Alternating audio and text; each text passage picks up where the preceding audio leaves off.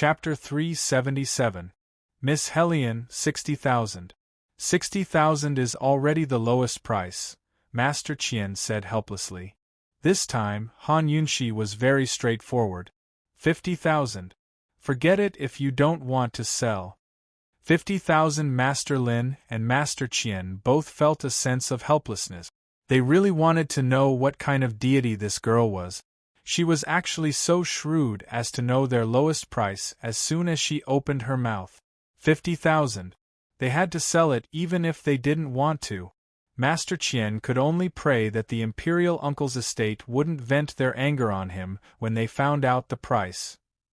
Thus, the price of 50,000 taels for 100,000 dan was settled. In the end, Master Qian had to add in all the grain in the storehouse to make up for the imperial uncle's deficit. So your storehouse has more than 2 million dan? Han Yunshi's words were full of sarcasm, but unfortunately, Master Lin and Master Qian didn't catch it.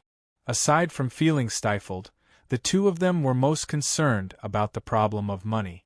After careful calculation, Miss Hellion would have to pay them 1,530,000 taels in cash.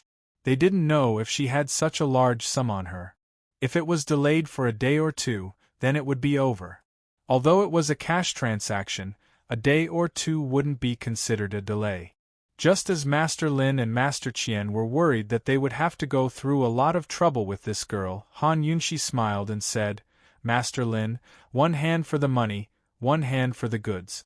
This rule is correct, right? Master Lin and Master Qian both let out a huge sigh of relief when they heard this.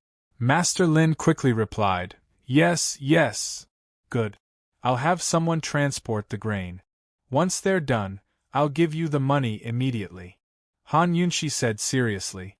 Master Lin was frightened. The storehouse wasn't in the black market. The black market only had a small amount of grain stored there.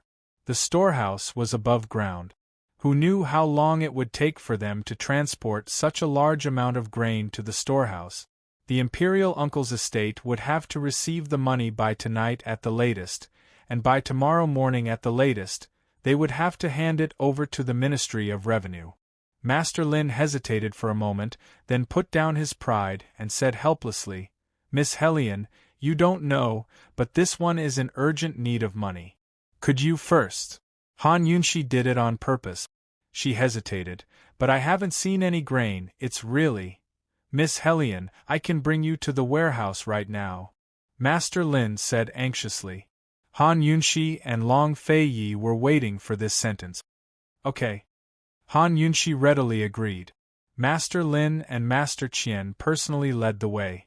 Before long, Han Yunshi and Long Fei Yi were brought to the black market in the realm of Flame Heaven, where they boarded a horse-drawn carriage. Master Lin personally brought over 2 blindfolded black cloth. Miss Hellion, I hope you can understand the rules of the underworld. In the black market, no one cared about the source or destination. Master Lin brought Han Yunshi and the others to the warehouse. According to the rules, he did have the right to blindfold them. Han Yunshi was very generous. Just as she was about to raise her head and let Master Lin cover her eyes, Long Fei Yi took the black cloth from Master Lin's hand and personally covered Han Yunshi's eyes. Master Lin didn't dare to say a word at the sight of Long Fei Yi's deep, cold eyes. After Long Fei Yi covered his own eyes, Master Lin went to sit on one side without a word. Han Yunshi and Long Fei Yi really couldn't see a thing with their eyes covered, but Long Fei Yi's guards followed them the entire way.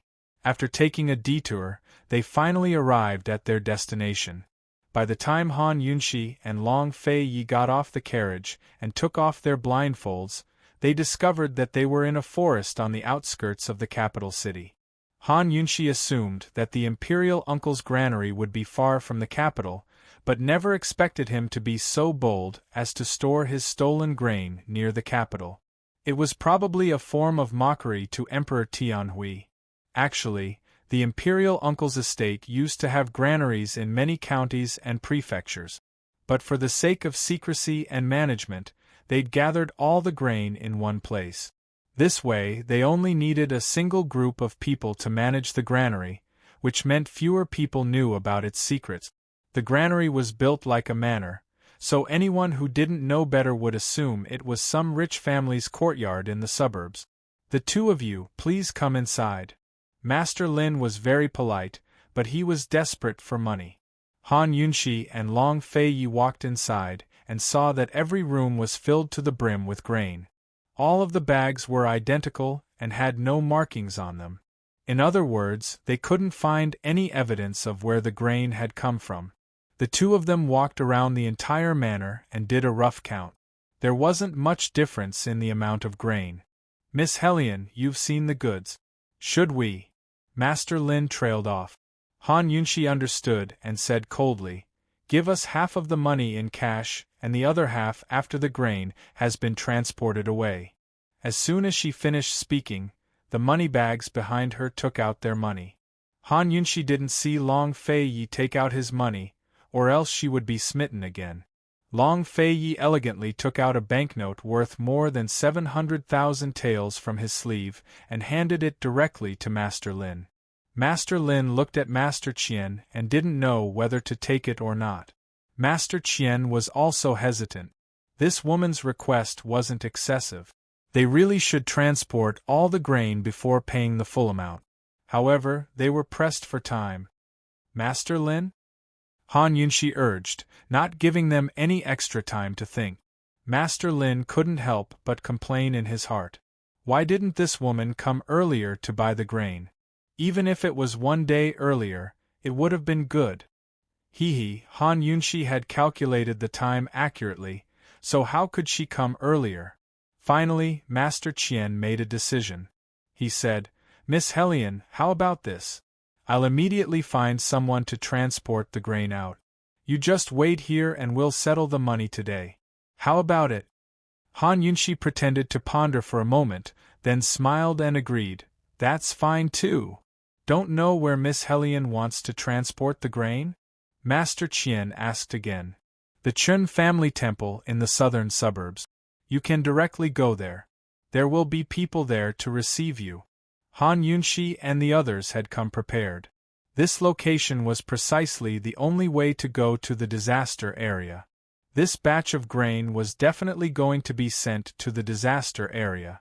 After all the negotiations were completed, Master Qian and Master Lin finally felt relieved. Master Qian also had time to seriously look at the banknote Long Feiyi gave him. The banknote naturally couldn't be fake. Master Qian looked at the origin of the banknote.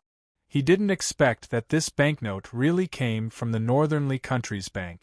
Because of this, he felt even more relieved.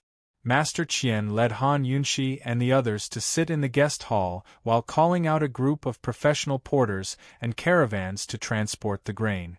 In order to fight for time, Master Qian called out almost the entire caravan of porters. Long Feiyi and Han Yunxi sat in the living room and just happened to be able to see the porters going in and out. Han Yunxi was secretly happy. These porters and caravan drivers were undoubtedly the best witnesses. This transaction was really worth it. Until the middle of the night, they finally transported all the grain to the location designated by Han Yunxi. Long Feiyi gave the second banknote. It was still a banknote from the Northernly Countries Bank, and could be directly withdrawn. After confirming that there was no mistake, Master Qian immediately sent his trusted subordinate to send the banknote to the imperial capital. After rushing for 10,000 miles, they finally made it. Master Qian didn't leave with Han Yunxi and the others.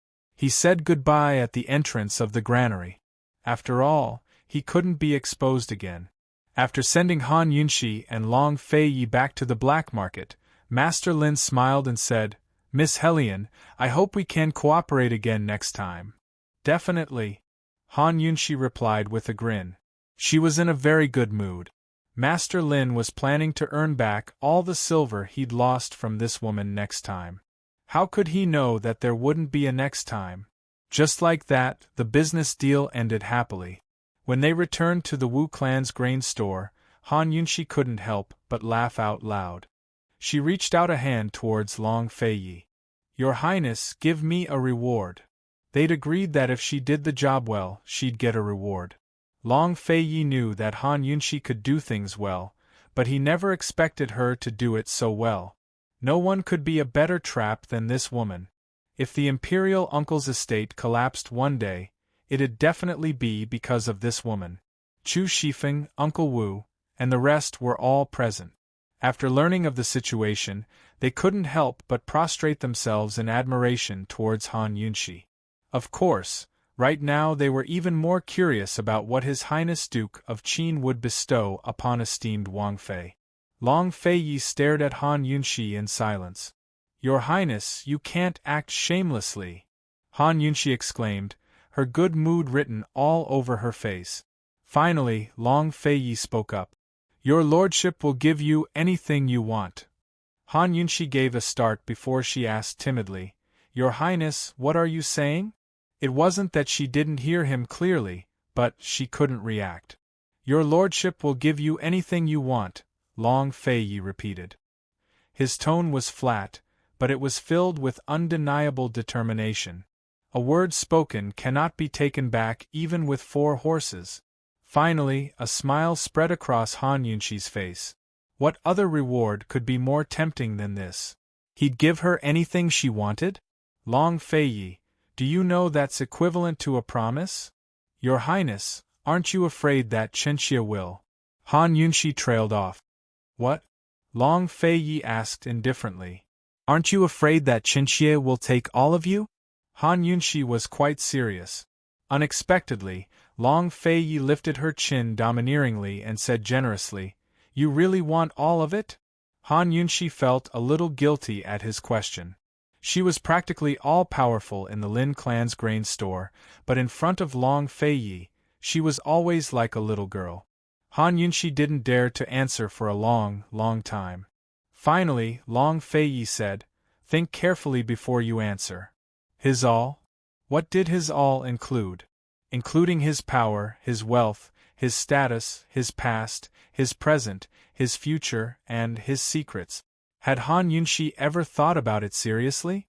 For some reason, Han Yunxi suddenly felt the atmosphere grow heavy. She smiled and said, "All right, Chenxia will think it over carefully." Long Fei finally released her and said, "When the Ministry of Revenue delivers the money tomorrow, we'll set out for the disaster areas."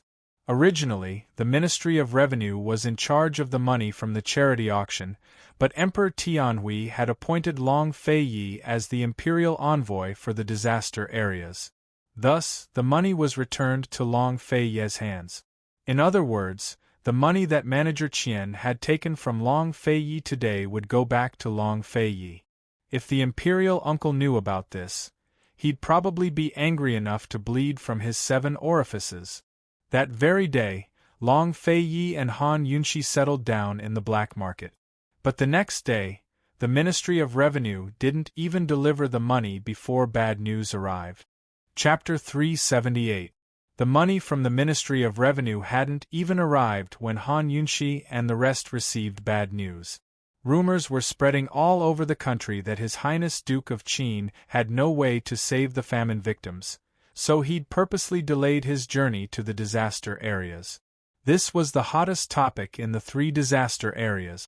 Some even began to slander His Highness Duke of Qin for embezzling the silver from the charity bazaar. Instead of buying food with the money, he'd indulged Qin Wangfei in all sorts of extravagant spending. Han Yunxi's mouth twitched at the news. Aren't these rumor-mongers a little too impatient? There were a total of 7,400,000 taels of silver from the charity bazaar. Of the remaining 5 million taels, Long Fei's own money came from the imperial uncle's estate. He still hadn't sent over half of the silver. Now they were accusing them of embezzling the money? That was an insult to His Highness Duke of Qin. Was it worth it to embezzle 1 or 2 million taels of silver? Han Yunxi didn't know if she should feel unlucky or honored. Fine, she gave Long Fei an open-minded smile and said, "Your Highness, Chenxia is a femme fatale. I've harmed the country and its people." Long Fei only glanced at her, disdaining to express his opinion. Han Yunxi's bracelet alone was worth an entire country. Was the 1 or 2 million taels he'd embezzled enough to feed Han Yunshi to eat, drink, and play? Clearly, the people who'd framed him had underestimated his wealth. Although he'd gone to the black markets instead of the disaster areas, he'd sent people to spread false news and fake his whereabouts for Emperor Tianhui to see. Only Emperor Tianhui or the imperial uncle could spread rumors throughout the country in such a short time. Your Highness, isn't that little bit of silver a joke? Who'd believe that? Even Chu Shifeng knew how to calculate the cost.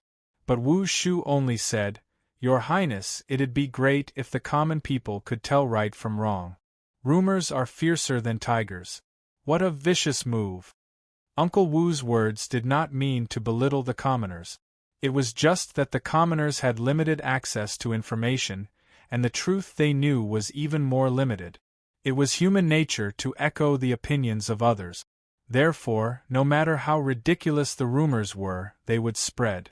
As they spread, they would become true, and as they spread, they would become history. Therefore, the pen of the literati and the mouths of the commoners were both knives that could kill without leaving a trace. It wasn't a secret that the imperial court hadn't done its best in providing relief, so it was no longer a secret that their grain had been stolen. Under these circumstances, the people of the disaster areas were all dissatisfied with the imperial court. Why would they care about the open and veiled struggles between His Highness Duke of Qin and Emperor Tianhui? In their eyes, His Highness Duke of Qin was the imperial envoy for disaster relief and represented the imperial court. Once the news of the Duke of Qin's corruption continued to spread, there was a high chance that a riot would break out. Hearing Wu Shu's words, Chu Shifeng immediately added, Your Highness, as this subordinate sees it, their next step will be to incite the disaster victims to revolt. Han Yunshi nodded approvingly. The battle for the hearts of the people had just begun. Your Highness, according to this concubine's understanding, of the 3 disaster areas, South Ning County's situation is the most serious and the people there are the most ferocious. Han Yunshi said seriously. You know? Long Feiyi was surprised.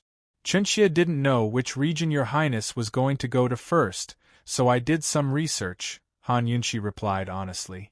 As expected, this woman was an excellent assistant. Although he hadn't given her any orders, she still took care of everything. Long Feiyi gave Han Yunshi a long look that made Han Yunshi uneasy. Chu Shifeng, starting tomorrow, conceal all of your lordship's movements. Go to South Ning County in secret and deliver 1.5 million dan of grain there. Split the rest evenly between the other 2 regions and send them all under secret escort. Long Feiyi instructed. Han Yunshi was amused by his words. Long Feiyi was the most treacherous of all. The rumors had already spread like wildfire, but he'd even faked his own movements. Once all of his movements were concealed, even Emperor Tianhui wouldn't be able to find him. Heaven knows what kind of rumors would spread then. Long Feiyi was adding oil and vinegar to his own flames. Without a doubt, he'd draw the attention of the entire nation's citizens onto himself. Under these circumstances, if he personally delivered grain to the disaster areas to clear his name, it'd cause a stir throughout the country. Long Feiyi was an expert at creating momentum, but this time he'd borrowed the momentum of Emperor Tianhui's efforts to create even more momentum for himself. This subordinate understands. This subordinate will do it right away. Chu Shifeng left excitedly. He really couldn't wait to see His Highness Duke of Qin personally deliver grain to the disaster areas. Just the thought of it was enough to make one excited. Still, Long Feiyi and Han Yunshi were completely unperturbed. Long Feiyi personally poured tea for Han Yunshi. Husband and wife didn't speak, but enjoyed the tea in tacit understanding. Wu Shu watched from the sidelines and couldn't help but sigh with emotion. These 2 masters are more two-faced than the other. It's best not to oppose this couple, or else you'll be played to death before you know it. The next day, Long Feiyi and Han Yunshi personally went to the southern suburbs to secretly deliver grain to South Ning Prefecture. Meanwhile, the carriage that had disguised itself as them suddenly vanished without a trace. Very soon, Emperor Tianhui and the imperial uncle received the news. Your Majesty, His Highness Duke of Qin and esteemed Wang Fei suddenly vanished early this morning. The carriage was abandoned by the side of the road, along with their servants, the scout reported. A complicated look flickered past the imperial uncle's eyes. The Duke of Qin, this, he. No matter what tricks he's playing, he's doomed this time. The disaster victims want grain, not their lives. No matter what the Duke of Qin is playing, it's useless. Emperor Tianhui laughed coldly. It wasn't that Emperor Tianhui was being arrogant, but he was certain that Long Fei Yi didn't have enough grain to send to the disaster victims, nor did he have a way to transfer grain. Even Long Fei Ye's Jiangnan estate was running low on grain, while the rest of Tianning's grain reserves had either been used up or bought up by grain merchants long ago. This time, no matter how skilled Long Fei Yi was or how much silver he had, he wouldn't be able to conjure up such a huge amount of grain. Your Majesty, this official is only curious as to why the Duke of Qin would disappear at a time like this? The imperial uncle was cautious to begin with, but after handing over the silver yesterday, he grew even more cautious. He had a feeling that the Duke of Qin wouldn't be so easy to deal with this time. Someone come, spread the news. Emperor Tianhui wasn't worried at all. He was already displeased that the rumors of the Duke of Qin's embezzlement hadn't spread far and wide. This time, he wanted all of Tianning country to boil over the news. For a long time, the two words Duke of Qin were inviolable among the civil and military officials, the imperial family, and the common people. This time, he wanted Long Fei to lose all standing and reputation. He wanted him to know that those who made an enemy of imperial power would never have a good ending. The imperial uncle didn't say much. He'd already sold off all the grain he'd embezzled. Although it was a loss, it wasn't necessarily a bad thing to clear it out at a time like this. If Long Fei Yi had gone missing to investigate the embezzled grain, then he'd be able to escape unscathed. Long Tianma sat on one side without a word.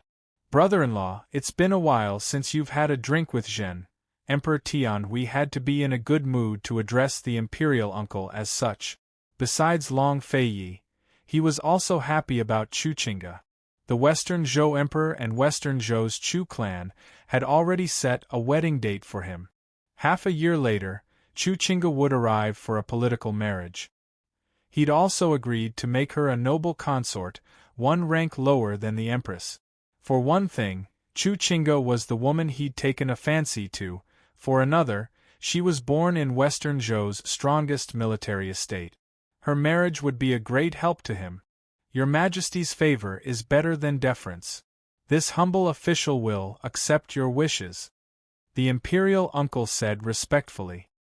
He secretly shot a glance at the silent Long Tianma, but Long Tianma pretended not to notice. As the crown prince, he should curry favor with his imperial father while he was in a good mood. Unfortunately, Long Tianma wasn't in a good mood either. Imperial father, Aken still has some business to take care of, so I won't disturb you any longer, he said mildly. Any news from General Mu's estate lately? Emperor Tianhui asked. Everything's as usual. Aken just went to the training grounds with the young general yesterday, Long Tianma replied honestly. Mu Qingwu had been in a bad mood for days because of the betrothal gifts and wedding ceremony. He'd only agreed to see him yesterday. Emperor Tianhui didn't ask any questions, but waved a hand to dismiss him. Long Tianma left just like that, leaving a trace of displeasure in the imperial uncle's eyes. It wasn't easy to stop him even if he wanted to. Not only his own son, but even the crown prince had been taught a harsh lesson by him for the charity auction. The crown prince was the heir apparent while he was a subject, but the crown prince still called him uncle in private. He was the crown prince's only support. If it wasn't for him, the crown prince would never have married Mu Luiyue or turned over a new leaf. Of course, the imperial uncle supported the crown prince not because of their blood relations, but because the crown prince was also the imperial uncle's guarantee for his future. Otherwise, the imperial uncle's estate would be the first to fall as soon as the heir apparent was replaced. The imperial uncle drank with Emperor Tianhui while thinking about Chu Qingga's marriage alliance. Currently, there were only 2 noble consorts left in the imperial palace.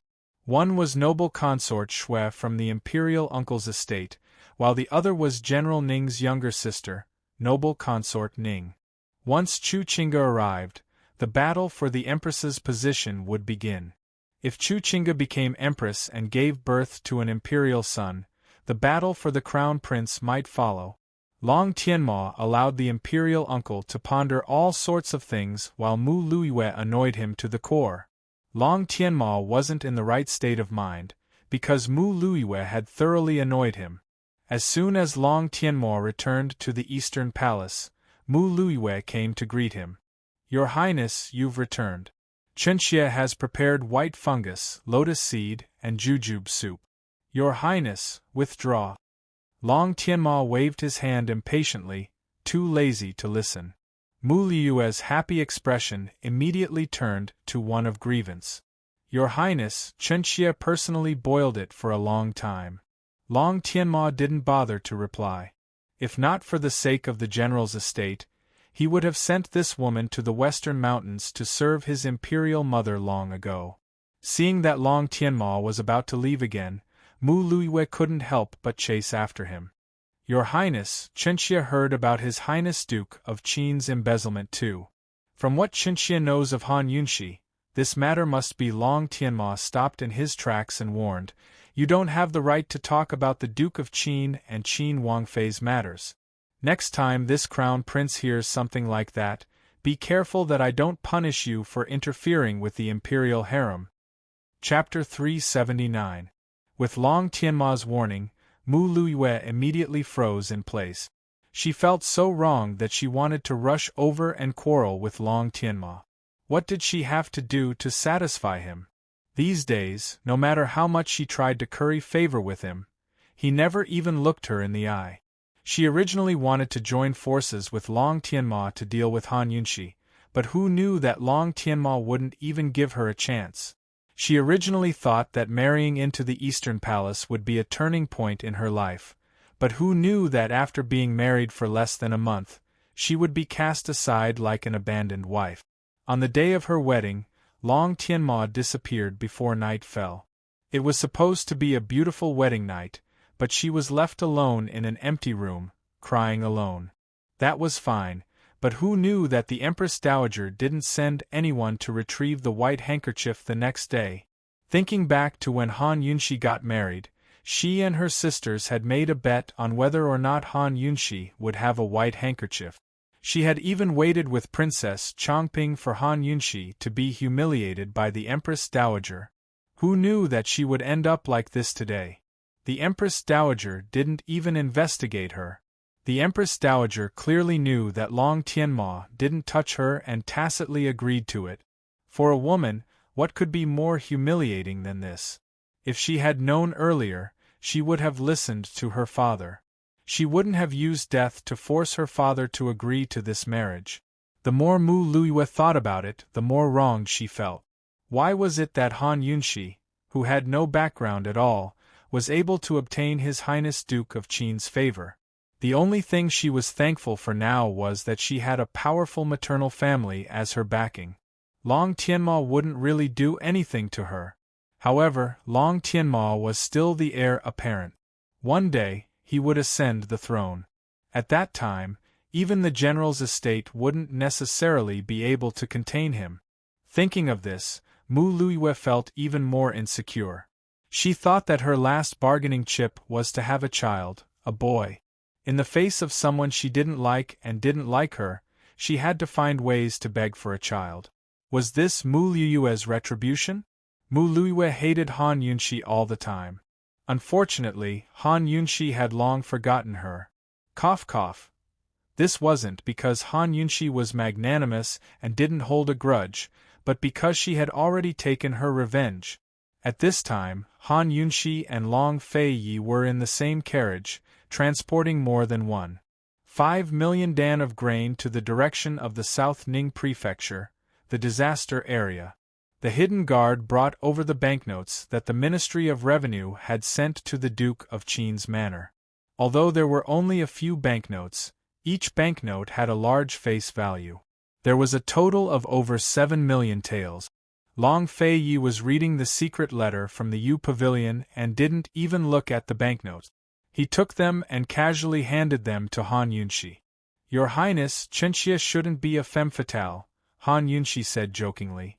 Long Feiyi was focused on the secret letter and casually said, "This prince can afford to be a femme fatale." Han Yunxi looked at his cold side profile and felt that there was no man more handsome than this guy in the world. Since he had already said so, why should she refuse? She pretended to be serious and said seriously, "Then Chenxia is relieved." Han Yunxi took the banknotes and secretly handed them to the little hidden guard called Su Donglin the next day, secretly giving him some instructions. Although the accompanying hidden guards all took orders from Han Yunxi only interacted with this little hidden guard, Su Donglin. Needless to say, this Su Donglin was very reliable despite his young age. Han Yunxi wondered if it was time for her to raise some personal guards of her own. It would be best if they were hidden guards who knew how to use poison. Of course, this matter would have to be carefully considered after the disaster relief. They traveled all the way to the disaster area. In order to rush for time, they hurried every night and didn't stay in an inn. The carriage was very large and had a warm bed to lie on. Long Feiyi and Han Yunxi each lay on one side with a short table in between. During the day, Long Feiyi was either reading secret letters or reading book. Han Yunxi would occasionally ask him about something, and Long Feiyi would answer, but he was still focused on the secret letters and books when he answered. Seeing this, Han Yunxi didn't disturb him anymore. When she was bored, she would close her eyes and let her mind wander through the detox system. Fortunately, she'd brought everything with her this time. She'd prepared a set of all the poisons that Bailey Mingxiang had taken and spent her free time thinking of ways to neutralize them. If all the poisons were mixed together, the detox system would only need a minute to create an antidote. Unfortunately, these poisons weren't just mixed together. They were mixed together in Bailey Mingxiang's special body. Han Yunxi took Bailey Mingxiang's special blood and mixed it with her own normal blood, hoping to create something useful for research. She also brought along the poison orchids she'd found in the Poison Sect's underground palace, but she didn't have time to think about them for now. Ever since she'd left Long Feiyi's perplexing butterfly illusion to her, Long Feiyi hadn't asked about it again. However, she was still very concerned about it. However, Bailey Mingxiang's matter was more urgent than the perplexing butterfly illusion. Han Yunxi spent a lot of energy wandering through the detox system during the day, so she slept especially soundly at night. Often, she wouldn't wake until the sun was high up in the sky.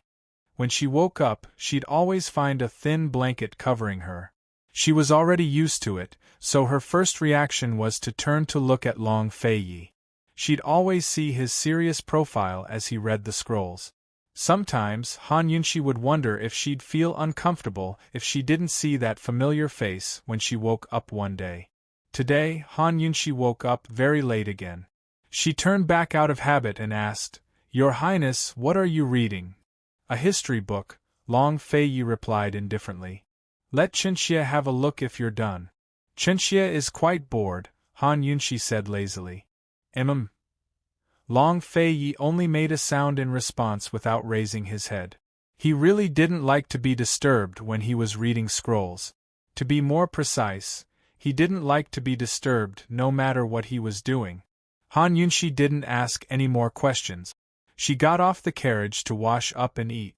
At this time, Long Feiyi changed the annals of the 7 noble families in his hands to General History of Cloud Realm. Along the way, apart from paying attention to the Yu Pavilion, Long Feiyi had been reading the annals of the 7 noble families. He looked through historical materials while sending people to investigate. It seemed like he wanted to find the orphans of the 7 noble families. Meanwhile, Tang Li didn't see the black-robed man at the U Pavilion. Long Fei Yi was increasingly puzzled by the identity of the black-robed man. For this reason, he specially sent people to investigate the Mu family in Medicine City and also sent people to find Gu. As for why he wanted to investigate the Mu family and Gu, only he knew. Han Yunshi soon returned with news from one of her guards. Your Highness, I heard that Western Zhou's Chu clan has prepared 10,000 Fergana colts for Chu Chinga's dowry. Both Western Zhou and Northern Li were rich in warhorses. Their cavalry was their trump card. Western Zhou's warhorses were Fergana horses. They had thin heads and high necks, long limbs, and light step. They were known for their speed and endurance. Northern Li's warhorses were Mongol horses. They didn't fear the cold and had strong vitality. Moreover, they weren't startled on the battlefield and were incomparably fierce. In terms of overall battle strength, they were superior to Fergana horses.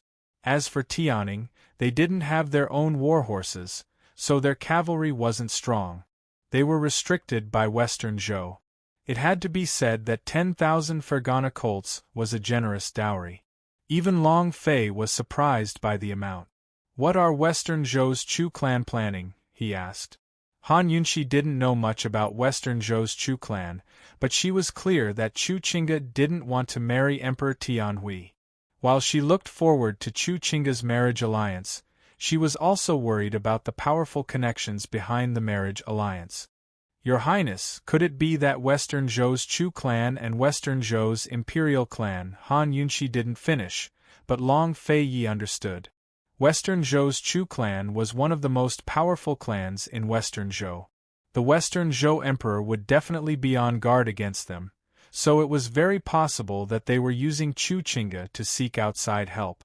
To put it bluntly, if Chu Qingga could become Tianning's empress, then no one in Western Zhou would be able to touch the Chu clan. Emperor Tianhui will be overjoyed, Han Yunshi said faintly. She even regretted pushing Chu Qingga into Emperor Tianhui's arms. But Long Fei Yi only laughed coldly. Not necessarily. Great General Ning was in charge of Tianning's cavalry. Consort Ning, one of the 4 noble consorts, was his younger sister. If Chu Qingga wanted to fight for the position of empress, Consort Ning would be a formidable opponent. The relationships here were very complicated. After listening to Long Fei Yi's explanation, Han Yunshi felt the same way. Emperor Tianhui really would have a headache. Han Yunshi had no idea how Chu Qingga's marriage alliance would affect the Duke of Qin's estate. In any case, it would happen in half a year's time. It was better to take care of the matters at hand first. She took out a pile of medicine and gauze from her medical pouch and smiled. Your Highness, I've changed your bandages. Long Fei Yi's body had always been strong.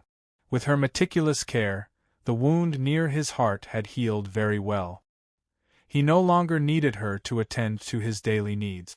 Although Long Fei Yi had said that she'd be waiting on him in the future, the two of them had tacitly agreed to treat it as a joke.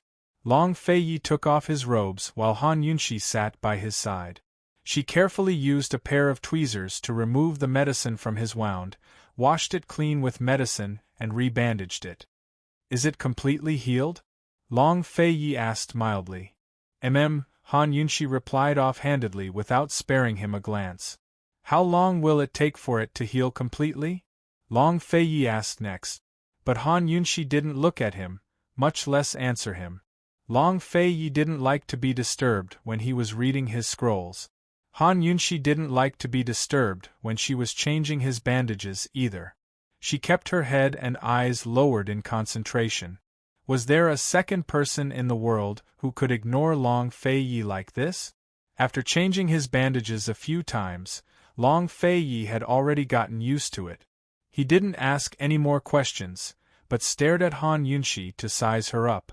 He looked at her delicate brows, her high nose, and her tender red lips as if he was examining a treasure in his heart. Of course, when Han Yunshi was done and looked up, Long Fei Yi avoided her gaze. They traveled like this for more than half a month. During this time, news of the Duke of Qin's embezzlement had spread to northernly and western Zhou. Almost everyone thought that His Highness had absconded with the money. On this day, the carriages stopped at the northern outskirts of South Ning County. Long Feiyi and Han Yunxi switched carriages empty-handed and slowly drove into South Ning County. Note to the reader: Little Poison Concubine Group 1 is full. For new students, please add Group 2427780676. Chapter 380. South Ning Prefecture was the largest prefecture in the central region of Tianing Country, and one of the areas hit hardest by the famine. If this was any other time, they'd be able to sense the liveliness and prosperity of South Ning Prefecture from the outskirts. Now, however, the place was filled with a deathly stillness. Han Yunxi and Long Feiyi saw nothing but desolation on their way. The soil along the way was so dry that it was cracked. Not a single blade of grass grew, much less grain. The villages they passed by were filled with a deathly stillness, as if they were shrouded in the aura of death. They didn't want to stay a moment longer than they wanted to escape. Generally speaking, most of the places affected by the famine were villages. Those who couldn't afford to buy grain were mostly peasants at the bottom of the food chain. They were usually self-sufficient and rarely had the extra money to buy other kinds of food. If the harvest wasn't good, they wouldn't even have enough grain to pay the landlords for rent, much less keep it for themselves. In the past, it was common to see hordes of famine victims roaming the mountains in search of wild herbs to allay their hunger. It was even more common to see them fight over a single stalk of wild herb. But this time, Han Yunxi and Long Feiyi didn't see many famine victims. Occasionally, they'd see a few hungry old people huddled up in front of their houses. South Ning Prefecture was a large prefecture, so the population in the outskirts far exceeded the population in the cities. From what they knew, there hadn't been any mass migration of famine victims because the other prefectures and counties had strictly controlled the area to prevent riot. They didn't allow refugees to enter as they pleased. So why hadn't they seen any famine victims? Were they all hiding in their houses? With these doubts in mind, Han Yunxi and Long Feiyi's carriage slowly entered the heart of South Ning Prefecture, South Ning City. A town was a town where the rich and powerful resided. Even if it looked bleak and desolate, at least order was maintained. Behind the vermilion gates, meat and wine went to waste, while on the roads bones froze to death. The rich and powerful would never lack for rations. The carriage slowly moved forward. Long Feiyi was taking a nap with his eyes closed. Han Yunxi looked out of the window and saw that the street was less bustling, but it was still clean and tidy. There were still pedestrians on the road, but there were fewer of them. Although they had changed carriages, Long Feiyi and Han Yunxi still did not reveal their whereabouts. Many people passed by the carriage, and some even glanced at it. However, they did not know that the people sitting in the carriage were the imperial envoys sent by the court to provide disaster relief. They were also the most talked about figures in the country, His Highness Duke of Qin and Qin Wangfei. Long Feiyi and Han Yunxi were walking in the direction of the prefectural governor's manor. Who would have thought that as they walked, a carriage would suddenly rush over from the front, causing a commotion on the street. Out of the way! Step aside! Get out of the way! I won't compensate you if you bump into me. Get out of my way! The coachman was a young lad. He waved his whip and shouted arrogantly.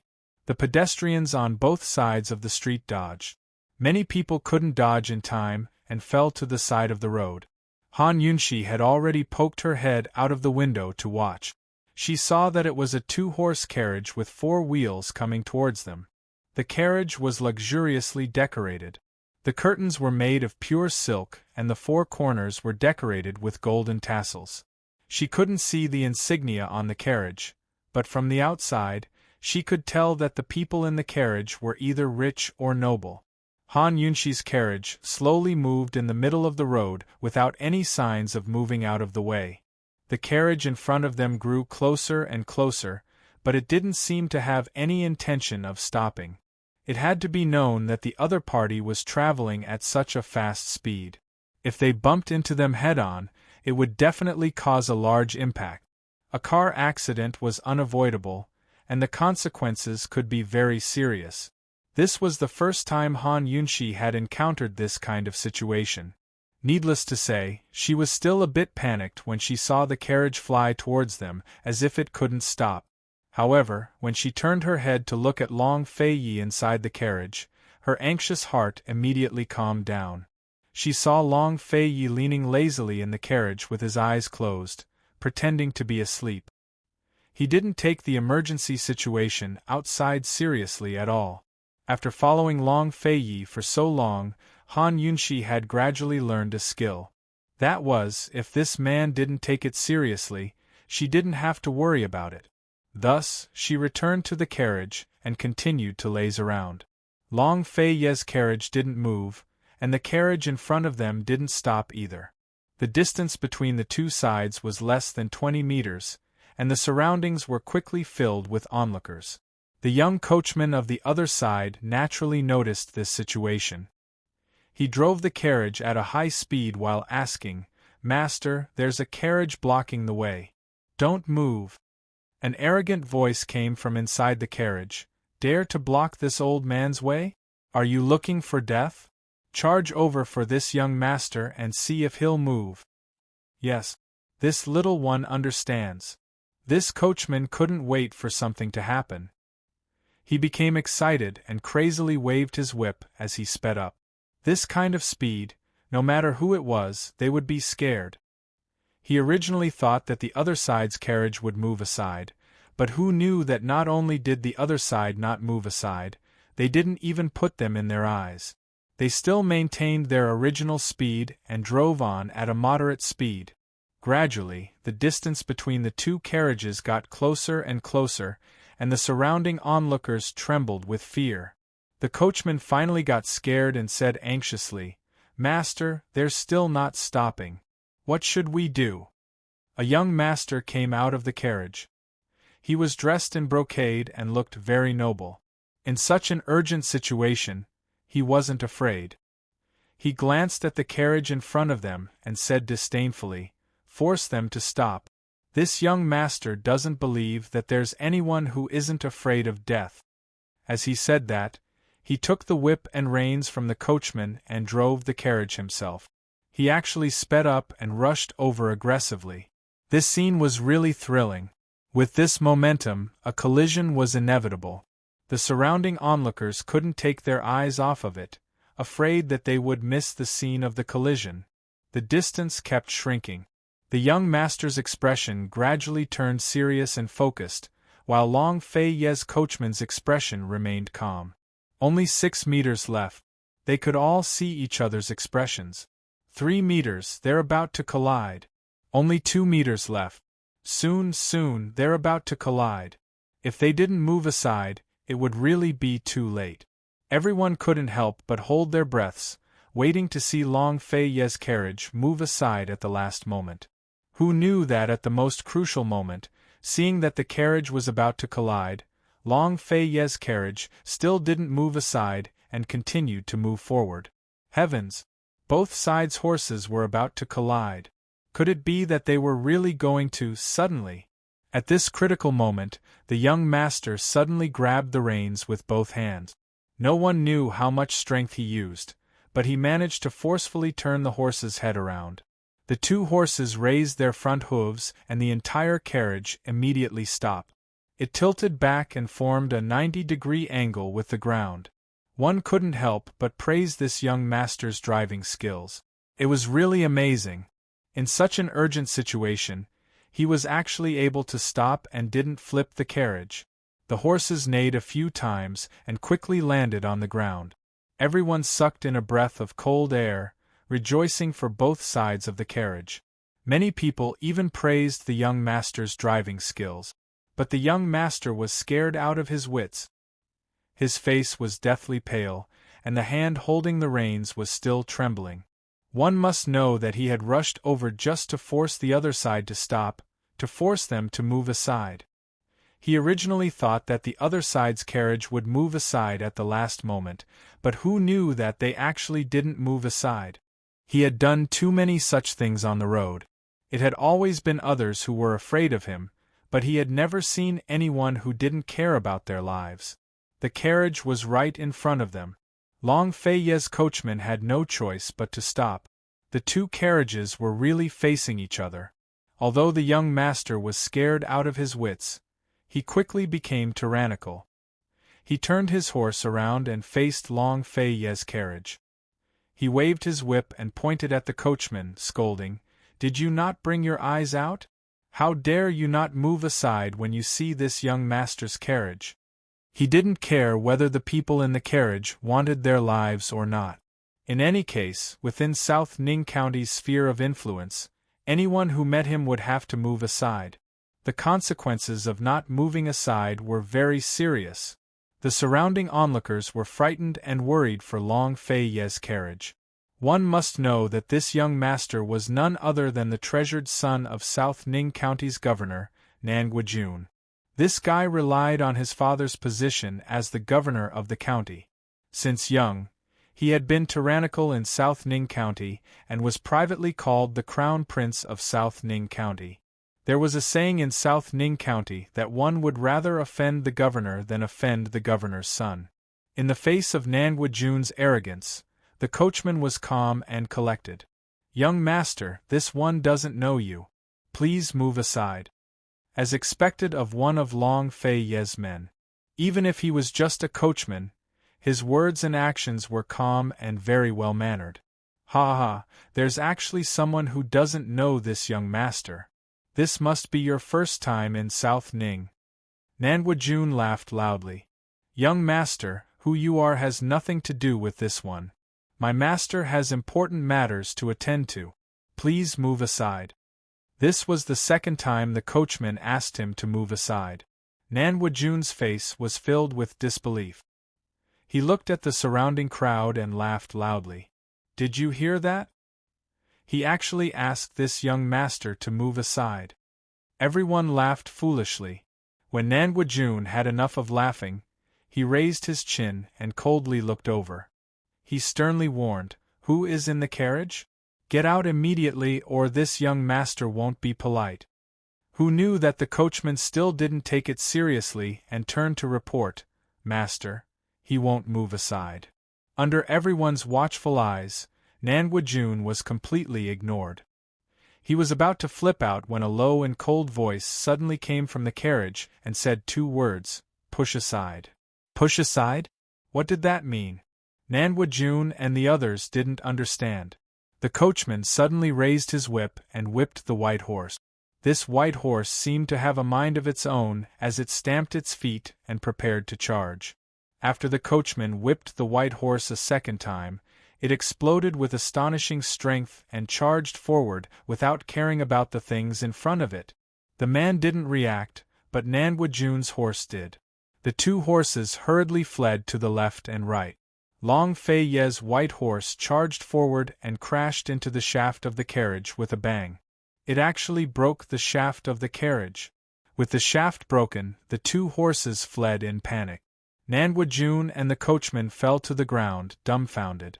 Only then did they understand what "push aside" meant. The surrounding crowd was shocked. Nangwajun was so arrogant and overbearing, so aggressive, but he didn't dare to actually crash into the carriage. He even braked at the last moment. Who knew that the other party would actually crash into them? Even if they didn't care about the horses or the carriage, they still had to care about their lives. Everyone was still stunned when that cold voice came from the carriage for the second time. "Old Lin, why aren't you leaving?" Chapter 381. The cold voice caused the surrounding temperature to drop several degrees. Even though they didn't see the owner of the voice, everyone couldn't help but feel afraid. They all timidly stared at the tightly closed curtains. The coachman, Old Lin, replied, "Not completely. Please forgive me, master." Continue. Long Fei lazily leaned back in the carriage with one hand supporting his head. His eyes were still closed, and he didn't care about what was happening outside at all. Han Yunxi also lazily leaned back, her gaze never leaving Long Fei Ye's silent and cold face.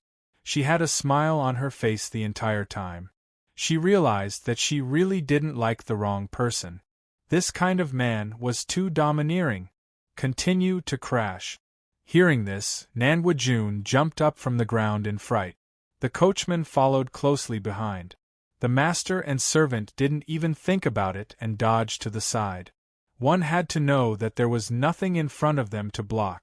If they continued to crash, they would definitely be sent flying by the white horse. Looking at that tall horse, just thinking about it made them feel terrified. Just as Nanwujun and his servant dodged, Old Lin directly drove the carriage over. With a bang, the carriage was smashed into pieces, sending debris flying in all directions. The two masters in the carriage didn't even show their faces.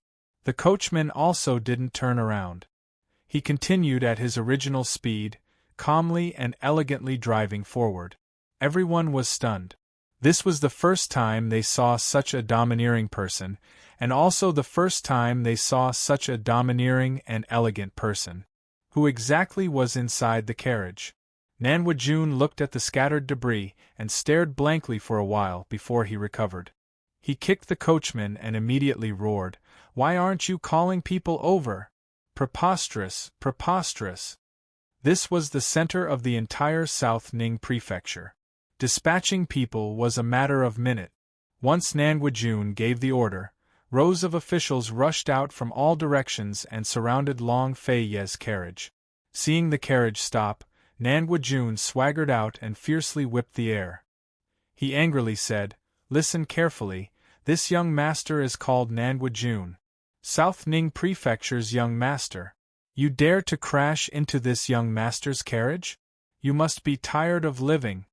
The coachman, Old Lin, was impatient. He coldly said, "Young Master Nangua, my master is not someone you can afford to offend. Get out of the way." "Humph, this young master wants to see just what kind of person this young master can't afford to offend." As soon as Nanwujun finished speaking, he waved his hand. More than 10 officers and soldiers from both sides moved forward together, intending to arrest them. Unexpectedly, before they could even get close to the carriage, a slender and fair hand suddenly stretched out from the carriage. The hand was holding a golden token, and on the token was a mighty and domineering Qin character. Seeing this, all the soldiers stopped in their tracks and froze on the spot. Aside from His Highness Duke of Qin, who else would dare to carve the word Qin on a command tablet? Oh my God! His Highness Duke of Qin was in the carriage. His Highness Duke of Qin, who had been missing for so long, had actually come? In an instant, all of the soldiers fell to their knees and cried in unison, "Long live your Highness Duke of Qin!" The surrounding crowd quickly followed suit and knelt on the ground. Everyone was shocked and fearful. Nanwujun was completely dumbfounded. His legs gave way and he also fell to his knees. He opened his mouth, but didn't know what to say. The Duke of Qin, forget about him, even his father, the prefectural governor, couldn't afford to offend him. What should he do? Nanwujun was dumbfounded, his mind blank. What should he do? He'd caused a disaster. While everyone was kneeling, Long Fei Yi finally alighted from the carriage. He personally helped Han Yunxi down. Only now did everyone realize that esteemed Wang Fei had come with them. Nanwujun really wanted to raise his head and see His Highness Duke of Qin's true appearance, but he didn't dare. He could only kneel in place, trembling. Long Fei Yi held Han Yunxi's hand and walked over to Nanwujun step by step. Nanwujun was so scared that his head almost fell to the ground. "Can this prince afford to offend you?" Long Fei Yi asked. Nanwujun didn't dare answer. He almost cried out, "Your Highness Duke of Qin, spare me! Spare me! You also know that this prince wants your life?" Long Fei Yi asked with interest. Nanwujun was scared out of his wits. He repeatedly kowtowed and begged. This lowly one was wrong, this lowly one was gravely wrong. "Your Highness Duke of Qin, please spare this lowly one this time. This lowly one truly knows his wrongs." Han Yunshi looked on Nangua coldly. She hated people with no ambition like this the most. People could be arrogant, but they definitely couldn't lack ambition. Although people like this were loathsome, Han Yunshi still couldn't understand. With Long Fei Ye's personality, he wouldn't waste time on people like this. What was he planning to do? Han Yunshi soon had an answer. Long Fei said coldly, "Your lordship can spare you if you want," but, before he could finish, Nangua Jun hurriedly said, "As long as your highness spares this lowly one will agree to anything. Before the sun sets, give everyone in the city 2 jin of grain," Long Fei Yi said. Nangua Jun felt like he'd been struck by lightning at these words. He gaped, while the commoners and even the soldiers almost screamed. 2 jin of grain for each person was a beautiful dream at the end of a famine.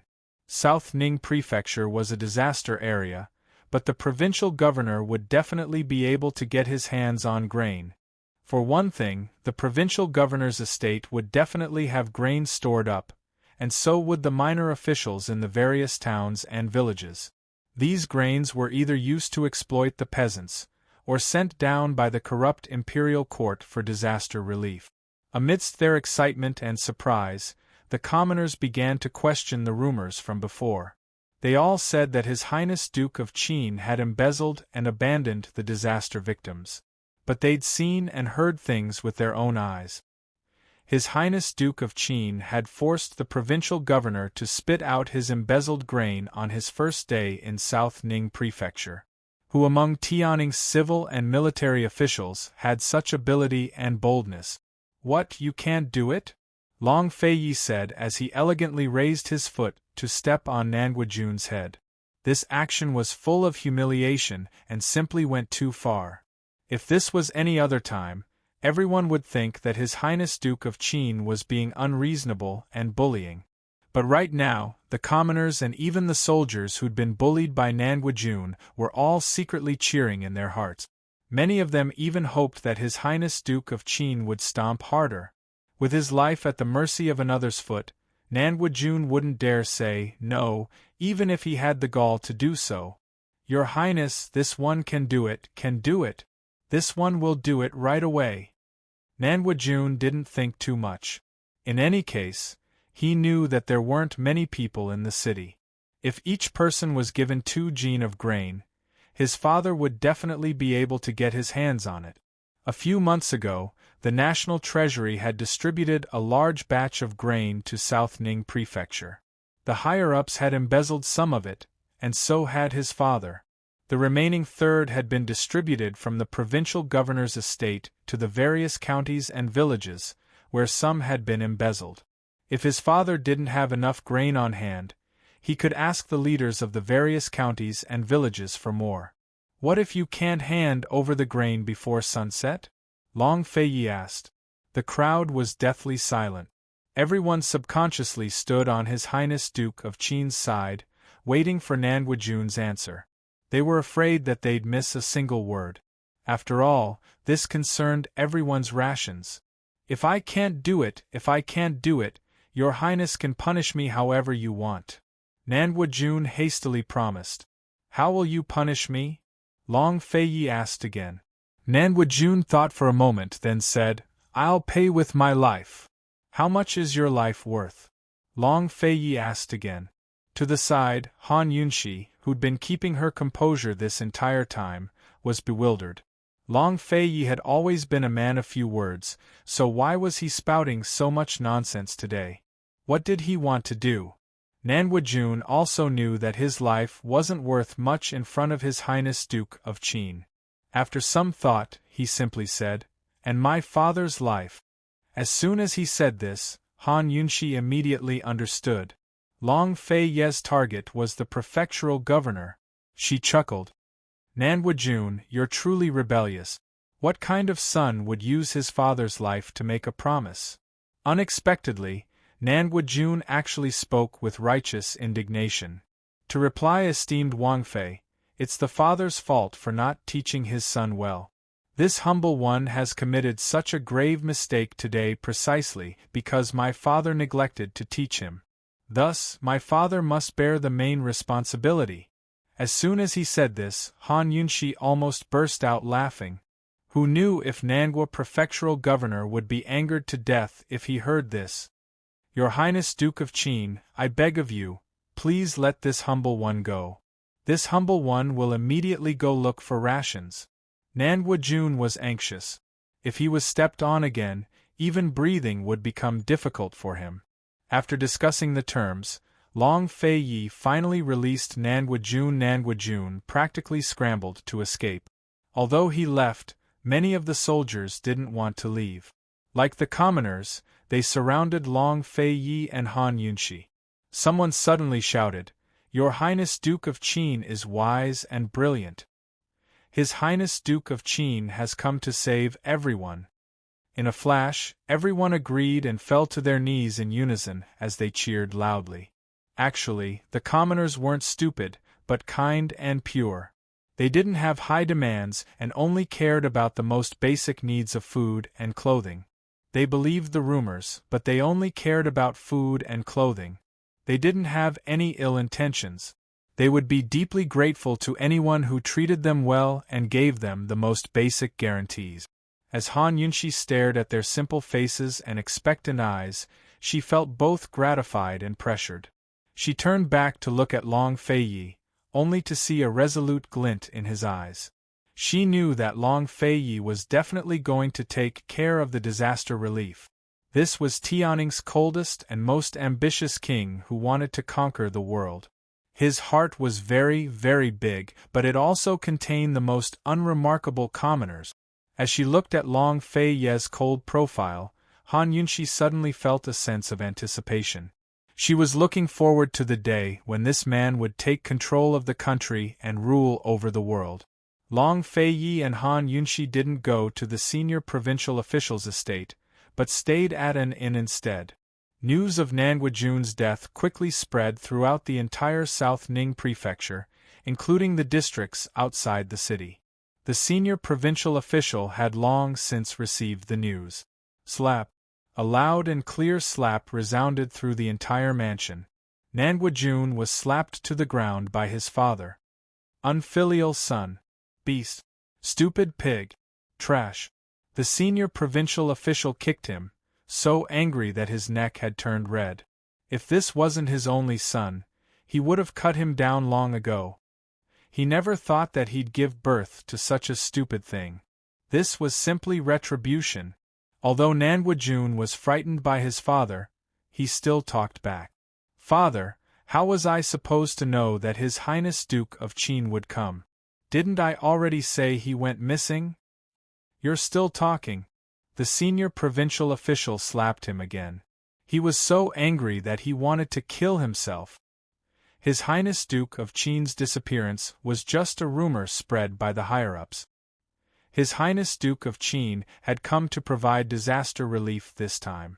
If he couldn't buy food, he would definitely investigate the corrupt officials and bring back the embezzled food for disaster relief. At this critical juncture, anyone who offended the Duke of Qin would have to die. The senior provincial official didn't want to waste any more words with his stupid son. He had no choice but to consider another matter. The imperial uncle's estate had long ago sent someone to find him to discuss a major matter. He hadn't agreed at first, but now it looked like he had no choice but to agree. Chapter 382. His Highness Duke of Qin had asked Nangua Jun to distribute 2 jin of grain to everyone in the city before sunset. It was currently noon, which meant there were only 6 hours left until sunset. Official Nangua dearly wanted to give Nangua Jun a good beating, but he didn't have time. He had to think of a solution as soon as possible. Otherwise, His Highness Duke of Qin's personality might make him and his father suffer as soon as sunset arrived for all the officials in the disaster areas to see. Logically speaking, official Nangua should pay respects to His Highness Duke of Qin as soon as he arrived at Nangua Prefecture. But after such a major incident, official Nangua had no idea what to do. How could he dare to go? "Someone come, keep an eye on this unfilial son, for old man, don't let him take a single step out of the gates." Official Nangwa left behind these vicious words before hurrying out of the estate. He went to a hidden residence not far from the senior provincial official's estate, where the official sent by the imperial uncle's estate was staying. As soon as Emperor Tianhui ordered the Duke of Qin to go to the disaster areas, the imperial uncle's estate had sent someone here in secret. This person was none other than Official Yu from the Ministry of Revenue, who was in charge of managing the grain distribution.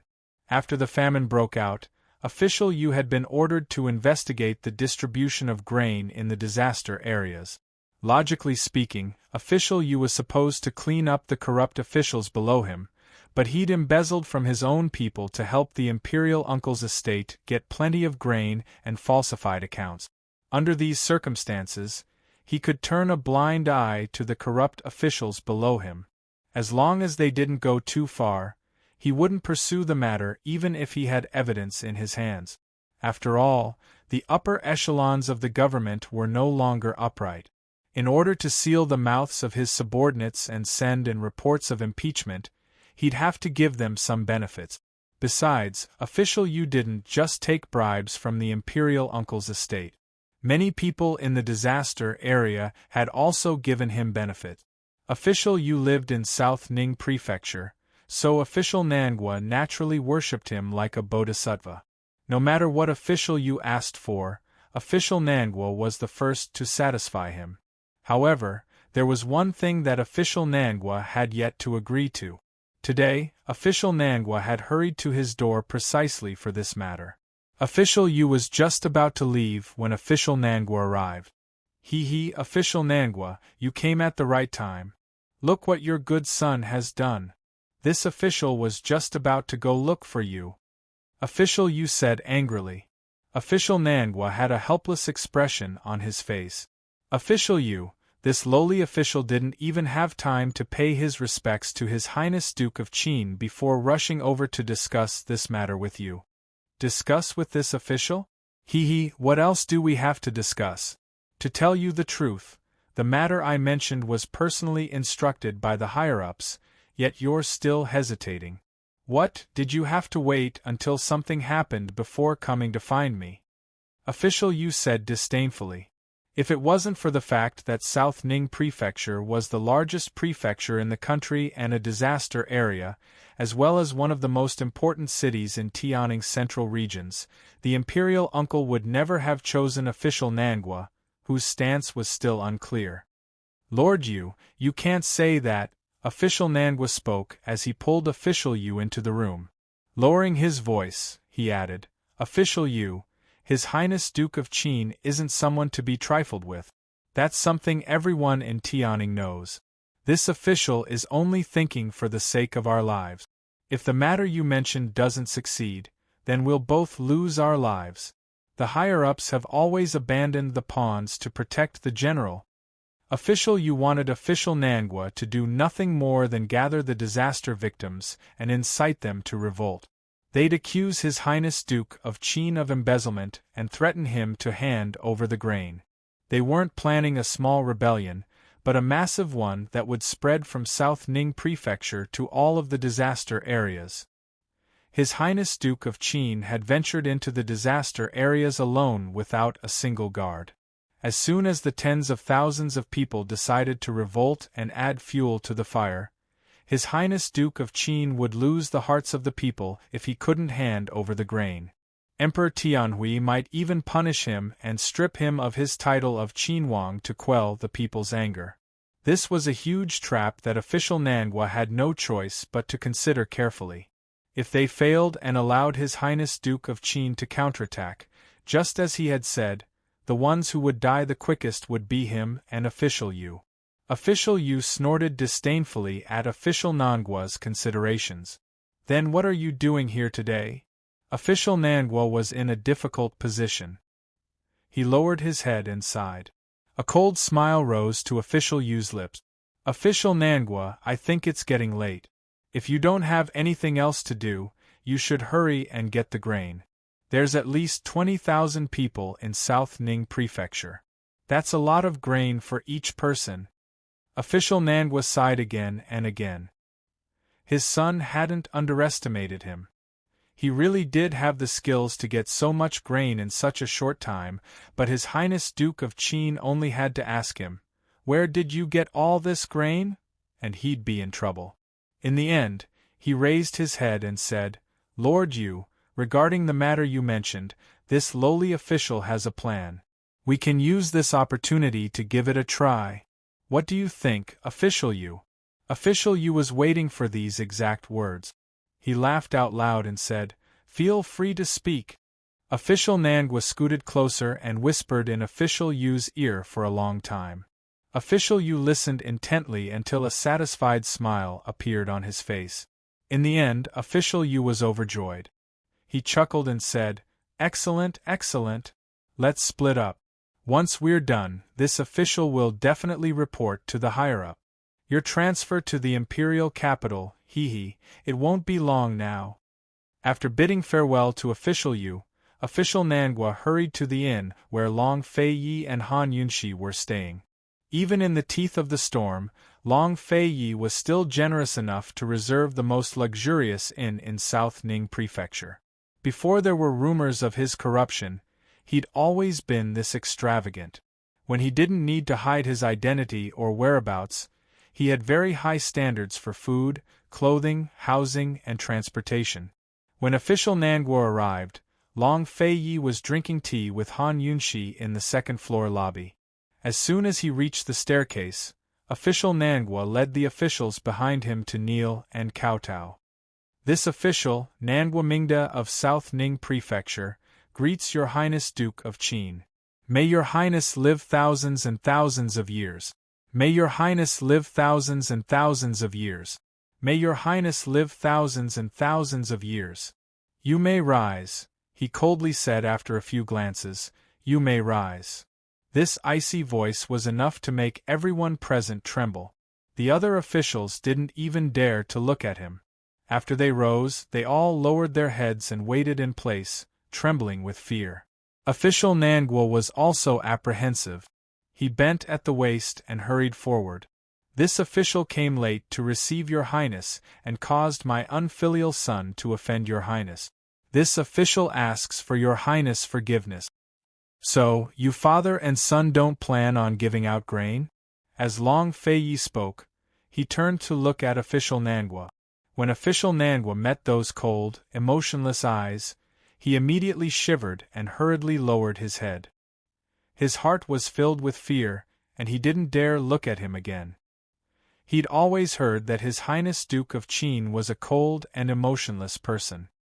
His methods were vicious, and he never showed mercy to anyone. Now that Official Nangwa saw it with his own eyes, he somewhat regretted agreeing to Official Yu's request. However, he was already at the end of his rope. Now that the arrow had been knocked, he had no choice but to release it. This official doesn't dare. This official will do his utmost to carry out Your Highness's orders. This official will not hesitate to go through water and tread on fire.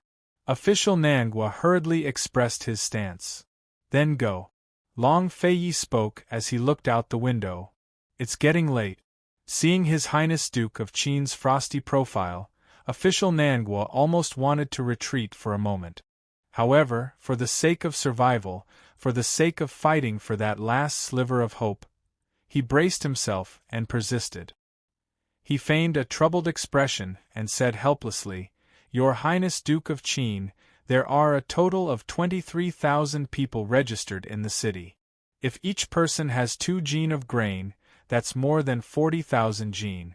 Not to mention the current disaster, this official wouldn't be able to gather so much grain even in a normal year." "You mean to say that this prince is deliberately making things difficult for you father and son?" Long Fei Yi asked. Han Yunshi calmly sipped her tea on the side as she watched Long Fei Yi abuse people. Official Nangwa was so scared that his forehead was covered in sweat. He hurriedly explained, "This official wouldn't dare. It's just that the amount of grain is too large. This official is powerless. Your Highness Duke of Qin, please judge clearly." "You mean to say that this prince has been played by your son?"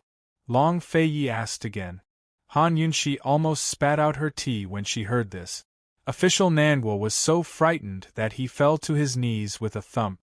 My son wouldn't dare. Your Highness misunderstands.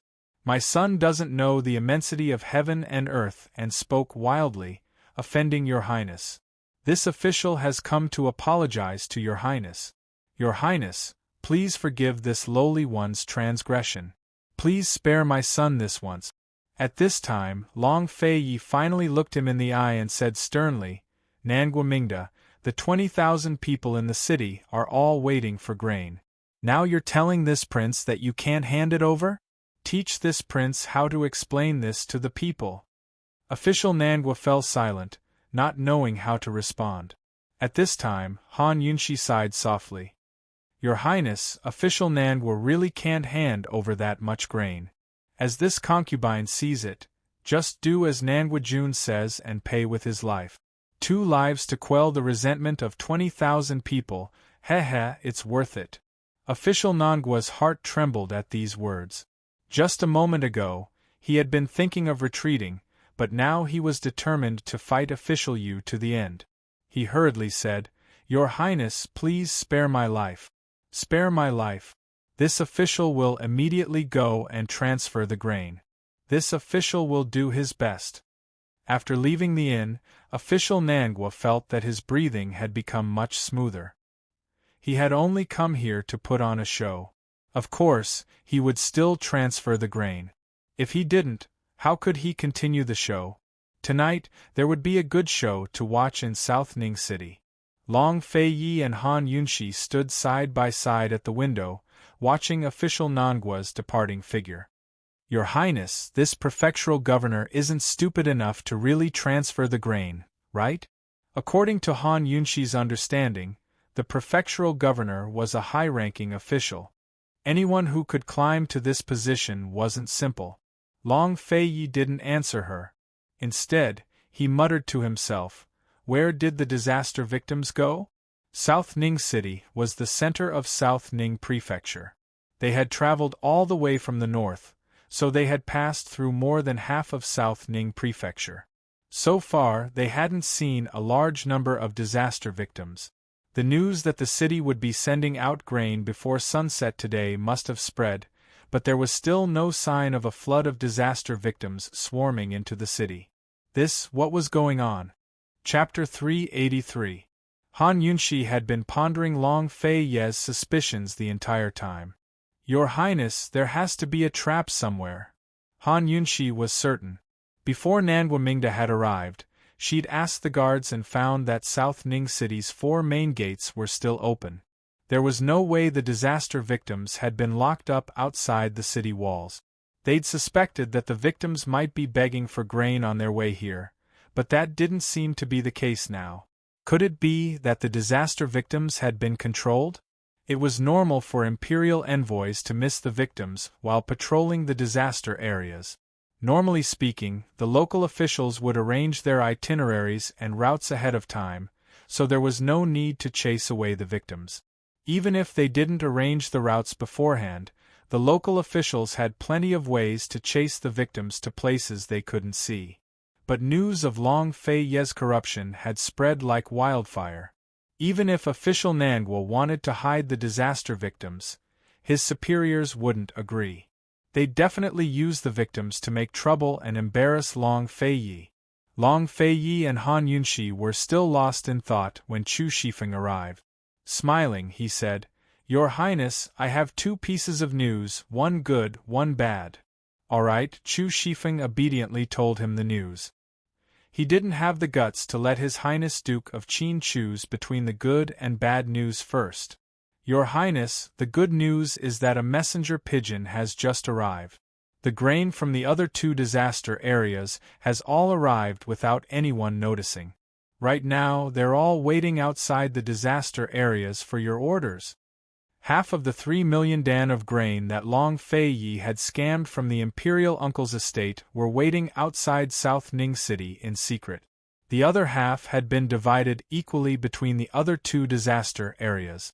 Now that they'd arrived, they were only waiting for Long Fei Ye's orders to enter the city and distribute the grain.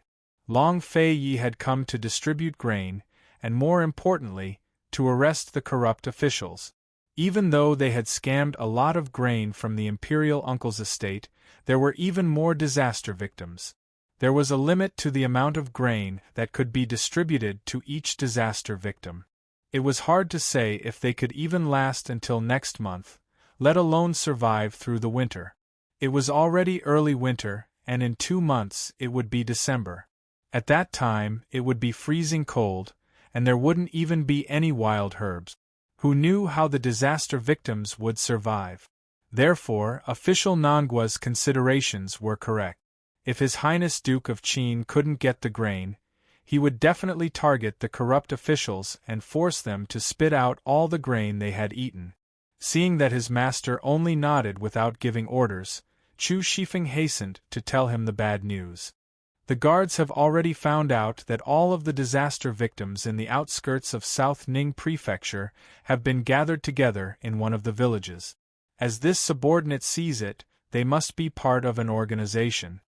As soon as he said this, Han Yunshi immediately smiled. Your Highness, it seems that they have been waiting for you for a long time. Long Fei Yi only said 4 words. Let's wait and see what happens tonight. Time didn't stop for anyone or anything. 6 hours passed in a hurry before the sun began to set. Nanhua Jun was shut up in the senior provincial official's estate as he stared at the setting sun. He wanted to cry, but had no tears. In the afternoon, he saw his father send people to take away all of the grain stored in the estate's accounts. The grain stored in the estate's accounts wasn't embezzled, but normal. After all, the senior provincial official's estate had to support a group of officials to manage the entire South Ning Prefecture. There wasn't much grain left, only enough to feed the 500 or so people in the estate for a month. As far as he knew, there was plenty of grain stored in the cellars of the estate as well. His father hadn't touched a single grain, so he had no idea how his father would deal with the matter. He only hoped that his father wouldn't take it out on him after he returned. The appointed time hadn't arrived yet, but all of the city's commoners had brought their families to line up in front of the estate's gates to wait for the grain to be distributed. By the time the sun set, more than 20,000 people had arrived. Nearly 20 long lines were formed from the entrance of the prefectural governor's manor all the way to the city gate. The scene could be described as overwhelming and majestic. Even the orderly lines tightly blocked the gates of the estate. It was impossible to imagine what the consequences would be if a riot broke out with so many people gathered at such a high density. When Long Fei Ye's carriage drove out of the alley, the people on the main road immediately parted to let him pass. No matter what the rumors were, the one who distributed the grain was their heavens, their earth, and their parents. When Long Fei Yi arrived at the estate's gates, they were surprisingly still tightly shut. If it weren't for Long Fei Yi holding the fort, everyone would have already begun to cause a ruckus. Does your excellency intend to go back on your word? Long Fei Yi asked coldly. As soon as he finished speaking, official Nangua's voice rang out. Your Highness Duke of Qin, please calm your anger. Your Highness Duke of Qin, please calm your anger. Everyone looked in the direction of the voice and saw official Nangua jogging out of a nearby alley with a few servants. Not long after, carriages loaded with grain slowly drove out of the alley. What could make the people more excited than seeing grain? In an instant, everyone stepped aside and respectfully opened up a path that was even wider than the one they'd given Long Fei Yi. Official Nangua personally directed the carriages and didn't forget to remind the driver to be careful and not to hurt any passers-by. It had to be said that his amiable image was far too different from his son's image of speeding on the road this morning. It was especially pretentious. Carriages after carriages of grain were transported out of the alley. Everyone was excited to see this, but, not long after, the convoy was cut off. Official Nangua had only brought 10 carriages of grain. Each carriage had 8 caddies, so it was only 80 caddies. Long Fei Yi watched all of this without saying a word. Soon, the people began to panic and talk among themselves. Is this all the grain? Is it enough to share? Isn't everyone supposed to get some? Is it 2 caddies? They said 2 caddies this morning. At first, they were just discussing the amount of grain, but someone suddenly shouted, "Everyone, don't panic. His Highness Duke of Qin will definitely do what he promised." Immediately, the crowd shifted their attention to Long Fei Yi. Right, His Highness Duke of Qin promised. Everyone, please calm down. His Highness Duke of Qin is an imperial envoy. He'll definitely give everyone what he promised. His Highness will definitely find a way to get grain. If Han Yunxi was here to hear this, she'd definitely roll her eyes. These people were too good at bullshitting. It was clearly Nangua Jun who promised, so why did it suddenly become Long Fei Ye's promise? Unfortunately, she wasn't present at the scene. Only Long Fei Yi was present. Even Chu Shifeng wasn't present. Long Fei Yi was dressed in brocade robes as he stood on the steps of the senior provincial official's estate with his hands clasped behind his back. Despite the discussions below, he remained lofty and unmoving, as steady as Mount Tai. His icy gaze rested on official Nangua the entire time. Official Nangua put on an act as he supported the carriage full of grain all the way to the gates of the senior provincial official's estate. He was panting for breath, but had no time to rest. He quickly bowed and said, "Good luck to your Highness Duke of Qin. This official came late in order to find grain. I hope your Highness will forgive me." At this moment, all the discussions stopped abruptly. Everyone's attention was focused on this. Although the people at the back of the line wanted to get closer to see what was going on, so far everyone was still very orderly. No one cut in line to fight. "How much grain did you find?" Long Fei Ye's icy voice chilled the air. "To reply, Your Highness, this official personally went out of the city this afternoon and found a total of 80 dan of grain. Combined with the 100 dan of grain from the senior provincial official's estate, we have 180 dan in total." Official Nangua knocked on the door as he spoke. The doors to the estate opened and a few burly men carried out the dan after dan of grain. The crowd grew even quieter at the mention of over 1,000 jin. Over 1,000 jin wasn't a small amount for a single person or a family. But to the 20,000 people in the long line, it was a number that would make them cry on the spot. How much would one person get if more than 20,000 people were to divide it among themselves? Not even a single meal. Soon, the crowd began to feel uneasy and whispered among themselves. However, no one dared to raise their voices. After all, His Highness Duke of Qin hadn't spoken yet. "Nangua Mingda, are you trying to take advantage of this prince's inability to count, or are you trying to take advantage of the 20,000 people here?" Long Fei asked angrily, which silenced the entire crowd. Nangua Mingda immediately fell to his knees. "Your Highness Duke of Qin, please spare my life. There are 20,000 people in South Ning City. If each person has 2 jin of grain, that's over 40,000 jin. No matter how capable this official is, I can't find that much grain." As Nangua Mingda spoke, he raised his voice and said, "Your Highness, this humble official brought all of this food from the various yamen. It's the food that the imperial court left for the yamen to feed the officials and soldiers. Currently, this official has emptied all of the yamen's grain reserves in the 4 counties and 8 townships under South Ning Prefecture's jurisdiction. All of the prefectural governor's estate's grain is also here. This official is truly powerless. If your Highness Duke of Qin still thinks this isn't enough, then you can take this official's life. My son is the only descendant of the Nangua clan. I beg your Highness to spare him on account of his youth and ignorance." Nangua Mingda spoke eloquently, tears streaming down his face. When he finished speaking, he turned to kneel before the crowd. "Everyone, I, Nangua Mingda, am the magistrate of South Ning Prefecture, yet I can't even protect a single mouthful of grain for everyone. I am truly ashamed of myself." The word protect was rather interesting, as if it was hinting at something. The common people had heard so many rumors, Some were about the Duke of Qin's embezzlement, others about the prefectural governor's embezzlement, and others about minor officials' embezzlement. However, they didn't know which rumors were true and which were false. Seeing Nangua Mingda's mournful appearance, and hearing that he was willing to give up his own life, many people began to question the rumors about Nangua Mingda's embezzlement. Perhaps everyone had misunderstood this magistrate. At this critical juncture, it was already quite good that he was willing to contribute the grain reserves of the various yamens and prefectural governor's estate. In the end, the common people were still soft-hearted. At this moment, someone in the crowd shouted, "Official Nangua, you can't die. Official Nangua has already done his best. It's not Official Nangua's fault that we can't find any grain." As soon as these words were spoken, a manservant rushed out of the prefectural governor's estate and knelt before Long Fei Yi in tears. "Your Highness Duke of Qin, please spare my life.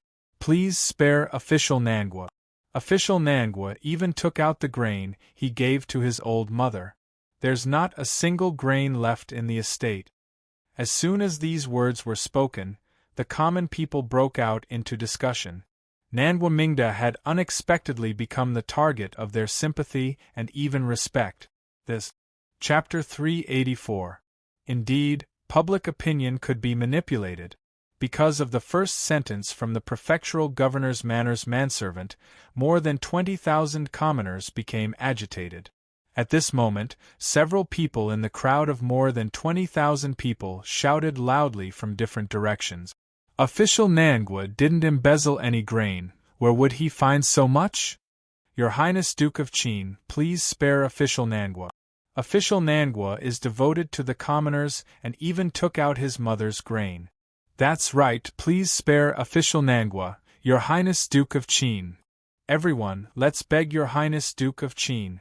Gradually, the voices begging for mercy for Nangua Mingda grew louder and louder. Those who didn't want to beg for mercy for Nangua Mingda had no choice but to keep quiet or shout with the rest. Soon, quite a few people knelt and begged. Long Fei Yi was fighting for food for the commoners, but in the end, it became the commoners begging for mercy for Nangua Mingda. It had to be said that this was Nangua Mingda's ability. What skill! Long Fei Yi was like a bystander in the face of all this. He lowered his head and looked at Nangua Mingda, who was kneeling at his feet, with a trace of disdain on his lips. How could Long Fei Yi care about such methods? Nangua Mingda didn't dare to look up at Long Fei Yi. He kept his head down and his astute eyes darted around a few times before he hurriedly looked at the commoners. He raised his hands. "Everyone, quiet down. Listen to me." Needless to say, he was quite daring. As soon as he spoke, everyone quieted down. "Everyone, today, to have all of you plead for mercy for me, I, Nangua Mingda, didn't become the governor for nothing. It was worth it. If I die by Emperor Qin's sword today, I will die without regrets in front of everyone. There's only one thing I can't let go of. If I leave, who will ask for grain for everyone?" Hearing these words and seeing Nangua Mingda's solemn expression, the crowd couldn't help but feel sorrowful. Many of them even revealed expressions of reluctance. Official Nangua really cared about the commoners at all times. Nangua Mingda continued to speak loudly. To be honest, only 2,000 dan of the imperial court's food was distributed to South Ning County, which is what was distributed to the victims in the suburbs last month. Everyone knew that there was very little food for the disaster relief, but they didn't know that there was so little food here. Once these words were spoken, there was an uproar. No wonder Official Nangua hadn't distributed any rations. It turned out that he had his own difficulties. Everyone, listen to me. Please don't plead for me anymore. As everyone's official, I, Nangua Mingda, am willing to die to atone for my crimes. I only ask that Your Highness Duke of Qin take pity on the tens of thousands of people in South Ning Prefecture and give us more food." After Nangua Mingda finished speaking, he finally raised his head to look at Long Fei Yi. When he met Long Fei Yi's scrutinizing gaze, he felt guilty, but in the end, he held it in. Suddenly, someone in the crowd shouted, "Where is the food from the imperial court? What took it away?" In another direction, someone shouted, "There's still the money for the imperial court's disaster relief. I haven't seen it either. Your Highness Duke of Qin, where is the money from the charity auction? Tisk tsk tsk. Who gave these commoners the courage to directly question Long Fei Yi? Long Fei Ye's cold smile grew wider and wider, but Nangua Mingda didn't understand. He turned to the source of the shout and said sternly, "Don't be impudent. His Highness Duke of Qin was sent by His Majesty to provide disaster relief. As an imperial envoy, His Highness Duke of Qin will definitely be able to save everyone from this disaster. He will definitely have a way to distribute food to everyone." Nangua Mingda clearly knew that at this juncture, it would be extremely difficult to buy food even if one had the money, but he still flattered Long Fei Yi like this. This was no doubt kidnapping public opinion, or perhaps it was called overpraise. "Everyone, let's beg His Highness Duke of Qin to distribute the food. Your Highness Duke of Qin, don't make things difficult for official Nangua anymore. Please distribute the food for everyone." Gradually, the long line of commoners surged forward, loudly begging for food with the people in front of them. The situation was about to spiral out of control. The commoners kept shouting, "Your Highness Duke of Qin," but Long Fei Yi didn't even spare them a glance. He was as cold as an iceberg. He lowered his eyes to look at Nangua Mingda, his voice low and icy. "Are you done pretending?" he asked. Nangua Mingda's entire body trembled, and he almost rolled down the stone steps. He hadn't expected this cold-faced prince to be so calm in the face of such chaos. He'd actually seen through his ruse with a single glance. Although he was afraid, Nangua Mingda gritted his teeth and steadied himself. This was a moment of life and death. If he could pass this calamity, then everything would be fine. He would be promoted, become rich, and leave South Ning Prefecture. If he couldn't pass this calamity, then only death awaited him. He pretended not to hear Long Fei Ye's words. He took a step back and dropped to his knees in an exaggerated manner, kowtowing repeatedly. "Your Highness Duke of Qin, please distribute the food. Your Highness Duke of Qin, please distribute the food." This was a secret signal. Seeing this, the servants behind him slipped away. Not long after, they came back with bad news. Reporting, a large number of disaster victims have poured into the southern part of the city. Your Highness Duke of Qin, please distribute the food. Reporting, a large number of disaster victims have broken through the city gates in the western part of the city. They're out of control, and they're shouting for Your Highness Duke of Qin to distribute the food. Reporting, more than 4,000 disaster victims are rioting in the eastern part of the city. The soldiers are unable to stop them, and they're already rushing this way. Without a doubt, official, you had rushed over to cooperate with Nangua Mingda. A sinister smile flitted across Nangua Mingda's lip. He stood up. "Guards, protect His Highness Duke of Qin." It would have been better if he hadn't said this. As soon as he did, someone in the crowd immediately shouted, "You can't let His Highness Duke of Qin leave. His Highness Duke of Qin must give everyone an explanation." Voices of agreement rose from all around. "His Highness Duke of Qin can't leave. His Highness Duke of Qin can't leave without seeing the food. Your Highness Duke of Qin, didn't you use all the silver from the charity auction to buy food? Your Highness Duke of Qin, the national treasury sent so much food. Where did it all go? The common people haven't seen a single grain." The 20,000 or so people were thrown into chaos. They surged forward in agitation.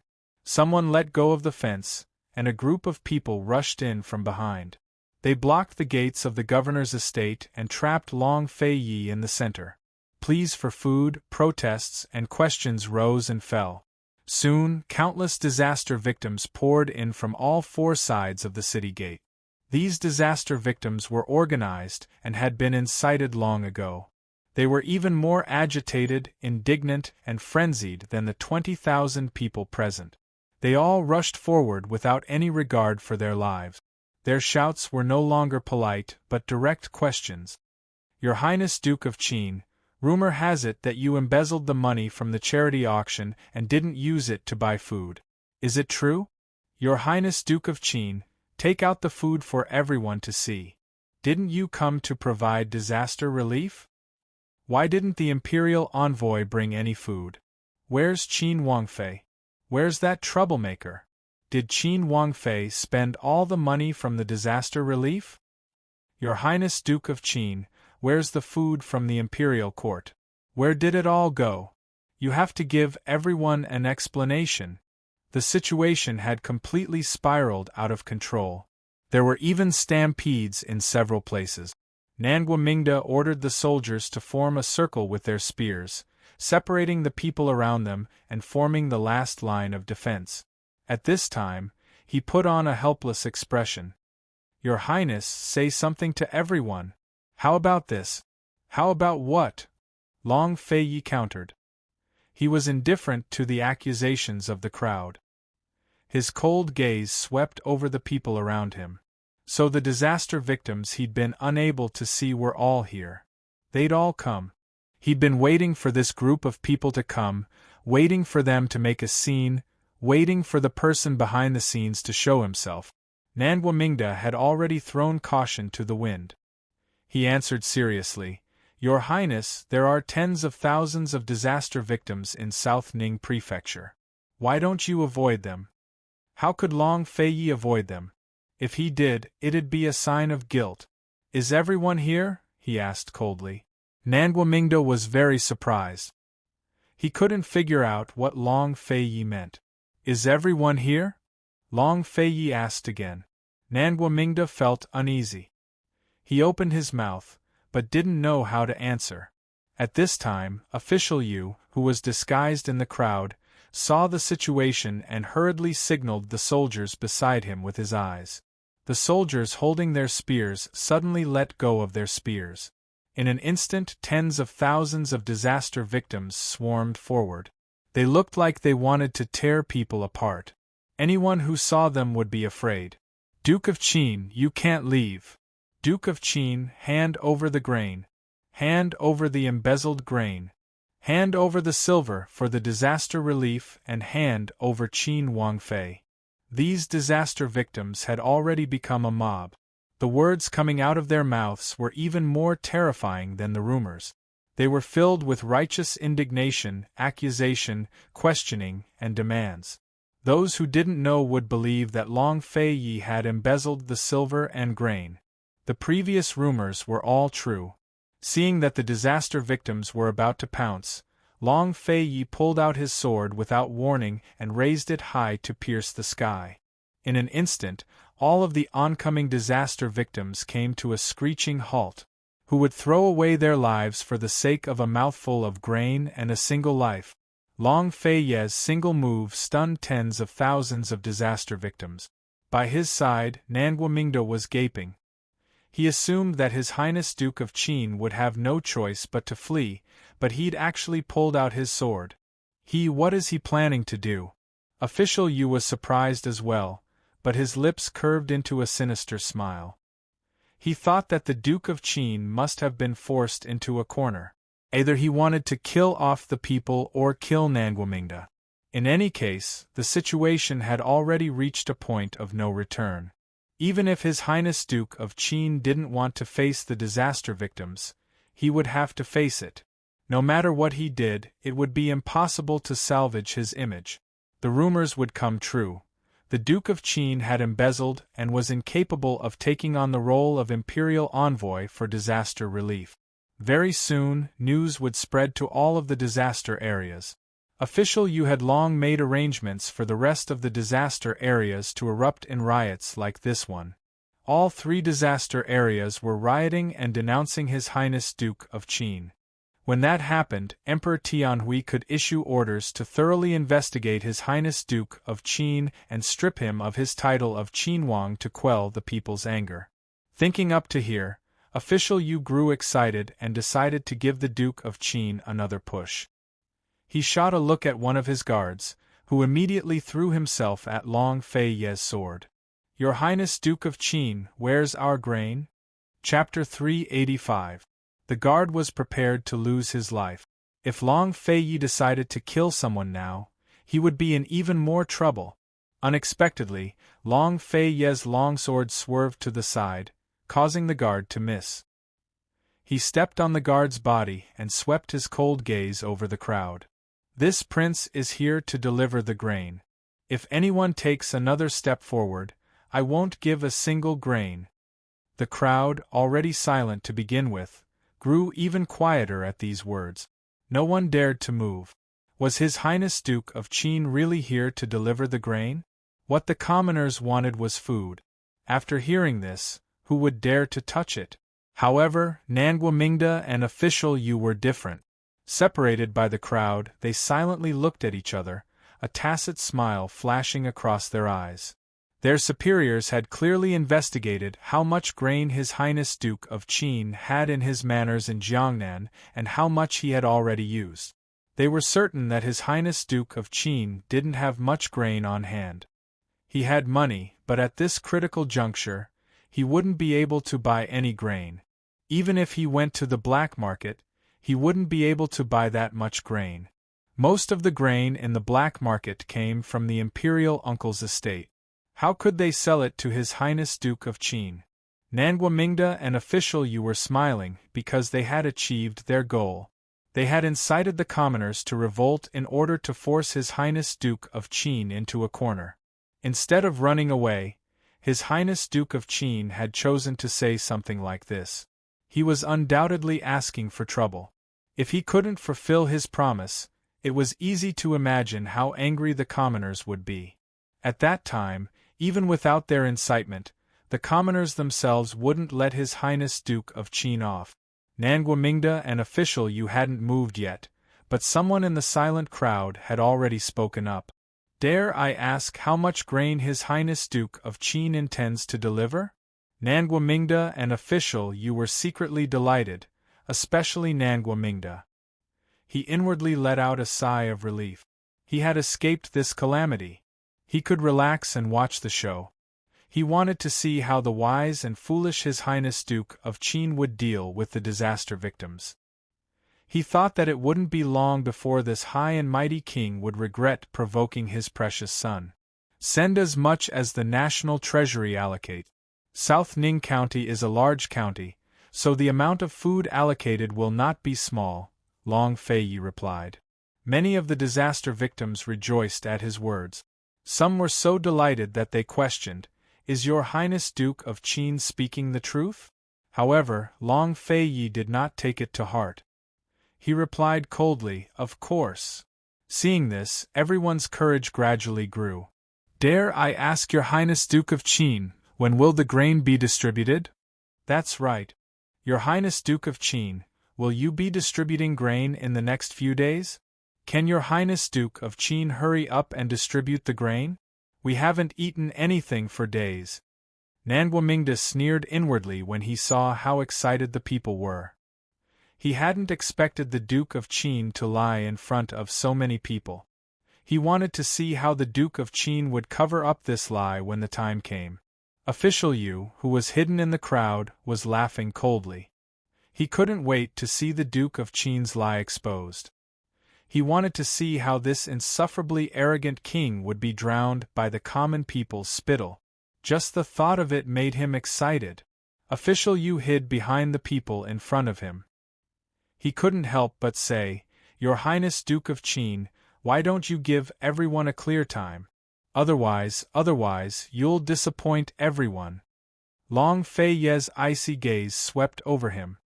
"Immediately," he said icily. "Immediately?"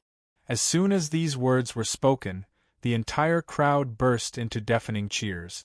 Nangua Mingda and Official Yu were both stunned. How could this be? This lie was too much. How could they distribute the grain immediately? Where would they find the grain? "Your Highness Duke of Qin, then where is the grain?" Official Yu couldn't have found it, could he? Official Yu couldn't help but ask. This time, Long Fei didn't answer him. That was because a cry came from the back of the crowd. The grain is here. It's here. We've got grain. What was going on? Everyone turned to look, including Nangua Mingda and Official Yu. However, there were too many people. All they could see were human heads. But the cheers in the distance grew louder and louder, deafening to the ears. The grain is here. We've got grain. So much grain. Everyone's got grain. Long live Your Highness Duke of Qin. Long live esteemed Wang Fei. Why did they mention Han Yunxi? She didn't even show up. Nangua Mingda and Official Yu were bewildered. They couldn't figure out what was going on. Gradually, the cheers grew closer and closer. The refugees who'd surrounded Long Fei all surged to the back, wanting to see what was going on. What was going on behind them? What was going on with the grain that everyone was talking about? Official Yu and Official Nangua's hearts itched. Official Nangua couldn't leave. After a moment's hesitation, Official Yu couldn't help but rush to the back with the refugees. However, he soon came to an abrupt halt. The refugees who were rushing to the back all consciously walked to the left and right, opening up a very wide path. They saw a convoy of carriages carrying grain approaching from afar. Each carriage was filled with sacks of grain, like a long dragon. Surrounded by tens of thousands of refugees, the convoy looked especially grand and imposing. At the head of the convoy was a woman. She was dressed in a luxurious purple robe. Riding on a tall horse, she looked down on the crowd like a queen on an inspection tour. Under the gaze of tens of thousands of people, she was noble, elegant, and inviolable. This woman was none other than Qin Wang Fei Han Yunxi. It really is grain. Esteemed Wang Fei, that must be esteemed Wang Fei. Esteemed Wang Fei is here to deliver grain to everyone. So much grain. So much grain. As the convoy gradually drew closer, the refugees all became excited. They danced with joy and joy. One had to know that what Qin Wang Fei was escorting over wasn't anything else. It was food, it was hope, and it was their lives. There was no incitement or pretense. Soon, large swathes of refugees fell to their knees and shouted, "Long live His Highness Duke of Qin!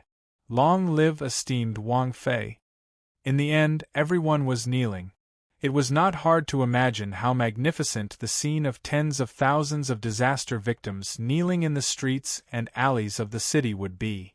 Official Nangua stood rooted to the spot, staring at the carriages of grain. He couldn't believe his eyes. How was this possible? Even if His Highness Duke of Qin had more grain, where would he get it from? Besides the imperial uncle's estate, who else in the world could take out so much grain? But there was no way the imperial uncle's estate would sell grain to the Duke of Qin. Official Nangua was stunned. Official Yu was so shocked that his entire body stiffened and he couldn't move. Even when everyone around him was kneeling, he still stood there in a daze, unable to recover his wits. How was he supposed to believe his eyes? This had to be a dream. Han Yunxi successfully delivered the convoy amidst the grateful kneeling crowd. She jumped off her tall horse and tidied her clothes before ascending the high steps of the governor's estate. "Your Highness Duke of Qin, this concubine has not failed her mission. 1,500,000 dan of grain have all been delivered. Please accept it." Han Yunxi's voice wasn't loud, but everyone present heard her clearly. 1,500,000 dan. Heavens, no wonder there were so many carriages transporting grain. Who would have thought there would be so much grain? 1,500,000 dan of grain was enough to feed all the refugees in South Ning Prefecture for 2 to 3 months. The cheers and cries of gratitude from the commoners grew louder and louder. Wave after wave, the sound was indescribably deafening. At this moment, they only knew that they had grain. They had real grain, grain that they could see with their own eyes. As for those rumors, they had long since forgotten about them. His Highness Duke of Qin and Qin Wang Fei were their great benefactors. How could they be corrupt? Someone else had to be the culprit. His Highness Duke of Qin had to be here to arrest the corrupt officials. Official Nangua, why don't you go make an inventory? Long Feiyi spoke up. Nangua Mingda's legs turned to jelly as he fell to his knees. He didn't even know how to reply. Official Yu finally recovered his wits and wanted to kneel as well, but it was too late. Long Feiyi had long noticed him. Since Chu Shifeng had already found out where the refugees were gathering, how could he not know that Official Yu from the Ministry of Revenue was the mastermind behind the scenes? Official Yu, or will you go? Long Feiyi asked. Official Yu's legs trembled as he fell to his knees as well. Still, he was one of the Imperial Uncle's chosen men, so he was able to keep his composure. Esteemed Wang Fei says as much as she wants. His Highness Duke of Qin has finally delivered grain. His Highness Duke of Qin is a blessing to the refugees and Tianning. This official's admiration is indescribable. Official Yu was even more excited than the people around him. As he spoke, he fell to his knees and cried out, "May His Highness Duke of Qin live for thousands and thousands of years. May esteemed Wang Fei live for thousands and thousands of years." Seeing this, Official Nangua wanted to cry. He had no idea what was going to happen next. Long Feiyi snorted disdainfully at Official Yu's actions. He looked towards Nangua Mingda and asked, "Official Nangua, don't you want to know where your lordship's grain came from?" Official Nangua wanted to know, but Official Yu wanted to know even more. Official Nangua feigned ignorance and said, "Most likely, you bought it with silver from the Disaster Relief Fund." "Exactly so," Long Feiyi said. Official Nangua and Official Yu were both flustered. They had no idea why His Highness Duke of Qin was asking such a question. Unexpectedly, Han Yunshi laughed. "Your Highness, if these grain were bought, then where's the grain from the imperial court? This concubine heard about it on the way here." Just then, someone asked Your Highness where the grain went. This concubine can't figure it out. Official Yu is clearly in charge of the grain, so why are they asking about Your Highness? Official Yu didn't even dare to raise his head to look at Han Yunshi. Official Nangua was also very quiet. The people were all listening, so none of the instigators from before dared to open their mouth. Where did the grain from the Disaster Relief Fund go? Long Feiyi ordered, "Someone come, search the senior provincial official's estate. Don't let a single grain slip by." After all, Official Nangua had already declared that all the grain in the estate had been taken out. There was no more grain left, so if they found anything else. Chapter 386. Kind people were bullied, just as kind horses were ridden. Sometimes, the more silent and patient you were, the more others would think you were easy to bully and reach for a yard after giving you an inch. But that wasn't always the case. Nangua Mingda and Official Yu had been putting on an act for so long, but the Duke of Qin had remained silent the entire time. Those two had really gotten carried away with the act and reached for a yard after getting an inch. Did they really think His Highness Duke of Qin was easy to bully? The consequences were unthinkable now, weren't they? Chu Shifeng had already led his men into the senior provincial official's estate to search. Everyone was waiting for him. Nangua Mingda's face was ghastly white as his entire body trembled. He stared fixedly at the gates, too nervous to speak. Although he was on the verge of despair, he still harbored a sliver of hope that the grain in the secret storehouse wouldn't be discovered. A long time passed, but Chu Shifeng still didn't come out. Nangua Mingda grew more and more hopeful. Perhaps he was lucky after all. The secret storehouse was hidden so well, and Chu Shifeng wasn't familiar with the estate at all. How could he find it? Another long while later, Chu Shifeng finally emerged. Everyone looked over at him. It was about time to find out whether or not there was any grain in the estate. Chu Shifeng glanced at Nangua Mingda and gave a snort. Nangua Mingda grew alarmed as he clenched his fists in his sleeves. But Chu Shifeng only reported, "Your Highness Duke of Qin, this subordinate didn't find any grain in the estate." "He didn't find anything?" Could it be that Nangwamingda didn't embezzle any grain, either? The crowd couldn't help but feel disappointed, but Nangwamingda immediately relaxed. He knew it. It wouldn't be easy to find the secret storehouse. Finally, he'd escaped a calamity. But Chu Shifeng's next words were, "Your Highness, this subordinate didn't find anything, but Sir Nangwa is willing to lead the way for you. According to him, the estate has a huge secret storehouse filled with grain."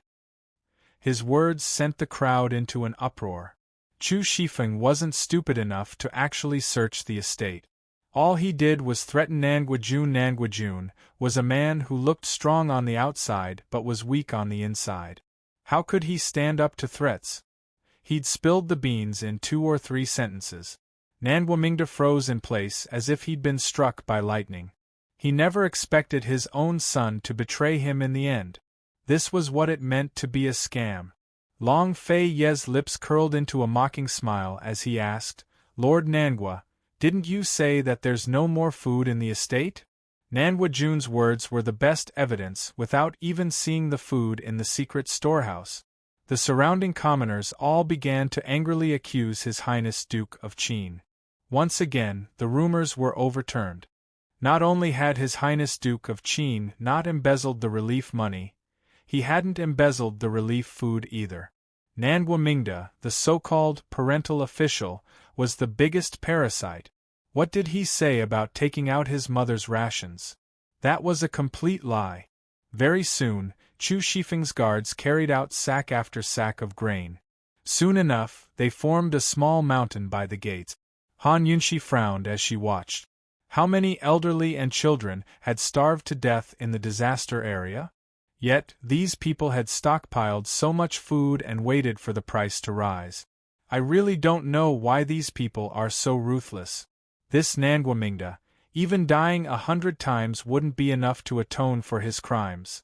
Nangwamingda remained kneeling amidst the angry curses of the crowd, his entire body trembling.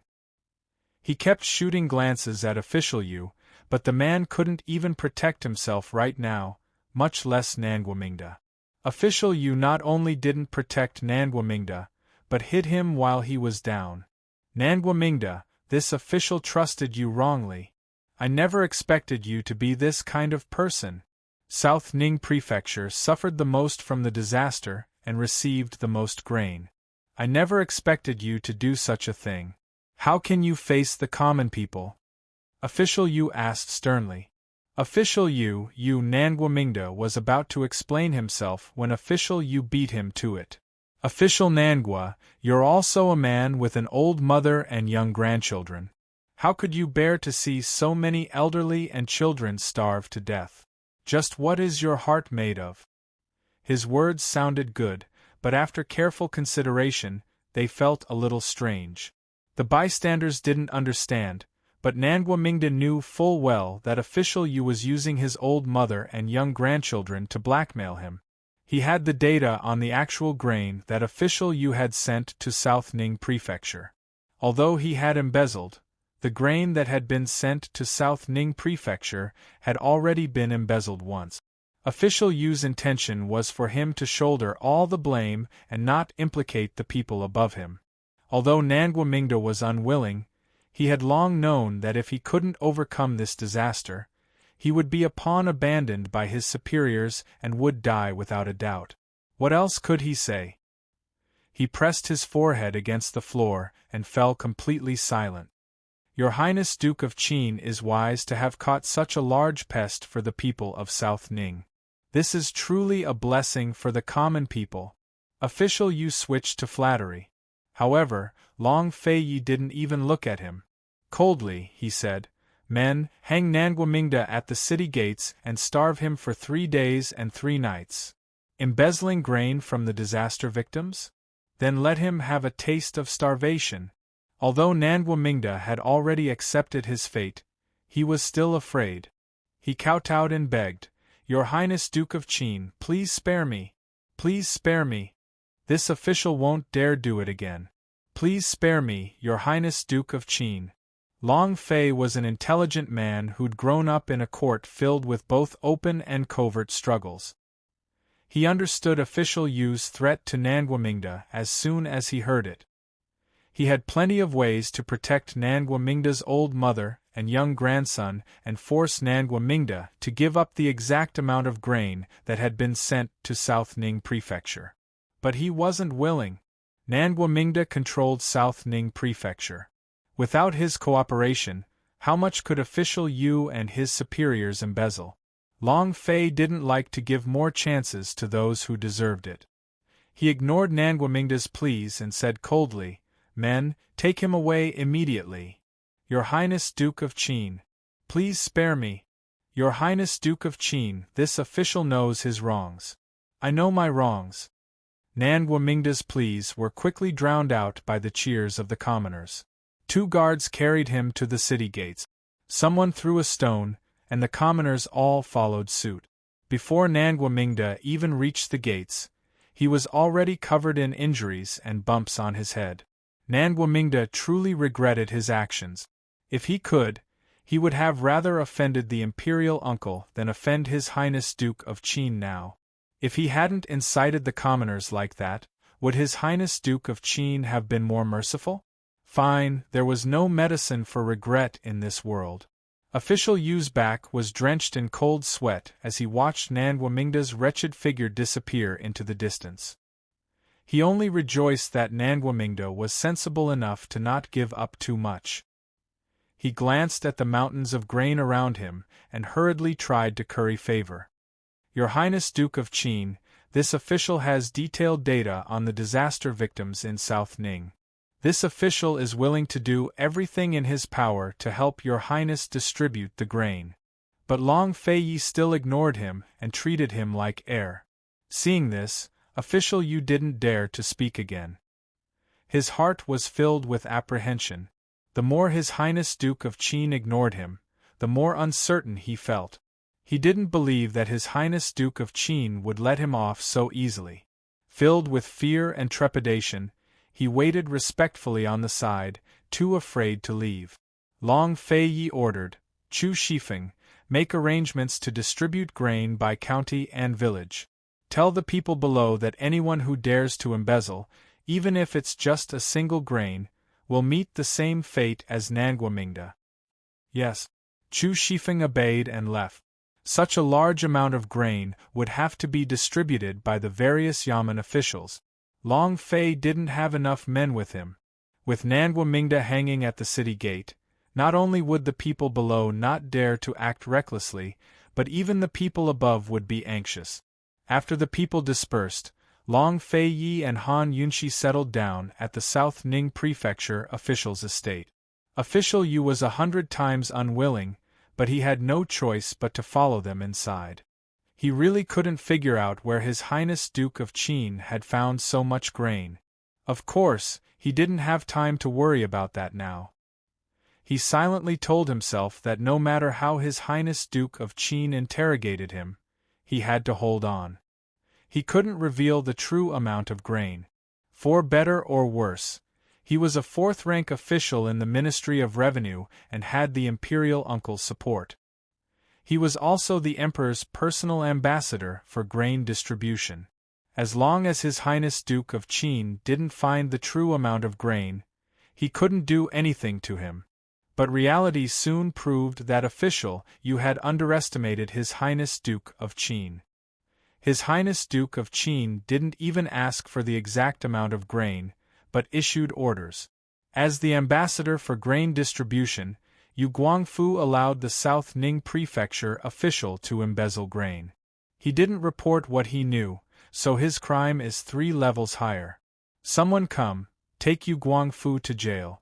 Your lordship wants to interrogate him personally." Yu Guangfu was stunned by his words.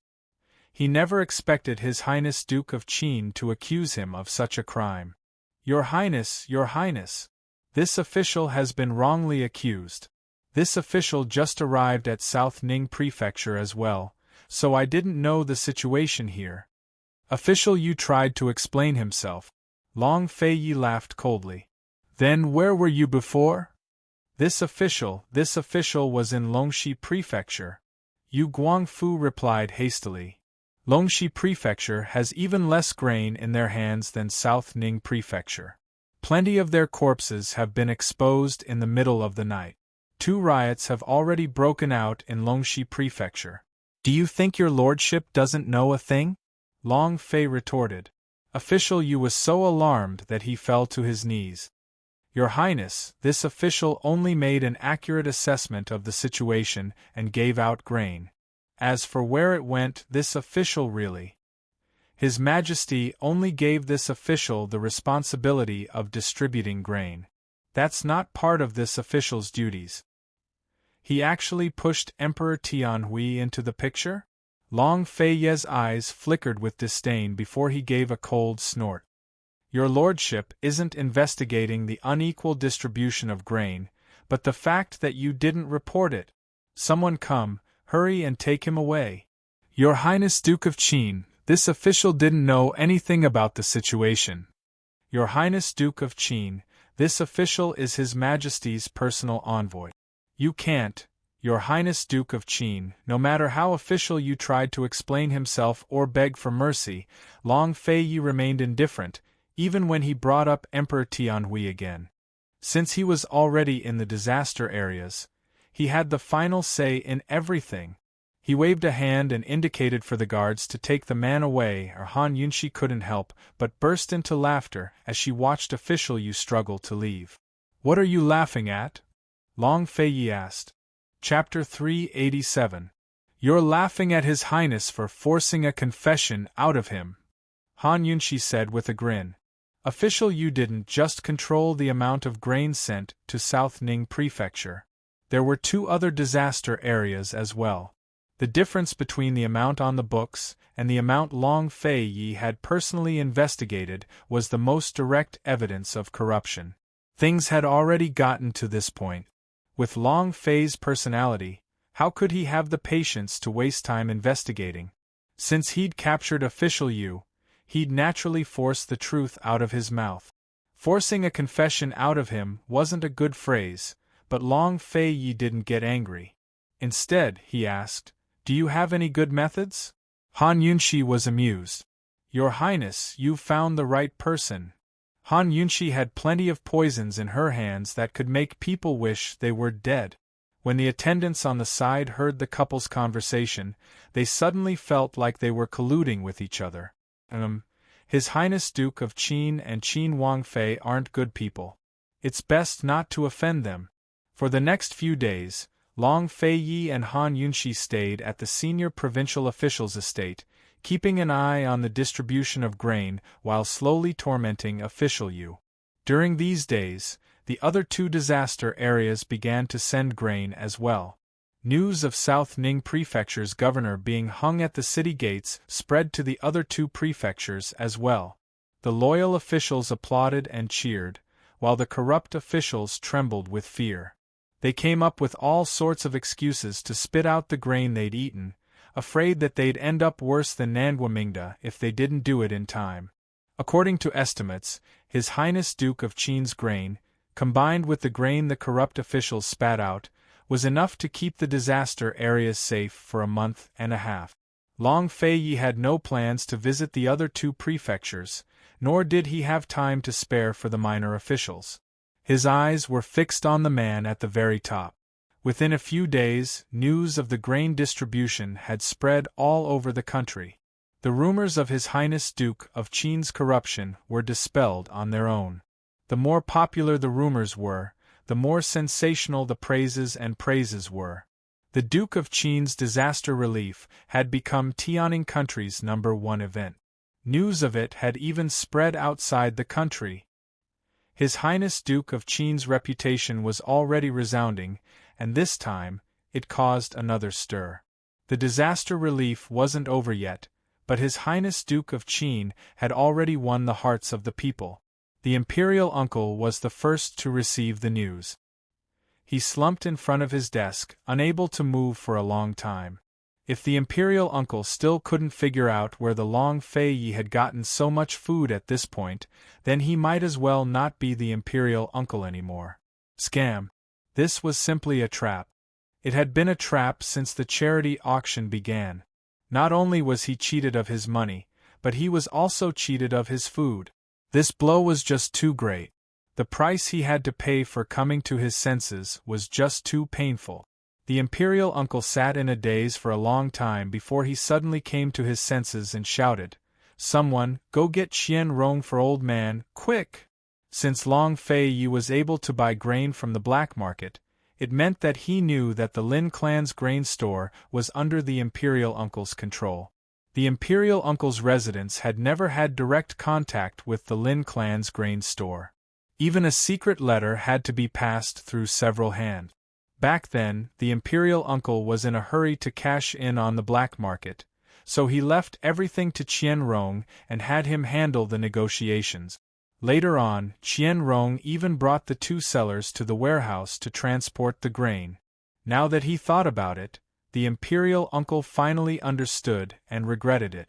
Unfortunately, it was already too late. If the Long Fei Yi found any clues from Qian Rong and traced them back to the imperial uncle's residence, then everything would be over.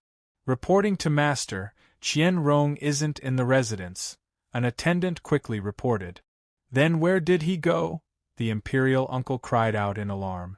"This subordinate doesn't know.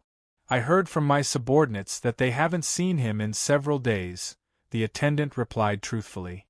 The imperial uncle's face paled. "Find him. Immediately find old man." The next night, the guards who'd gone out to search for Qian Rong returned with confirmed news. Qian Rong had gone missing. There was no news of him, not even from his hometown. The imperial uncle was completely flustered. He immediately ordered the imperial uncle to sever all ties with the Lin clan's grain store and secretly destroyed all the mouths of the Lin clan's grain store. "Someone, go to the Yu estate and bring Yu Guangfu's wife and children here. Quickly," the imperial uncle hurriedly ordered. Unfortunately, it was too late. The Yu clan had already fallen under the Long Fei Yi's control as soon as he left the capital. How could the honorable Duke of Qin fight a battle he wasn't confident in winning? The imperial uncle was as anxious as an ant on a hot pan, but his nephew, the crown prince, whom he fully supported, was laughing at him behind his back. It had to be said that this was a kind of irony.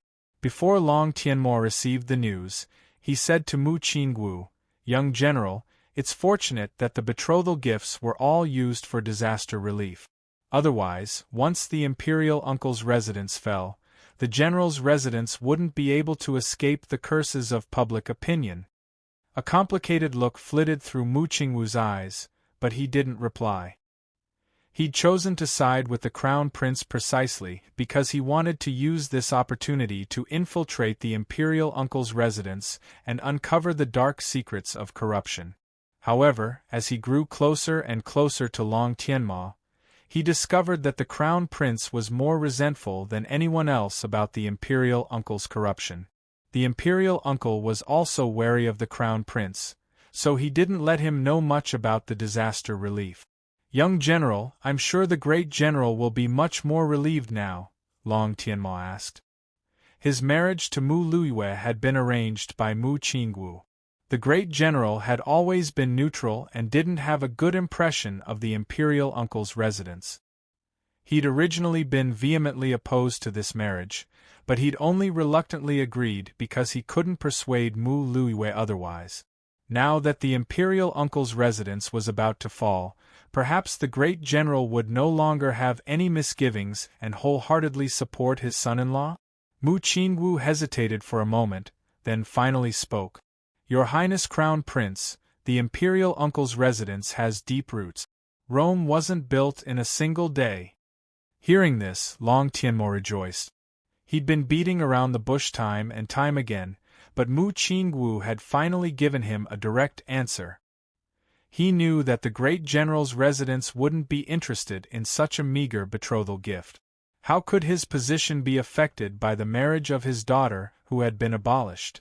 Old General Mu probably already knew which side the great general's residence would support.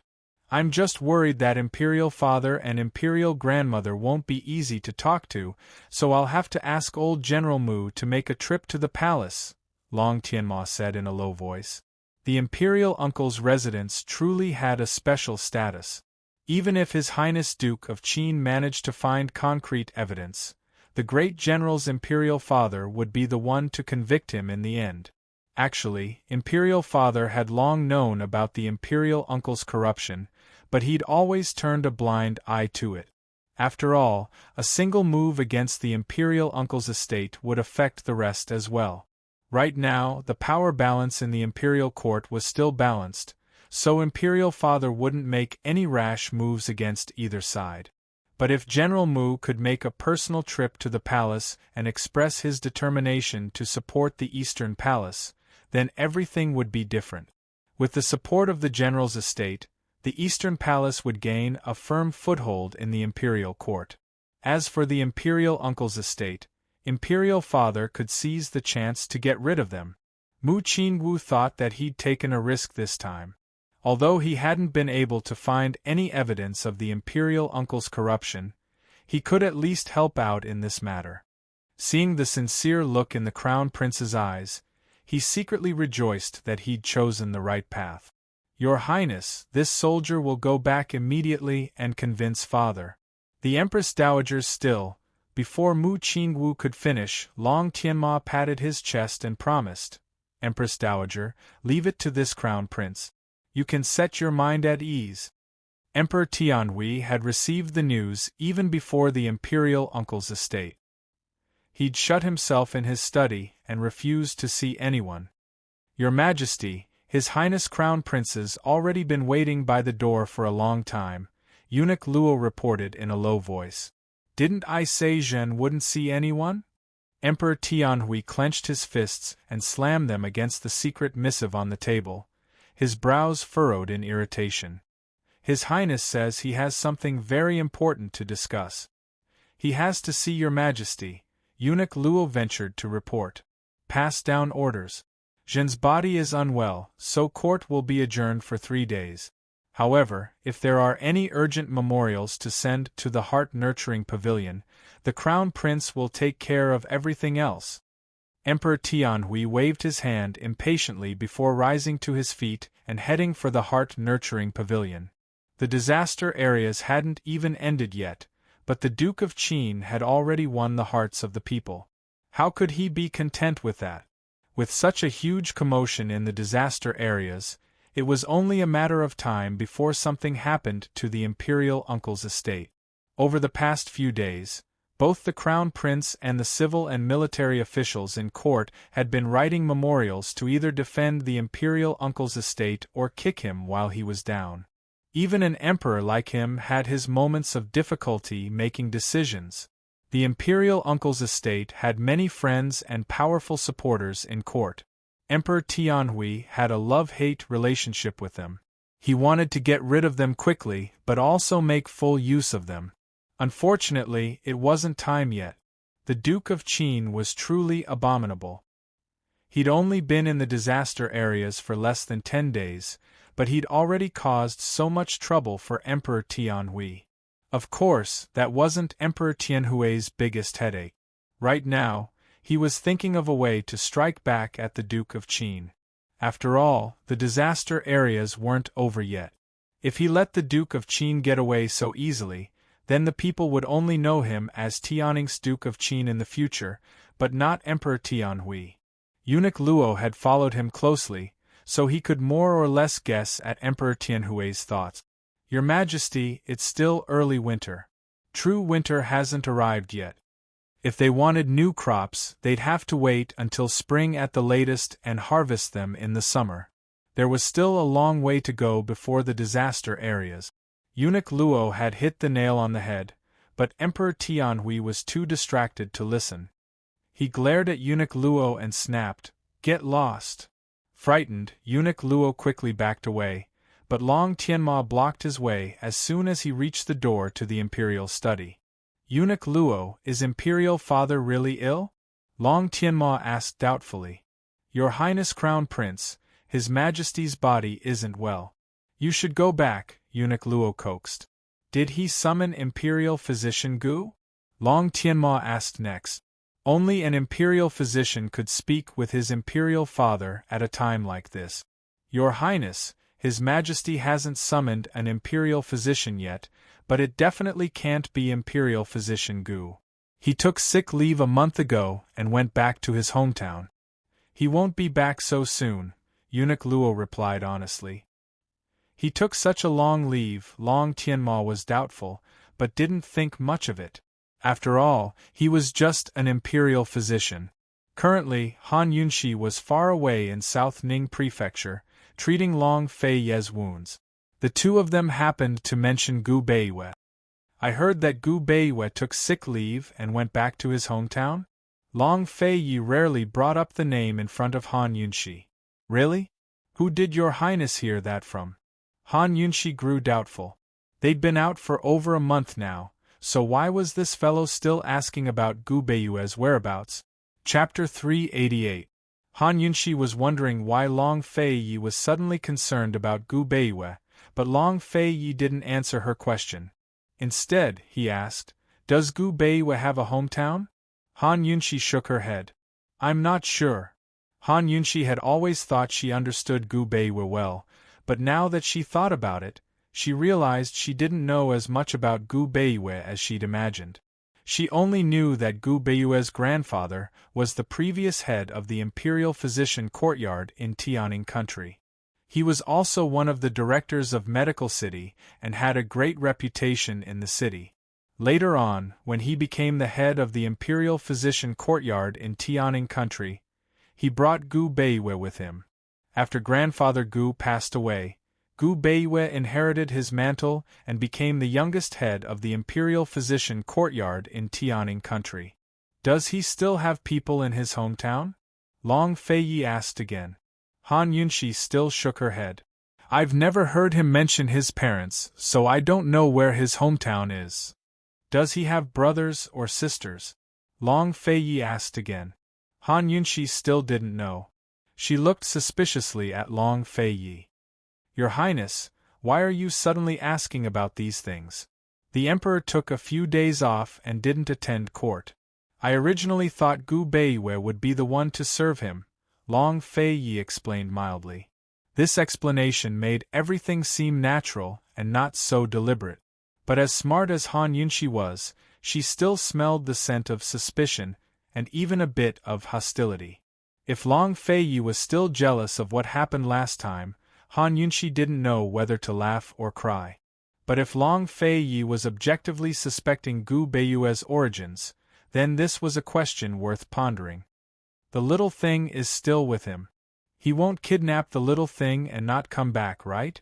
Han Yunshi joked. You gave the poison beast to him? Long Fei Yi was very surprised. If the little thing saw Long Fei Yi's current expression, it would probably cry. When it was around, it was thrown out of the window every day. Now that it was gone, His Highness Duke of Qin seemed unhappy. Sigh, this man is so hard to please. Your Highness, Imperial Physician Gu Beiyue is still trustworthy. Han Yunshi took the opportunity to speak up for Gu Beiyue half-jokingly. Long Fei Yi did not say much. He only said indifferently, remove the gauze. Under Han Yunshi's more than a month of meticulous care, Long Fei Yi's wound had basically healed. Han Yunshi did not say much. She took out a small tool and disinfectant. Just as she was about to cut open the gauze, Long Fei Yi casually said, "This prince thought that it would take at least 2 months for it to heal. Gu Beiyue is truly worthy of being the head imperial physician. That is the imperial physician's blessing." Han Yunshi looked calm, but her heart was a bit chaotic. She originally thought that Long Fei Yi did not understand medicine and would not suspect so much. She didn't expect that in the end she couldn't escape his eyes. The wound on Long Fei Yi's chest should have taken several months to heal. Now it had basically healed in a little more than a month. Moreover, during this month, Long Fei Yi often did not listen to warnings and acted recklessly. Long Fei Yi's body had a good foundation and strong self-healing ability. The effectiveness of the medicine she had on hand was mostly a factor. However, the most important factor was that Long Fei Yi was treated by Gu Beiyue. Gu Beiyue said that if Long Fei Yi did not wake up that night, he might become a vegetable. However, reality proved that Long Fei could wake up a few days later. Gu Beiwe said that Long Fei's wound had to be bandaged every day for a month. He could not act recklessly and could not use his martial arts. Otherwise, the consequences would be unimaginable. However, Long Fei moved around a lot during this month, but he was still fine. If the person who treated Long Fei was not Gu Beiwe, he would definitely be treated as a quack doctor. However, the person who treated Long Fei was Gu Beiwe himself. Either Long Fei's body was too special, or Gu Beiwe's medical skills were extremely high. Now, it seemed that it was the latter. Therefore, Gu Beiwe actually deliberately concealed his medical skills. Han Yunxi quickly came back to her senses and continued what she was doing. She cut open the gauze and unraveled it. Even though she knew that the wound had already healed, she was still very careful. She was afraid that she would hurt Long Fei.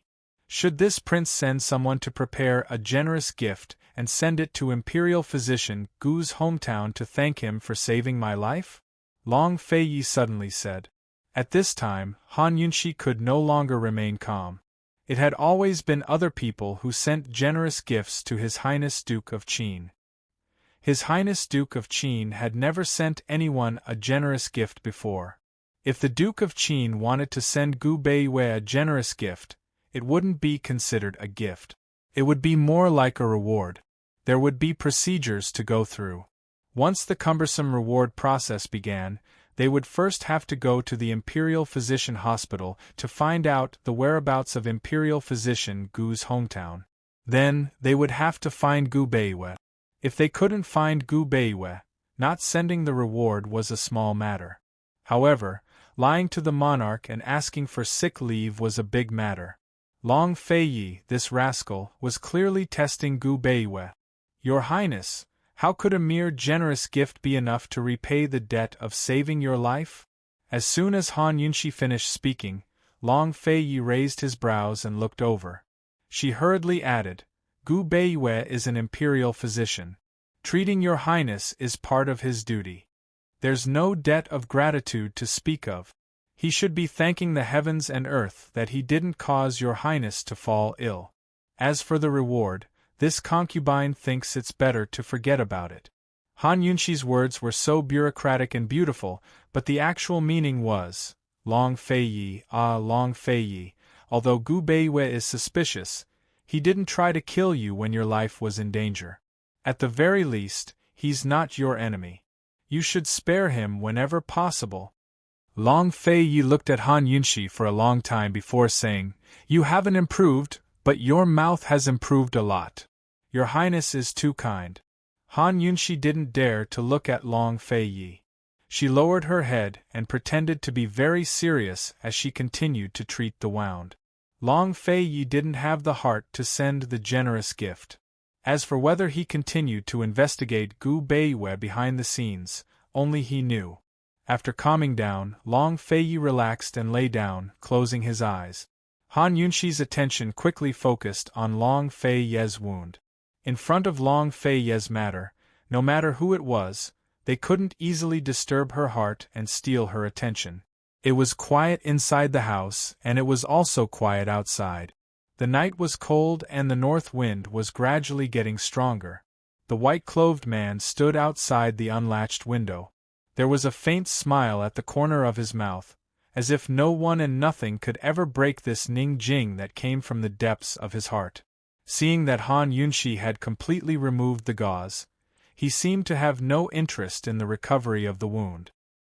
He turned his head and quietly disappeared into the night.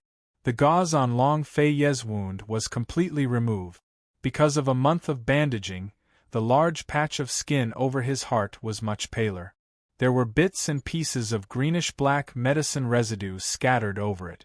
There was a scar that was more than an inch long near his heart. It looked somewhat sinister under the pale skin. The scar was a memory that the body left for its owner. Han Yunxi looked at the scar and recalled everything that had happened in the U prison. Then, she looked at Long Fei's handsome face that was as cold and silent as ever. Her heart still felt afraid.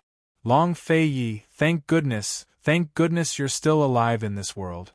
When nothing happened, Long Fei Yi opened his eyes. What's wrong?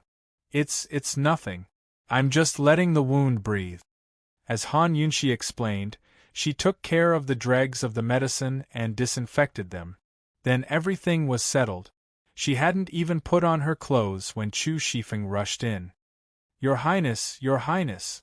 Chu Shifeng was holding a secret missive in his hands, as if he had something urgent to discuss. But Long Fei Yi didn't panic. He didn't say a word, but waved a hand to indicate that he should withdraw. Chu Shifeng saw the scene on the bed and knew that esteemed Wang Fei was treating his master's wounds. Still, he only coughed twice before withdrawing from the room. It made Han Yunxi feel like she'd been caught in a thief's trap. Long Fei Yi was calm and said lazily, "Help me change my clothes." Then he got off the bed and spread his arms. His wound was already healed, but he still needed someone to help him? It had to be said that Han Yunxi had no ambition at all. She didn't fuss over the matter, but secretly rejoiced. She didn't laugh out loud, but it was written all over her face. She took out Long Fei's clean, pure white undergarments and loose, soft purple robes and helped him put them on. Although she hadn't had many chances to change his clothes in the past month, she still had plenty of practice, so she was quite experienced at it. Dressing him, arranging his collar, cuffs, belt, and jade pendants were all done in 2 or 3 moves. If her second skill apart from poison was to help this guy change his clothes, would she be despised by some people? But Han Yunxi was happy and willing to do so. Who cared what others said, as long as she was happy? She wouldn't admit to being a masculine woman, nor would she admit to being a little woman. She was herself, Han Yunxi. Once she was dressed, Han Yunxi mimicked the servant girls and bowed respectfully. Your Highness, may I summon Guard Chu now? Long Fei Yi gave a start, but didn't say anything. Instead, he smoothed out her bangs and walked out himself. Han Yunxi absolutely adored his actions. She rubbed her own face and tidied herself up before following him out. Your Highness, there's news from the capital. Qian Rong and the movers in the storehouses can all prove that the grain we bought came from the imperial uncle's estate. Chu Shifeng had brought good news. All of Tianning was praising Long Fei Ye's glorious achievements while discussing where he'd found so much grain. Naturally, he had to give everyone an explanation.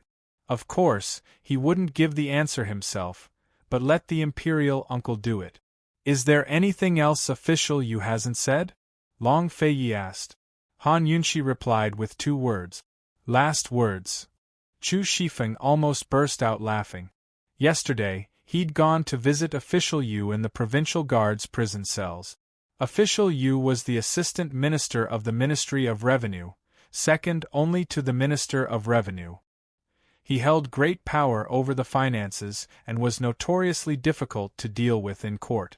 He had no idea how esteemed Wang Fei had tormented him, but the man was completely docile. Even when he saw a guard like Chu Shifeng, he was respectful and answered all of Chu Shifeng's questions. Most miraculously, Official Yu didn't have a single injury on his body. It was impossible to tell that he'd been tortured into confessing. Chapter 389. Official Yu really only had last words left to speak of. Over the past few days, Han Yunxi had long gotten information from him about the amount of grain that the imperial court had sent to the 3 disaster regions, as well as the actual amount that had reached them. As luck would have it, the difference was about the same as the grain they'd bought from the imperial uncle's estate. Han Yunxi didn't ask Official Yu who'd embezzled the grain, either. All she needed to do was give Official Yu's signed testimony to Emperor Tianhui, then report the imperial uncle's relationship with the Lin clan's grain store. Everything would be up to the imperial uncle to explain himself. Perhaps he'd even come up with some interesting and preposterous explanations. Of course, Long Fei Yi wasn't stupid enough to hand over the memorial himself. If Long Fei handed over the memorial directly, then only Emperor Tianhui would be able to see all the evidence. The imperial uncle was a man of great power and influence, after all, so Emperor Tianhui might not punish him. But if he borrowed someone else's hands, then things would be different. Han Yunshi had always assumed that Long Fei Yi would borrow the crown prince's hand. Long Fei Yi was well aware of the crown prince's personality and grudge against the imperial uncle's estate. But Long Fei Yi only said, "Chu Shifeng, organize all the evidence and give it to General Mu." General Mu.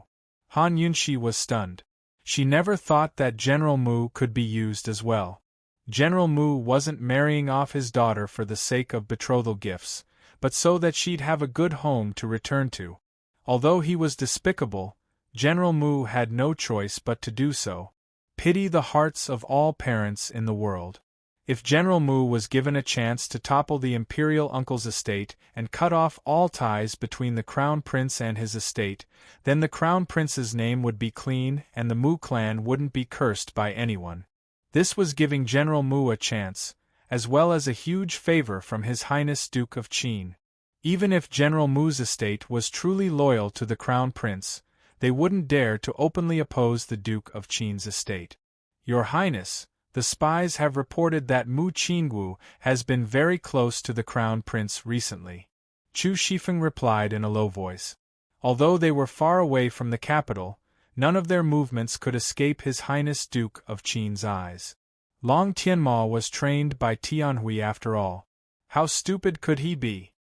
It was hard to tell whether Long Fei Ye's words were praise or mockery.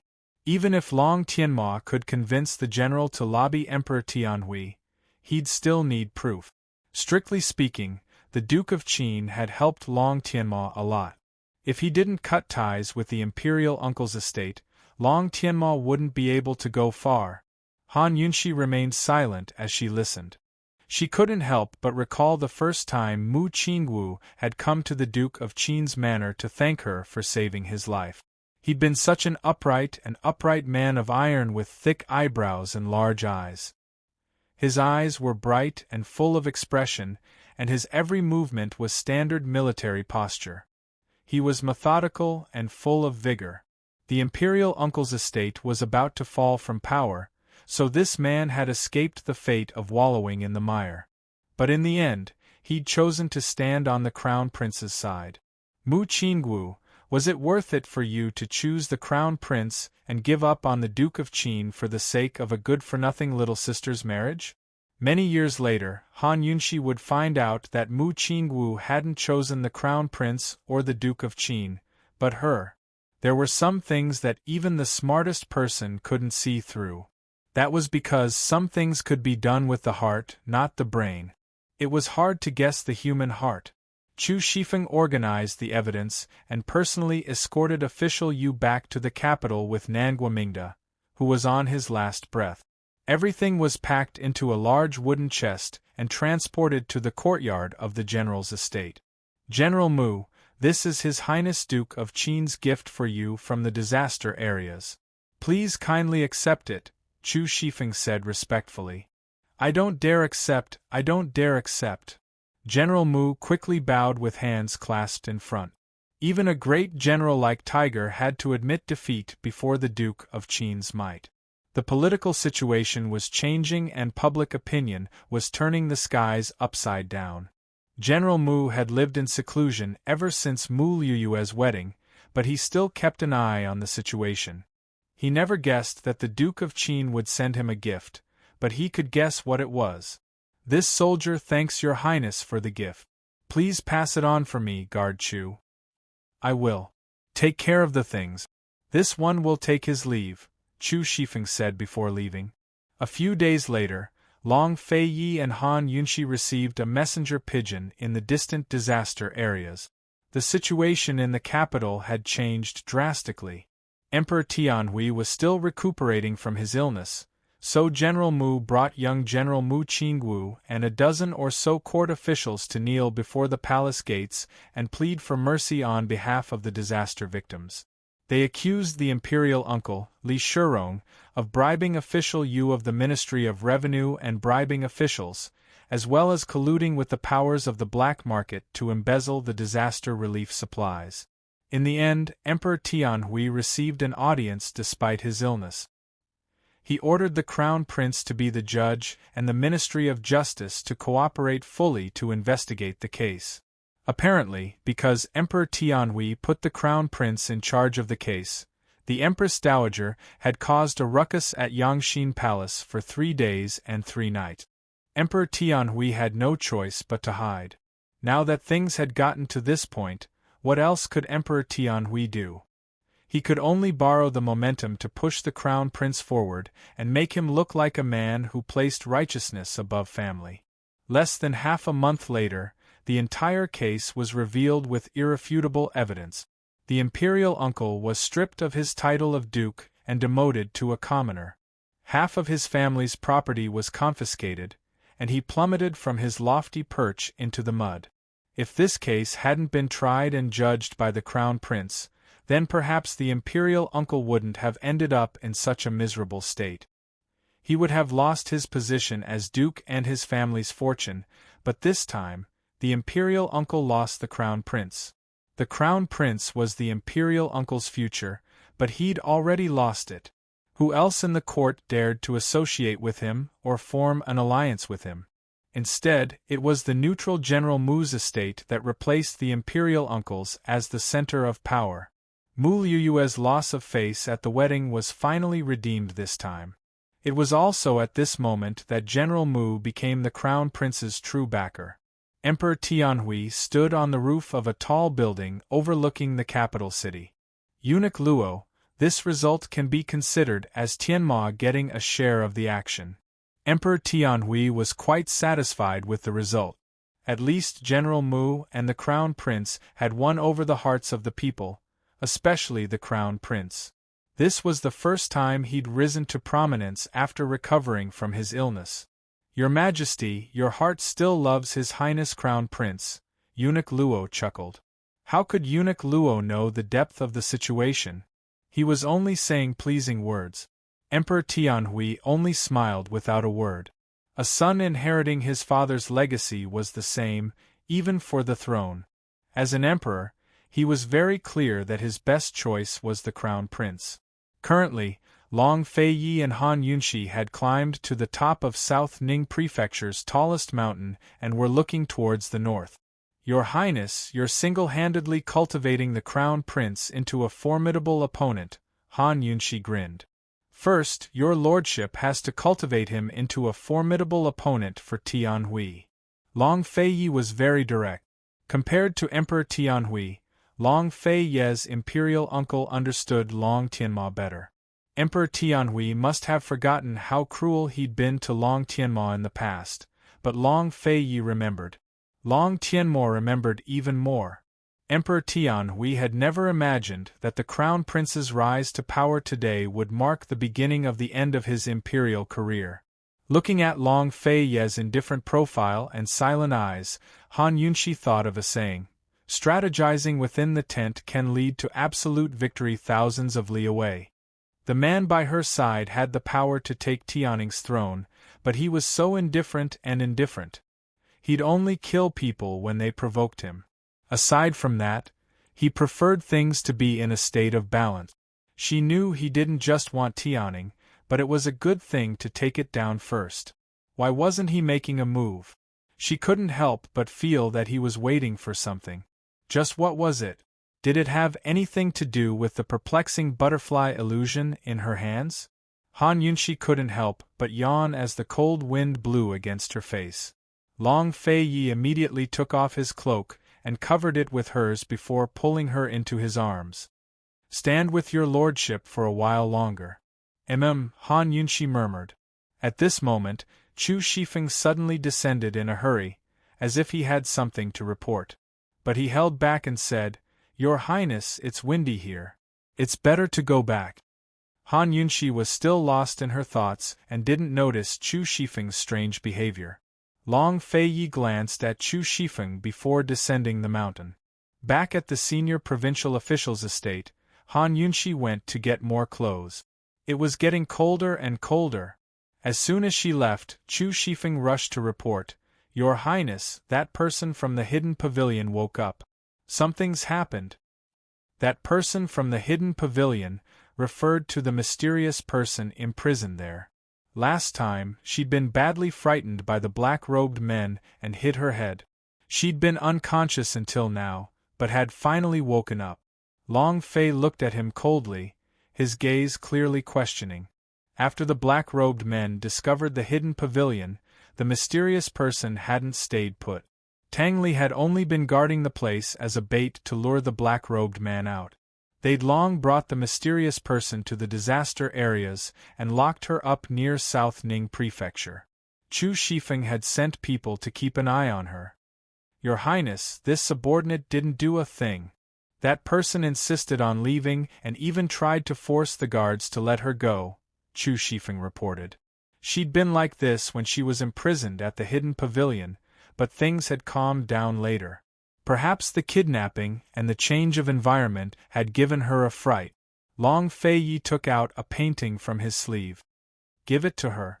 But before Chu Shifeng could take it, he withdrew it again. Your lordship will go personally. He was going to have a good chat with her sooner or later, so it was time for him to pay her a visit. Your Highness, I don't think that's a good idea. What if esteemed Wang Fei suspects? Chu Shifeng grew timid. If esteemed Wang Fei found out about this, she'd probably turn the heavens upside down. Just keep your mouth shut, Long Fei said coldly. Chu Shifeng was still very nervous. After all, this wasn't a small matter, nor was it a big deal. Your Highness, what if esteemed Wang Fei asks where you went? Chu Shifeng asked next. Long Fei Yi didn't answer, but simply left. Chu Shifeng hesitated for a long time before following after him. If esteemed Wang Fei can't find me, then there's no need to lie. Long Fei Yi arrived at an abandoned courtyard on the outskirts of the city when all the guards appeared. He gestured for them to withdraw and personally opened the door. Who could be imprisoned inside? Chapter 390. Squeak! Long Fei personally pushed open the gates to the courtyard, disturbing the silence of the courtyard and startling all the birds that were perching there. Long Fei Yi went inside and closed the gates himself. By the time Chu Shifeng arrived, it was already too late to enter. As soon as Chu Shifeng arrived, a few guards appeared as well. Boss, why did His Highness come in person? Boss, just who's locked up inside? Everything's been so secretive the entire time. Could it be it's not a person? Boss, to be honest, we've been with you for so many years. Don't you trust us? Why can't we know if Li Xiaoxi knows? Chu Shifeng was used to letting the guards complain, but now he knitted his brows and said coldly, Trust? Can your mouths be tighter than a dead man's? Everyone fell silent at his words. Dead people's mouths were the tightest. Without a doubt, Li Xiaoxi wouldn't live for long. I can't even ask about His Highness's matters, much less you lot. All of you behave yourselves, Chu Shifeng said before jumping onto the wall to stand guard. Once the crows and magpies had all flown away, the courtyard returned to silence. But no matter what happened, it had nothing to do with that person. She couldn't hear a thing. She was currently standing by the wall, 2 sharp stones in her hands. She was chiseling away at them, but her strength was limited. She couldn't make a dent no matter how long she tried. Her emotions were agitated, her face stern as she gritted her teeth. She was as stubborn as an ox. Long Fei Yi had already walked up behind her, but she still didn't realize. Long Fei Yi looked her up and down with cold eyes before asking, Who gave her the stones? Li Xiaoxi, who was standing guard on the side, immediately appeared and reported, Your Highness, she asked for it herself. As soon as this subordinate took it away, she tried to kill herself. This subordinate could only let her be. Useless thing. Long Fei Yi glanced sideways, causing Li Xiaoxi to shiver. He instinctively wanted to retreat, but it was already too late. Long Fei Yi's sword was so fast that Li Xiaoxi did not even notice the movement of his sword. When he came back to his senses, he saw the blood splattering from his abdomen. Long Fei Yi put his sword back into its scabbard. Li Xiaoxi fell to the ground. Such a big movement happened behind the wall chisel. Unfortunately, she still did not know. Long Fei Yi had tried countless times to sound her out, but she really couldn't hear anything. This time, it was not a test, and Li Xiaoxi was not the first shadow guard he had killed. In order to protect this secret, he had already replaced 5 to 6 secret guards along the way. Chu Shifeng, clean up the mess, Long Fei Yi said before entering the rooms. Chu Shifeng assumed that His Highness would talk to the person himself, but His Highness allowed her to keep chipping away at the wall. He couldn't figure it out, but he didn't dare to ask more. He personally disposed of Li Xiaoxi's body. He had followed His Highness for so many years, but this was the first time he had seen His Highness so carefully guarding a secret. His Highness was not even this careful when it came to protecting his own life.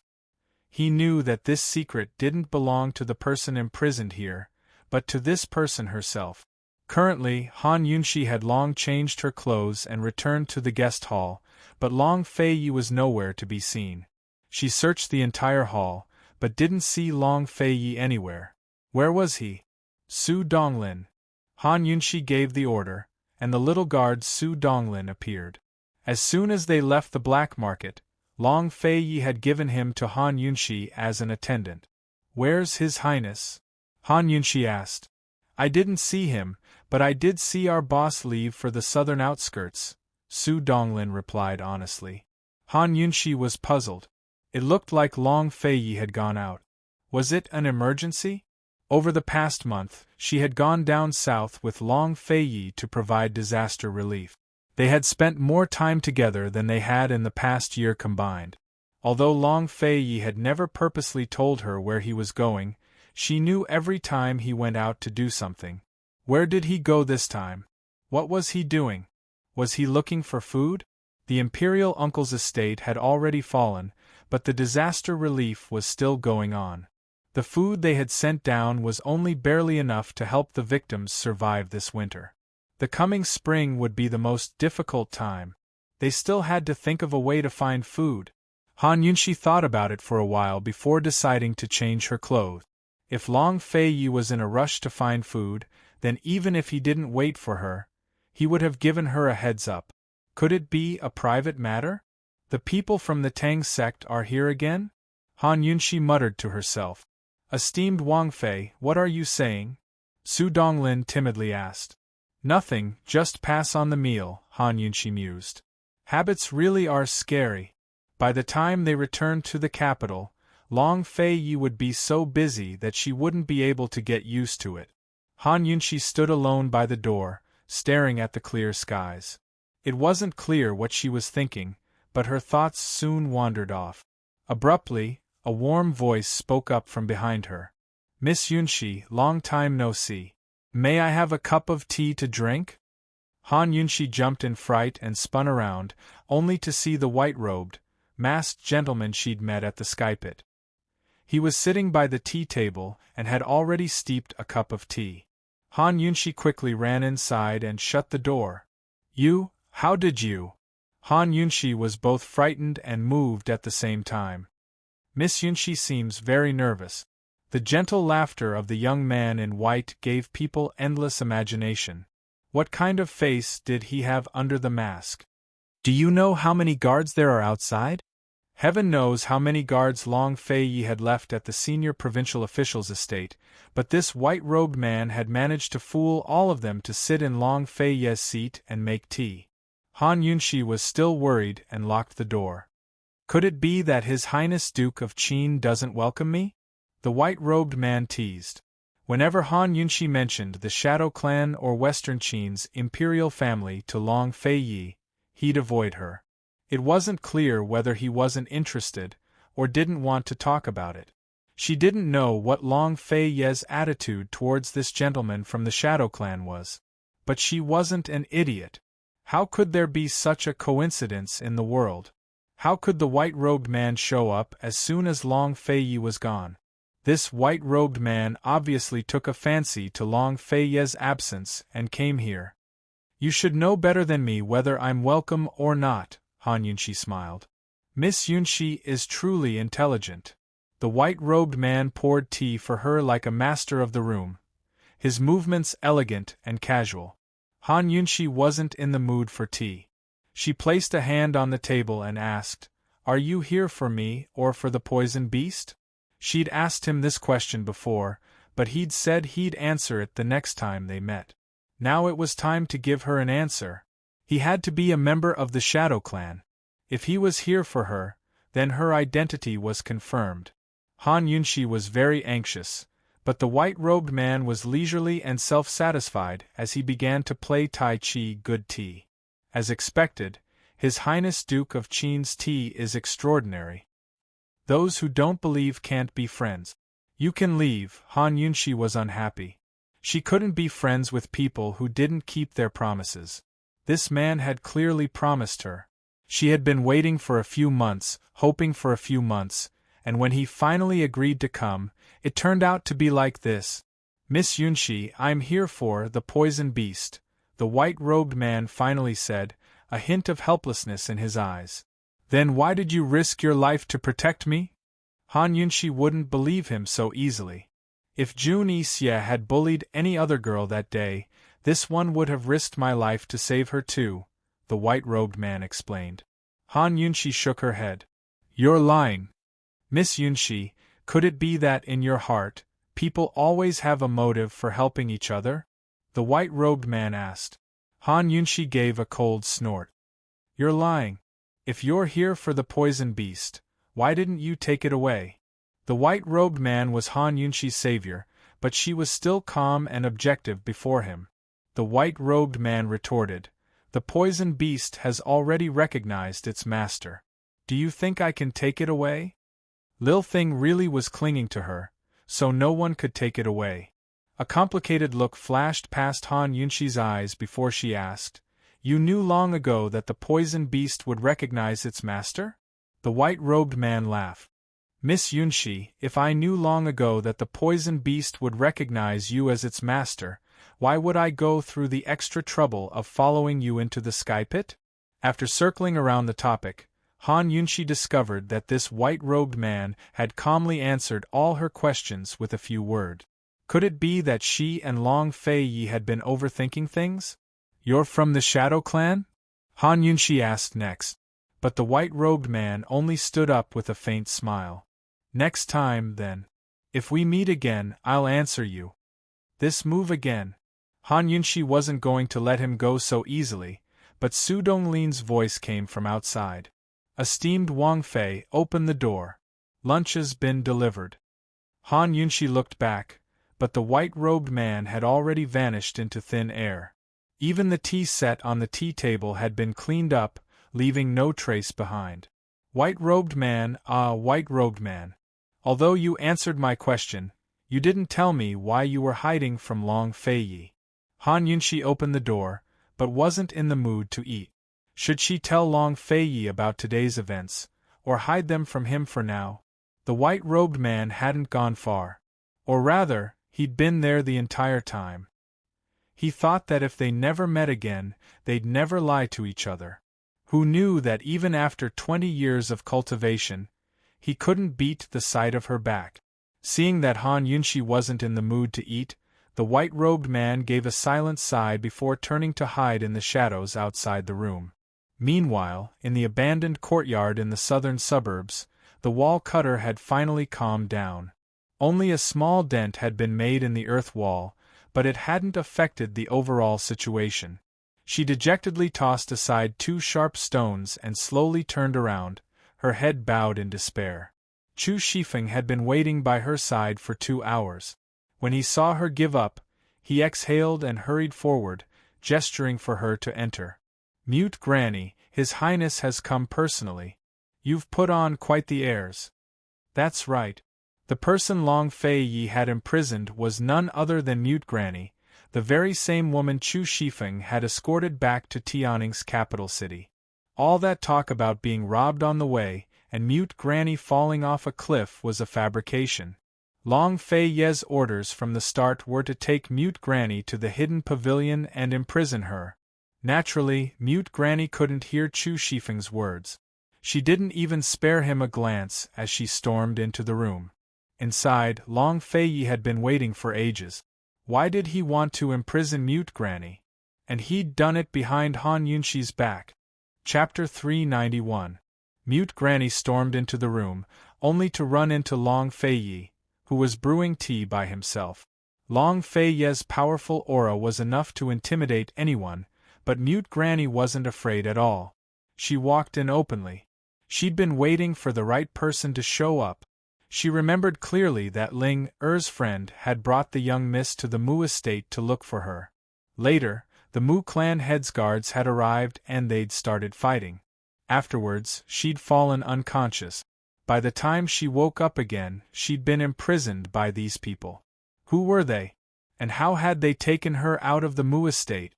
She'd been locked up in a secret room, where that ice-faced young man would occasionally visit her. Later on, a group of bandits had come to kidnap her, but they'd failed to do so. She'd been waiting this entire time to see what they wanted to do, but they'd never made a move. Since they weren't doing anything, she was going to make a scene and force the right person to show up. Mute Granny walked towards Long Feiyi step by step. Long Feiyi glanced at her before setting down a teacup and pouring tea. Mute Granny was both deaf and mute, so Long Feiyi's words were useless. He was inviting Mute Granny to sit down.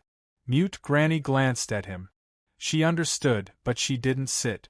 Instead, she stood in front of Long Feiyi. She wanted Long Feiyi to stand up. Long Feiyi tapped the side of her teacup with his head still bowed. But Mute Granny suddenly took out a sharpened stone from her sleeve and pressed it against her neck. She opened her mouth as if she wanted to say something, but unfortunately, she couldn't make a single sound. "Your Highness, she's trying to kill herself," Chu Shifeng cried out from behind. He'd felt sorry for little Li Si before, but now he wanted to kill him again. He'd made him stay close to Mute Granny, but he'd made Mute Granny grind out such a sharp stone and hide it on her body. Long Feiyi remained unmoved. How could anyone hide their actions from him when they were standing right in front of him? He still didn't raise his head. Once again, he knocked on the table beside Mute Granny's teacup. Mute Granny didn't move, nor did Long Feiyi. After a while, Chu Shifeng saw that Mute Granny's sharp stone had already drawn blood on her neck. He couldn't help but remind her, "Your Highness, you're bleeding." After spending so much effort to imprison this person, he still hadn't found the antidote for the broomcorn millet poison, and he still hadn't gotten the secret out of her. If something were to happen to her, wouldn't he vomit to death? However, Long Feiyi did not move. Who knew that Mute Granny would suddenly raise the stone and stab it into her throat? In that split second, Long Feiyi flung his teacup at Mute Granny, smashing the stone away. Mute Granny wanted to pick it up, but Chu Shifeng immediately kicked her aside. Mute Granny's face was full of fury as she glared at Long Feiyi, her mouth agape. If she could speak, she'd be screaming at Long Feiyi. Mute Granny wanted to throw herself at Long Feiyi, but Chu Shifeng quickly pulled her back and tied her hands behind her back. Mute Granny stomped her feet and struggled, but in the end, she was no match for Chu Shifeng's strength. Long Feiyi finished his tea and finally spoke. "She's got a fiery temper. I heard that the Mu clan's Miss Mu Xian has a servant girl with a fiery temper by her side. That must be her." Mu Xian was none other than Mu Ling Er's fourth aunt, the young miss of the Mu clan who was rumored to have an affair with the poison sect. Actually, Long Feiyi had started investigating Mu Xian as soon as he found out about Mute Granny's existence. No one knew whether Mu Xian's affair with the poison sect was true or just a rumor. If it was true, then no one knew what kind of relationship Mu Xian had with the poison sect, except for this servant girl. But no matter what, Mu Ingdong shouldn't have left Mute Granny alive. Mu Xian had already become a taboo in the Mu clan and medical city. Mu Ingdong's wisest move was to silence Mute Granny. Was he trying to lure out someone by keeping Mute Granny alive? Long Feiyi didn't want to speculate any further. He only wanted to find the antidote as soon as possible and force Mute Granny to tell him the truth. Long Feiyi took out a painting from his sleeve and slowly unfurled it on the table. Seeing this, the struggling mute granny suddenly fell silent. The painting depicted a young woman dressed as a doctor. She carried a cloth pouch on her back that was similar to Han Yunxi's medical pouch. The woman's features were delicate and pretty, but she couldn't be called a beauty. Still, her smile was bright and sweet, giving off an indescribable sense of kindness and beauty. Wasn't this the same painting of Mu Xian that hung in the Mu clan's bamboo house? Mute Granny fell silent for a while before she grew agitated. Her eyes filled with tears as she tried to throw herself at the painting. She kept opening and closing her mouth to call out, "Young Mississippi, that's right." Mu Xian was the fourth young miss she'd watched grow up. Miss Mu Xian had treated her like a mother, but she was closer to Miss Mu Xian than her own daughter. Miss Mu Xian said that she would come back, but she never came back. Mute Granny had been guarding this painting all this time for over 20 years.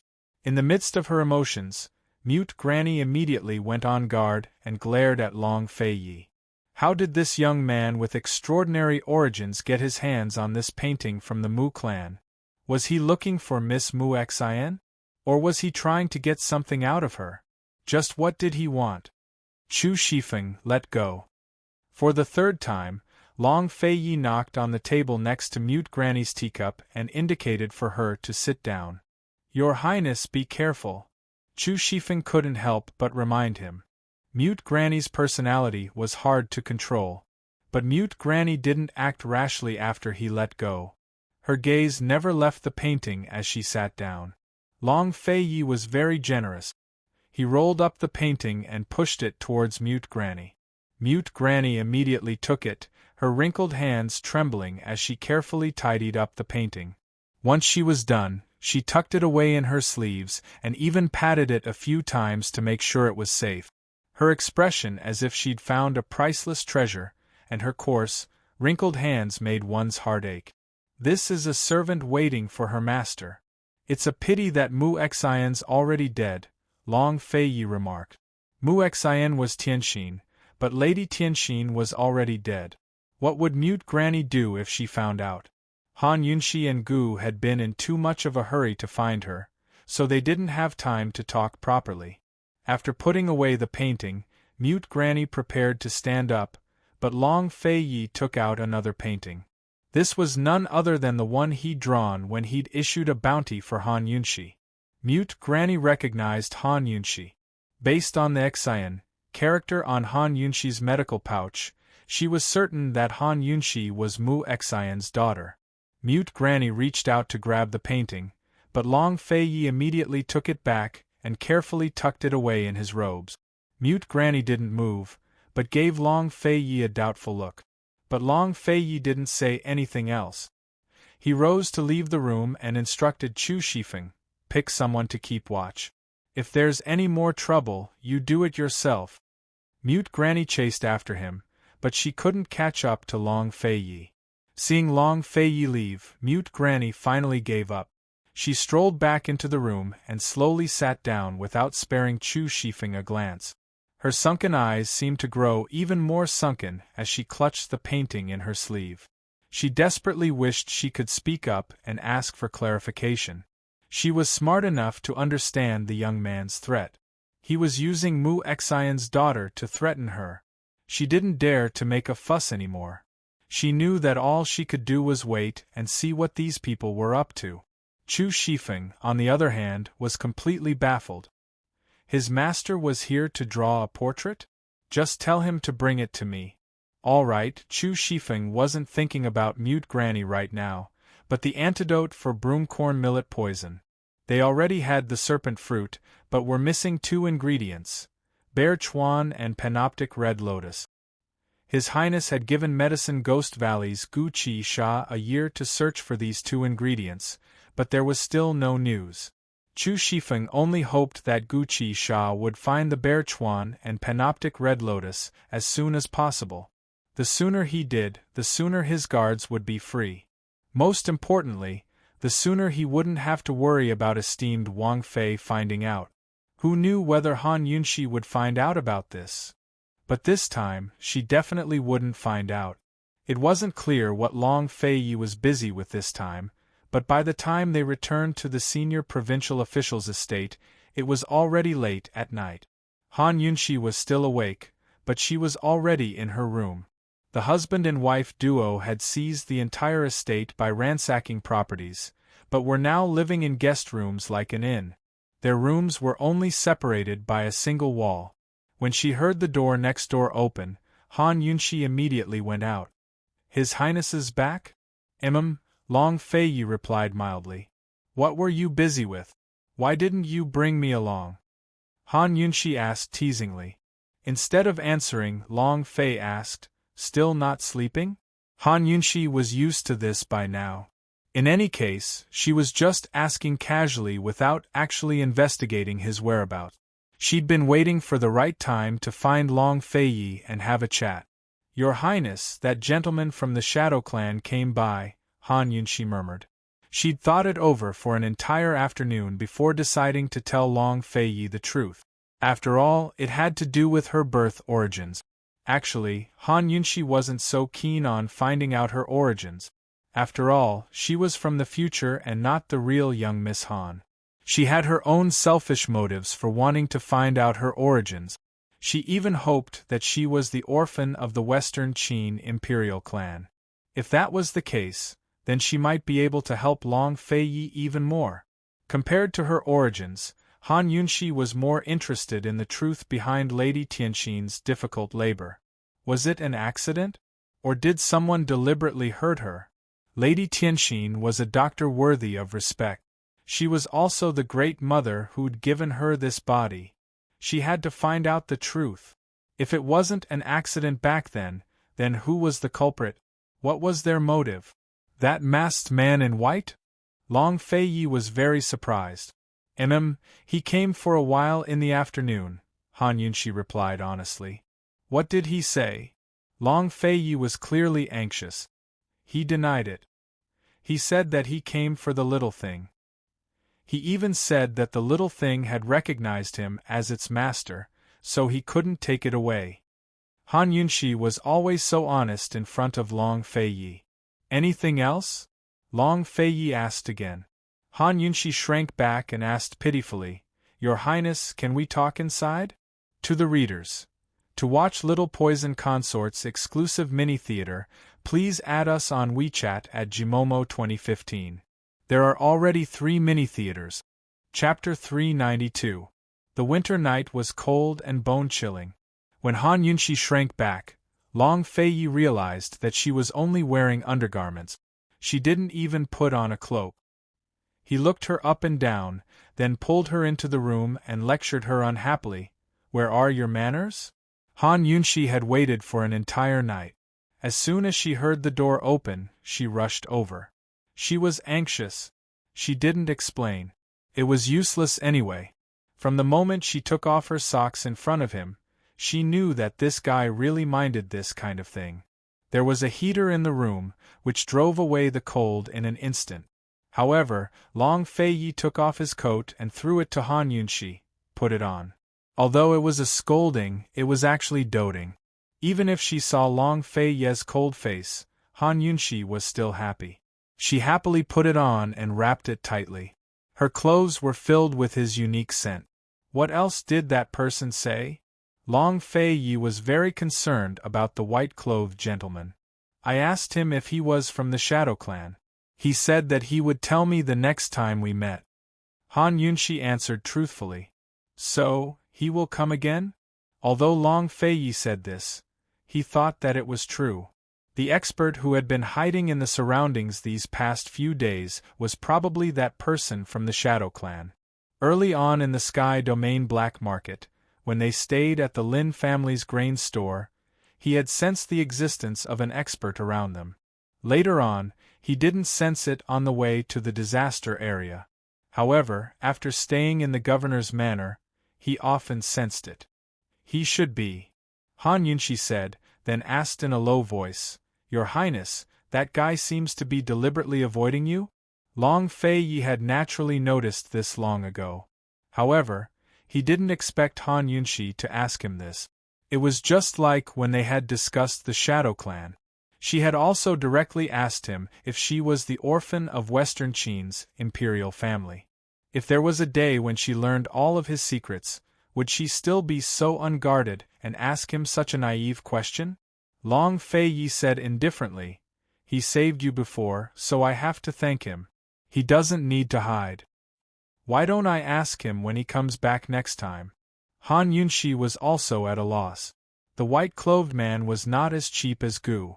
Not only did he tease her, but he also provoked Long Fei Yi and schemed against him time and time again. It was normal for Gu to deliberately avoid Long Fei Yi, but there was no need for the white-clothed man to do so. Han Yunshi silently mused that there must be more to this than meets the eye.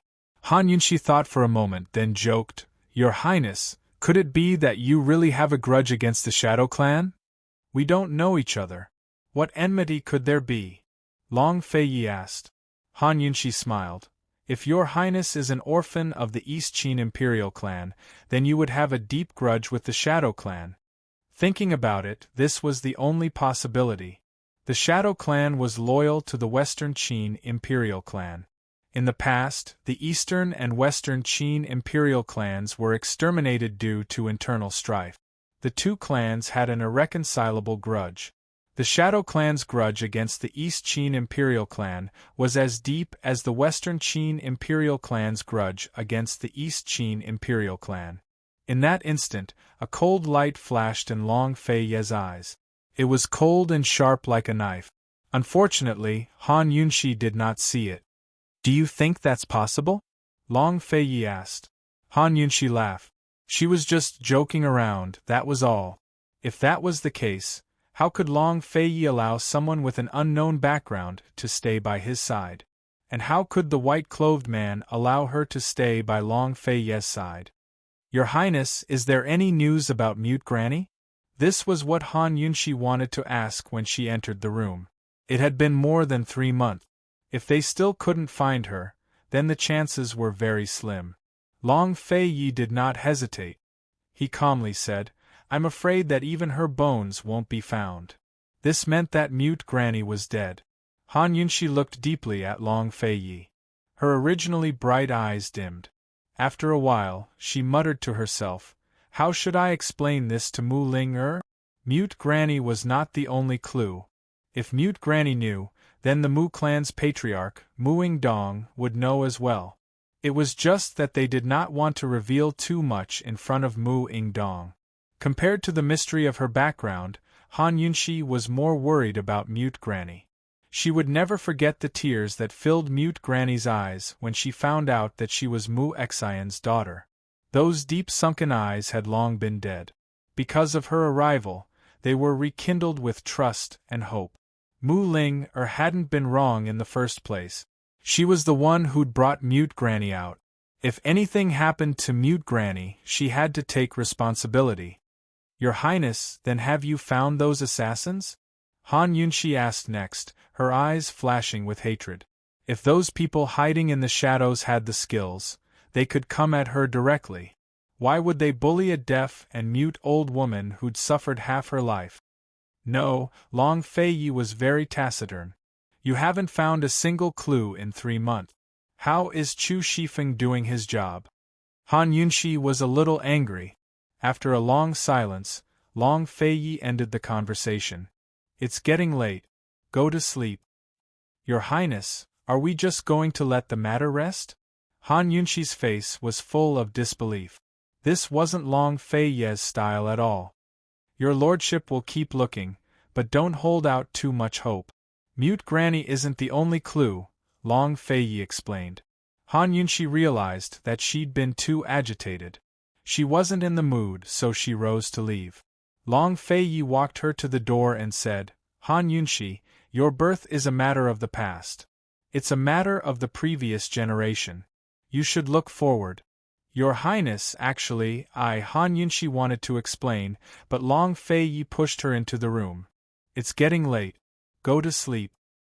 "Then your Highness should rest early too," Han Yunshi intoned. Very soon, the lights in the 2 rooms went out. Unfortunately, it was destined to be a sleepless night. Han Yunshi lay on the bed, tossing and turning restlessly in her bed. Her heart felt uneasy. Her sharp intuition told her that Long Fei Yi was intentionally avoiding certain matters. Was her intuition wrong, or was he really hiding something? She was curious about his secrets, but she'd never forced him to reveal them. But why was he hiding hers? Han Yunxi hoped that she'd guessed wrong and overthought things. Long Fei Yi wasn't in the room at all. He was sitting on the roof. Ever since he'd moved into the governor's estate, he'd often kept watch like this. Tonight, he hadn't sensed the presence of that expert, so he must have left. There was no need for him to keep watch. However, he continued to sit there. Under the cold moonlight, his figure appeared to be alone, 70% lonely and 30% desolate. The night was deep and the moon was still. In the alleys around the governor's estate, Aunt Rue, who hadn't been seen in a long time, appeared. "Aunt Rue, that expert has left," the masked man whispered. Those who called Aunt Rue were not just Long Fei Yi and Tang Li, but also many members of the Tang sect. Aunt Rue had become a respectful title, regardless of identity or relationship. Because Tang Zijin's son had run away from the wedding, he'd offended the new bride's faction. Over the past 2 months, he'd been thoroughly vexed and busy as he searched for Tang Li while trying to salvage the marriage. For the time being, he didn't have time to deal with Han Yunxi. Tang Zijin had invited Long Fei Yi and Han Yunxi to Tang Li's wedding as a ploy, but it hadn't succeeded. Tang Zijin had advised Aunt Rue not to act rashly for the time being, lest she angered Long Fei Yi. Unfortunately, Aunt Rue didn't listen. She couldn't tolerate a woman related to the Shadow Clan staying by Long Fei Yi's side. Others didn't know that Long Fei Yi was injured, but she knew very well. Although she didn't know that someone was locked up in the U Pavilion, she could still find out that Long Fei Yi was injured in the U Pavilion. She'd rushed over from the Tang sect as soon as Long Fei Yi and Han Yunxi arrived in South Ning Prefecture. She'd been looking for an opportunity to make a move on Han Yunxi. With Long Fei Yi injured, it would be easy for her to kill Han Yunxi. Unfortunately, she hadn't expected that there would be a white-clothed expert secretly protecting Han Yunxi. Every time she made a move, that white-clothed expert would appear. She couldn't even get half a step closer to Han Yunxi. If she hadn't guessed wrong, that white-clothed expert was from the Shadow Clan. That kind of speed could only be achieved by someone from the Shadow Clan. He left. Aunt Rue muttered to herself. I'm sure he left. This subordinate was just at the back door of the prefectural governor's estate. He wasn't stopped, the black-clothed man reported. Aunt Rue sneered. He really knows how to calculate the timing. The white-clothed expert had left, but Long Fei Yi's injuries had already healed. How could Aunt Rue still have a chance to make a move? Did Long Fei Yi know of the white-clothed expert's existence? What about Han Yunxi? Was there any connection between her and this white-clothed expert? Aunt Rue, what's wrong with His Highness? If that person really was from the Shadow Clan, then doesn't that mean esteemed Wang Fei is? Before the black-clothed man could finish, Aunt Rue suddenly turned around and grabbed his neck. Who told you that person was from the Shadow Clan? His speed. The black-clothed man wanted to explain, but quickly realized that he knew too much. Aunt Rue, this subordinate wouldn't. Before he could finish speaking, he had already lost the ability to speak forever. Aunt Rue slowly wiped away the blood on her hands, her eyes dark. The more people who knew about the Shadow Clan, the worse it'd be for Fei. Her heart was filled with resentment, but she had no choice but to help hide the truth. Now that Long Fei Yi had recovered, Aunt Rue had no choice but to resentfully return to the Tang clan. There were so many disaster victims that transporting grain wasn't something that could be done in a few days. The prefectural governor's estate and various yamen offices didn't have enough manpower, so Long Fei Yi transferred some of the carriage drivers and guards to the villages below to help out. As for him and Han Yunxi, they still had one more important task, and that was to continue searching for grain. Last night's unpleasantness seemed to have passed with it. Today Han Yunxi was still in high spirits. Although this woman was often a little gloomy, she was still a positive and radiant girl. It wasn't clear how she'd convinced herself, but she was full of energy as soon as she woke up at noon. She earnestly discussed the matter of finding grain with Long Fei Yi and even made suggestions that surprised Long Fei Yi. Long Fei listened with keen interest as he nodded his head. It was as if nothing had happened last night. The two of them had just finished their discussion when Emperor Tianhui's imperial edict arrived. Long Fei Yi and Han Yunxi were both very clear that Emperor Tianhui wouldn't let them off easily after sending them to the disaster areas. What kind of imperial edict was this? Chapter 393. Since Emperor Tianhui had sent an imperial edict at this time, rewards were necessary. The edict praised the Duke of Qin and Qin Wangfei for their meritorious service in the disaster areas, as well as tracking down corrupt officials and eliminating evils for the people. But the most important part was yet to come. After that, Emperor Tianhui ordered the Duke of Qin to continue taking care of the disaster areas and ensure that the victims survived the winter. The edict clearly stated that the Duke of Qin could return to the capital only after farming had resumed in the 3 disaster areas. Since Long Fei Yi and Han Yunxi were sent to the disaster areas, how could Emperor Tianhui let them go so easily? Resume farming. That dog of an emperor. Han Yunxi couldn't help but curse. Resuming farming seemed very simple on the surface. As long as there was a spring thunder and a spring rain, the rivers would flow again, the soil would be nourished, and the people would be full and energetic. Naturally, everyone would fight to be the first to farm without the need for the higher-ups to urge them.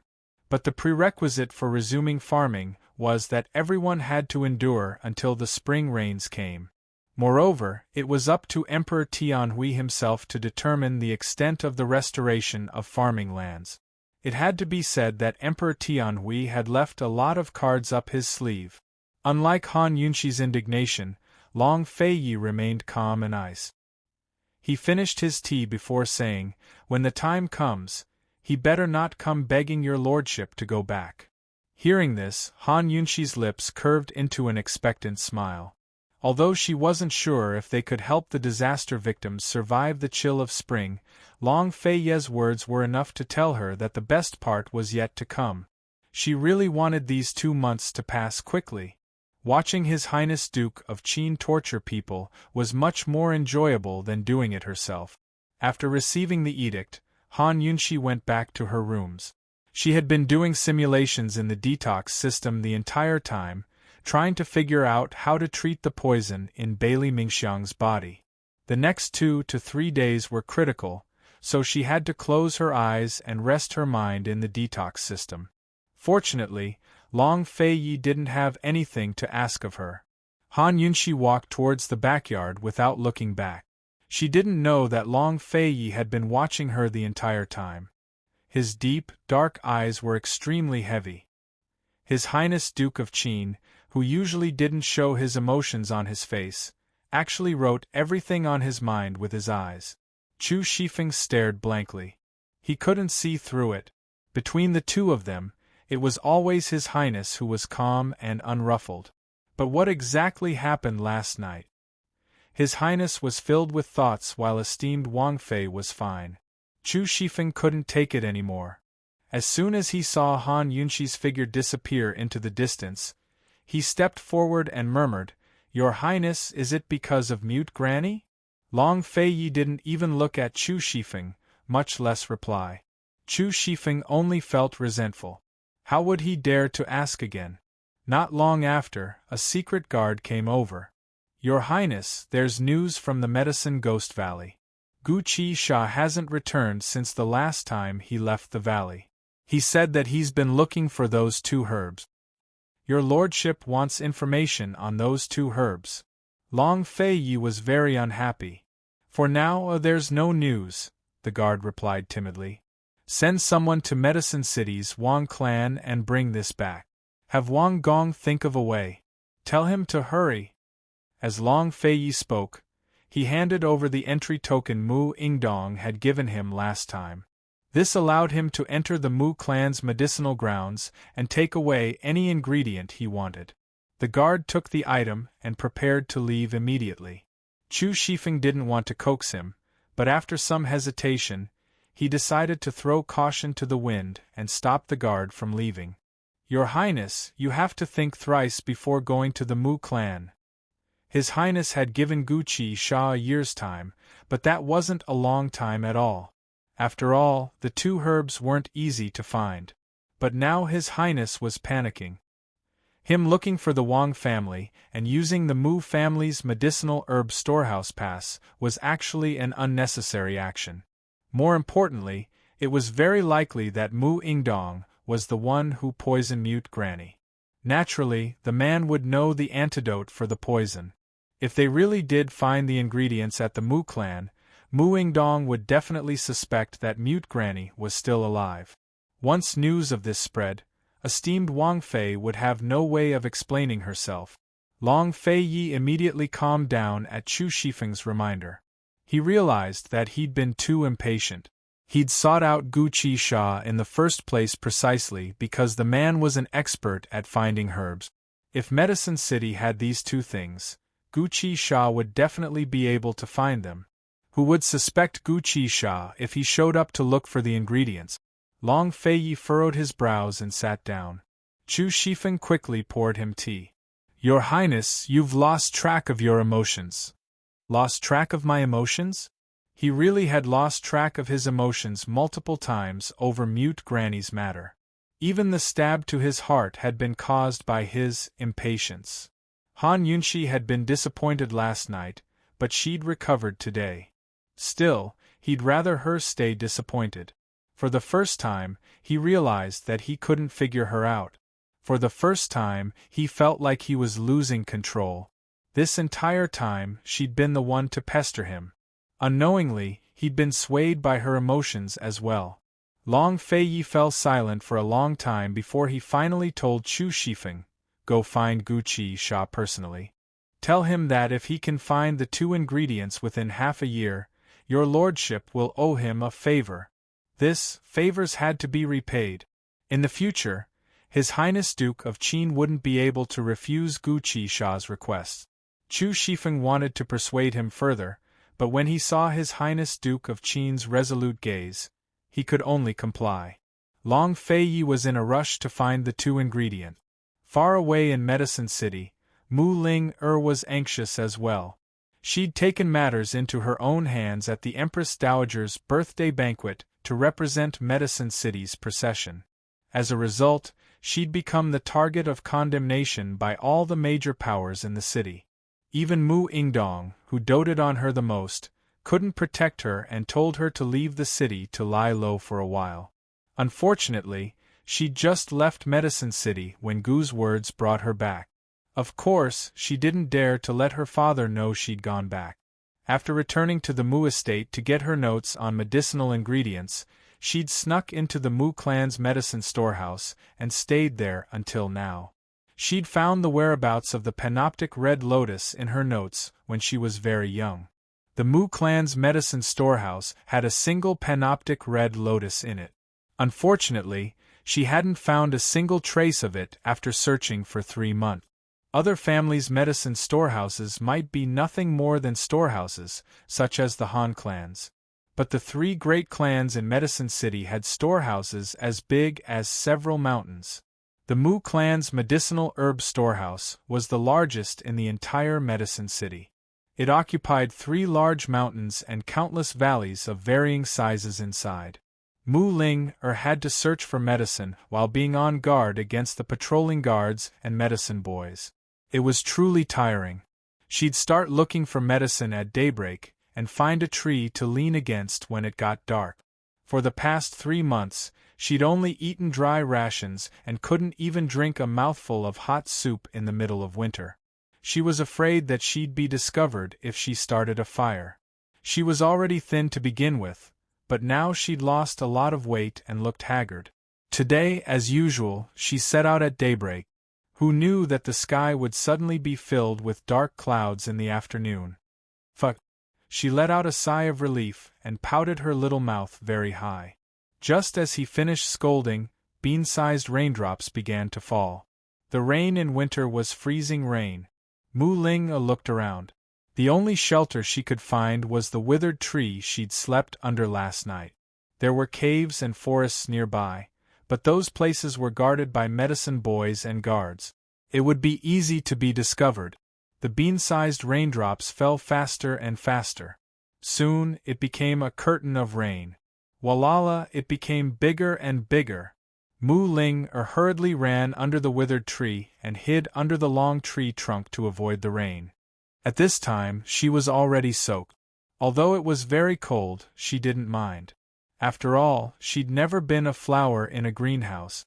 She carelessly sat cross-legged on the wet ground and propped her chin up with her hands. She had an impatient expression as she waited. No matter how thick the tree trunk was, how much rain could it block? Soon, Mu Ling didn't dare to sit anymore.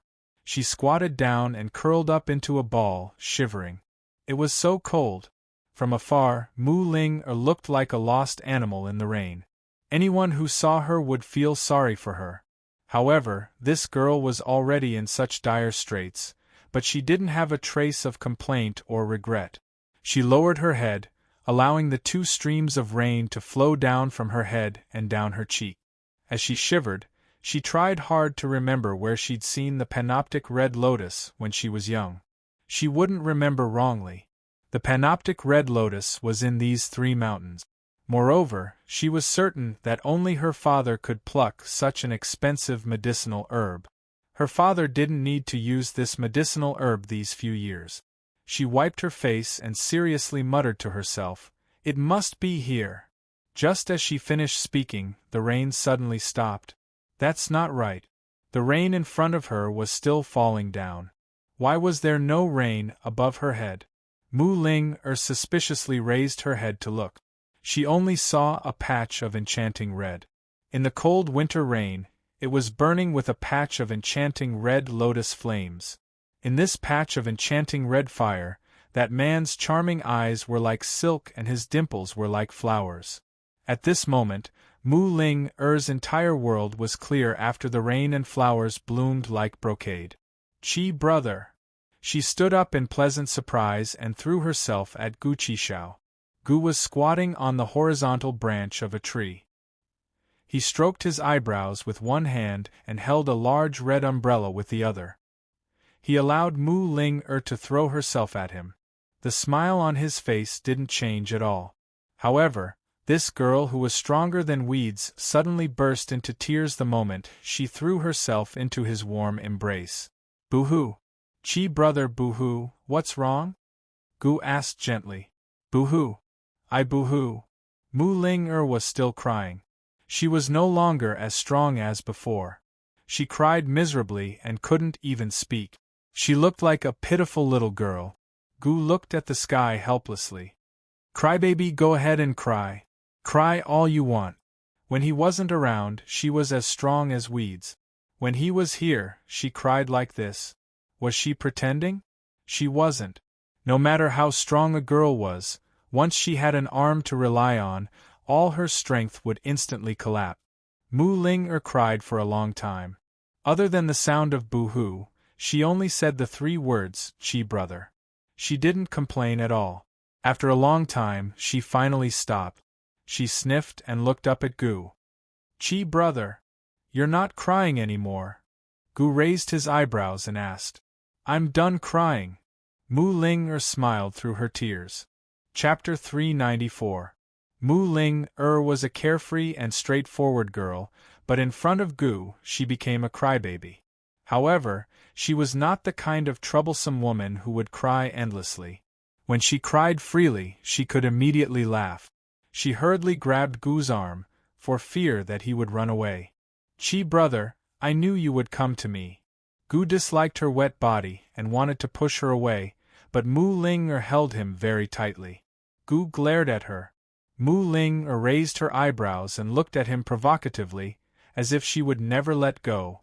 "Hee, if I didn't find those 2 things, of course I would come to you." Gu sneered. As soon as these words came out, Mu Ling resentfully let go. Chi brother came to find the medicine, not to find her. She was very clear about this. She seemed to be careless, but in her heart, she saw things more clearly than anyone else. From the time they met, Chi brother almost never came to her unless he needed something. If I don't find the medicine, will you never forgive me? Mu Ling asked seriously. Chi brother said that as long as she found the two medicine, he would forgive her for the Tianqing incident. Gu could stand this girl's pestering and her snot and tears, but he couldn't stand her serious look. Let's go and take shelter from the rain first. I have something to discuss with you. In fact, Gu had been here for a long time. He had been searching in the Mu family's medicinal herb storehouse for more than a month, but unfortunately, he found nothing. There was really no place to take shelter from the rain. The two found a safe cave and the rain stopped. Mu Ling-er's clothes, hair and shoes were all wet. As soon as she entered the cave, she soaked the ground. But she didn't care about anything and asked anxiously, Chi brother, what do you want to discuss with me? Gu was not anxious with her.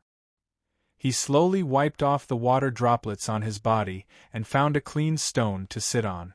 He poked his hand and said, It's cold. TSK, this bad thing. He only cared about himself. Didn't he see that Mu Linger, a little girl, was drenched? If it were Han Yunxi today, this guy would have eagerly started a fire. He might even find a clean set of clothes for her in the rain. He was not someone who did not know how to take care of others, but he just had to bully Mu Linger. That was how matters of the heart were. Both parties were willing, and there was nothing to complain about. Mu Linger was so cold that she was shivering. Her lips were completely pale. When she heard that Gu was cold, she hurriedly gathered all the dead leaves in the cave and asked Gu for a match to start a fire. Without needing her to call him, Gu had already approached the fire and warmed himself up with a look of enjoyment. Chi brother, what do you want to say?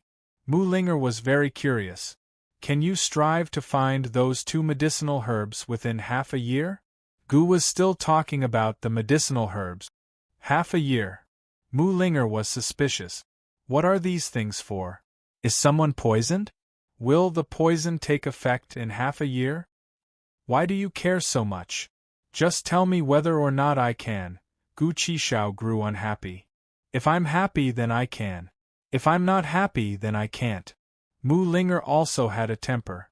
Gu squinted his eyes and smiled with interest. Io, little girl, you know how to throw a tantrum with me?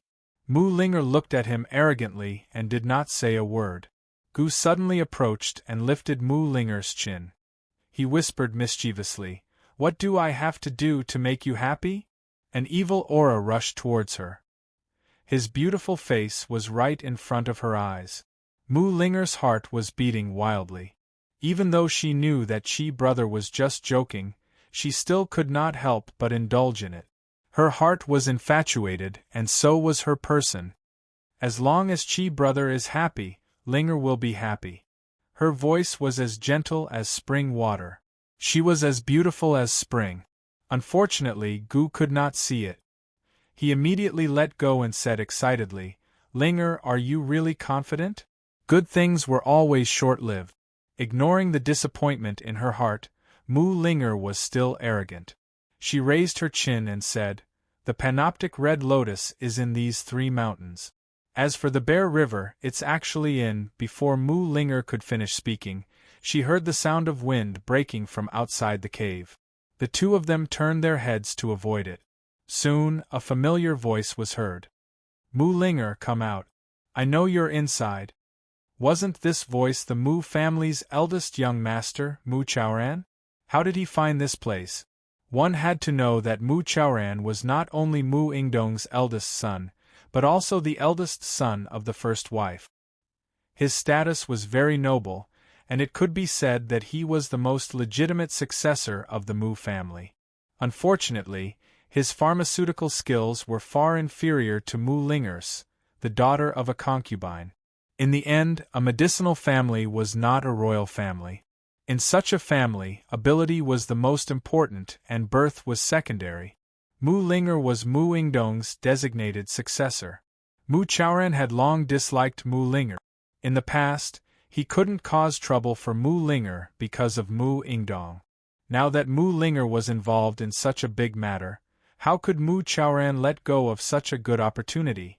Ever since the entire Medicine City was attacking Mu Linger because of the Empress Dowager's birthday banquet, Mu Chaoran hadn't been idle. He had been looking for Mu Linger the entire time.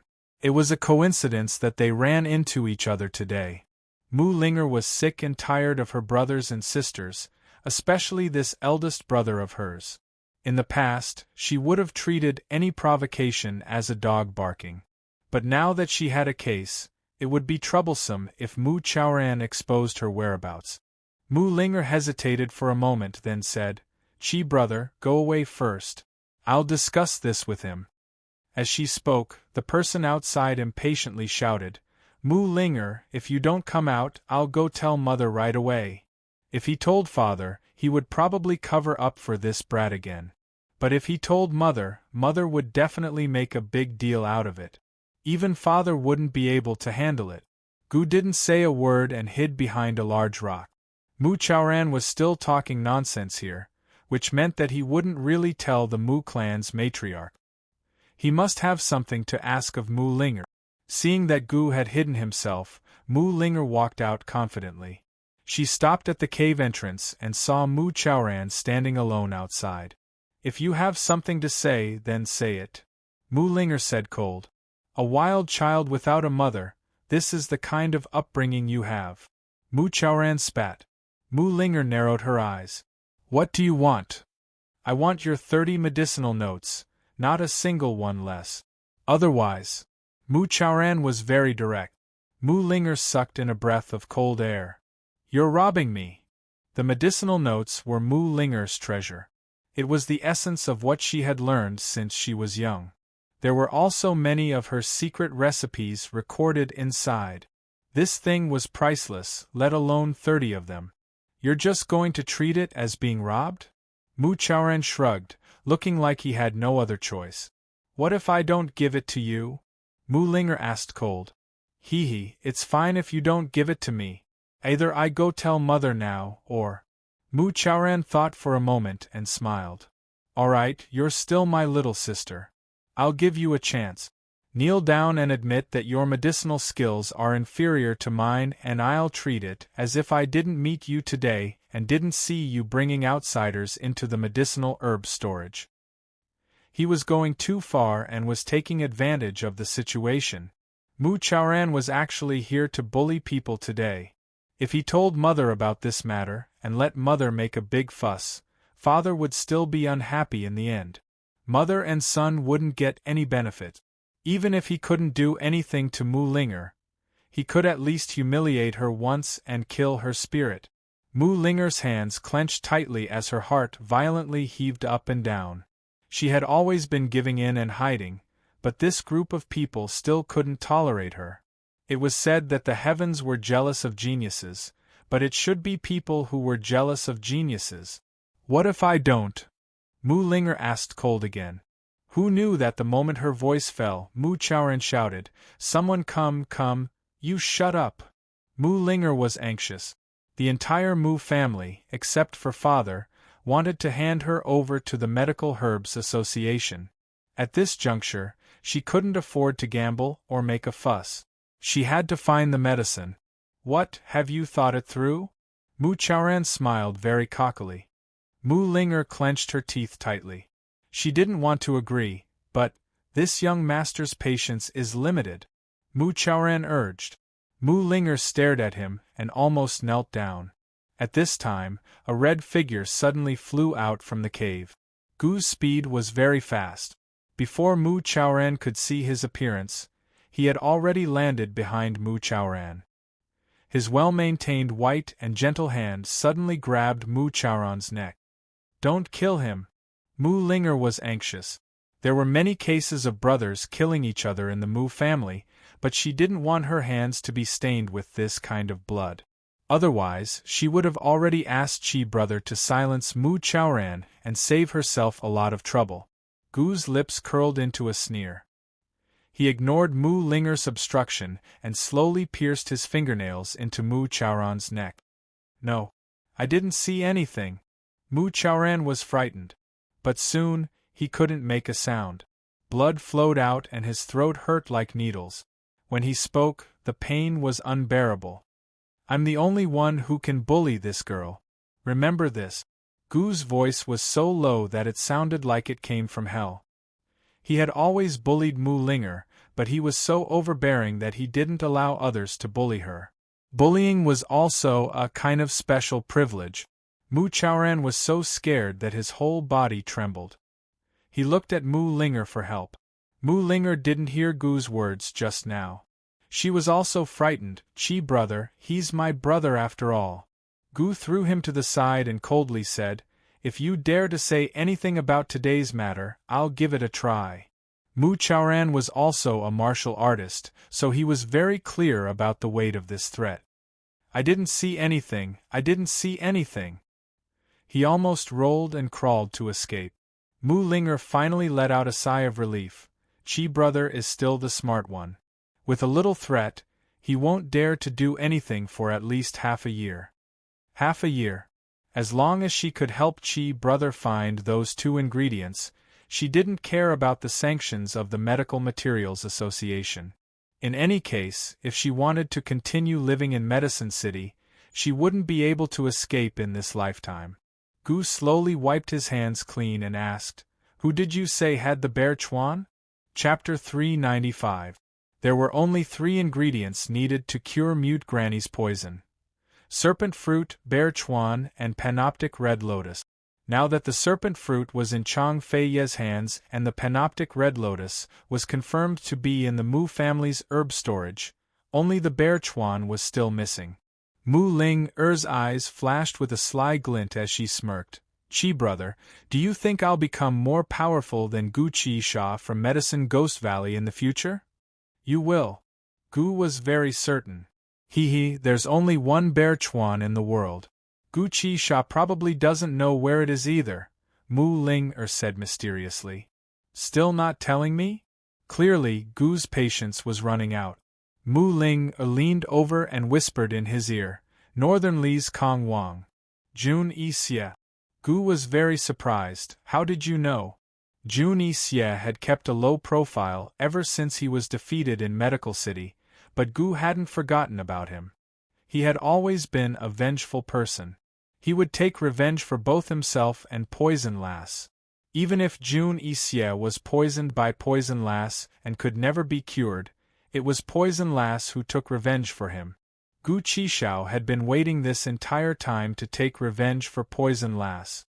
This thing is being raised in the 100 Poisons Sex Herb Storage. I spent a lot of money to buy this information from a friend. Unlike Gu Qisha, who was an enemy in the medical circle, Mu Ling had many friends and was naturally well informed. Chi brother, when we find the panoptic red lotus, let's go to the 100 Poisons Sex Herb Storage together, okay? Mu Ling was very excited. She didn't tell Chi Gij about this in the letter because she wanted to find him personally and beg him to agree.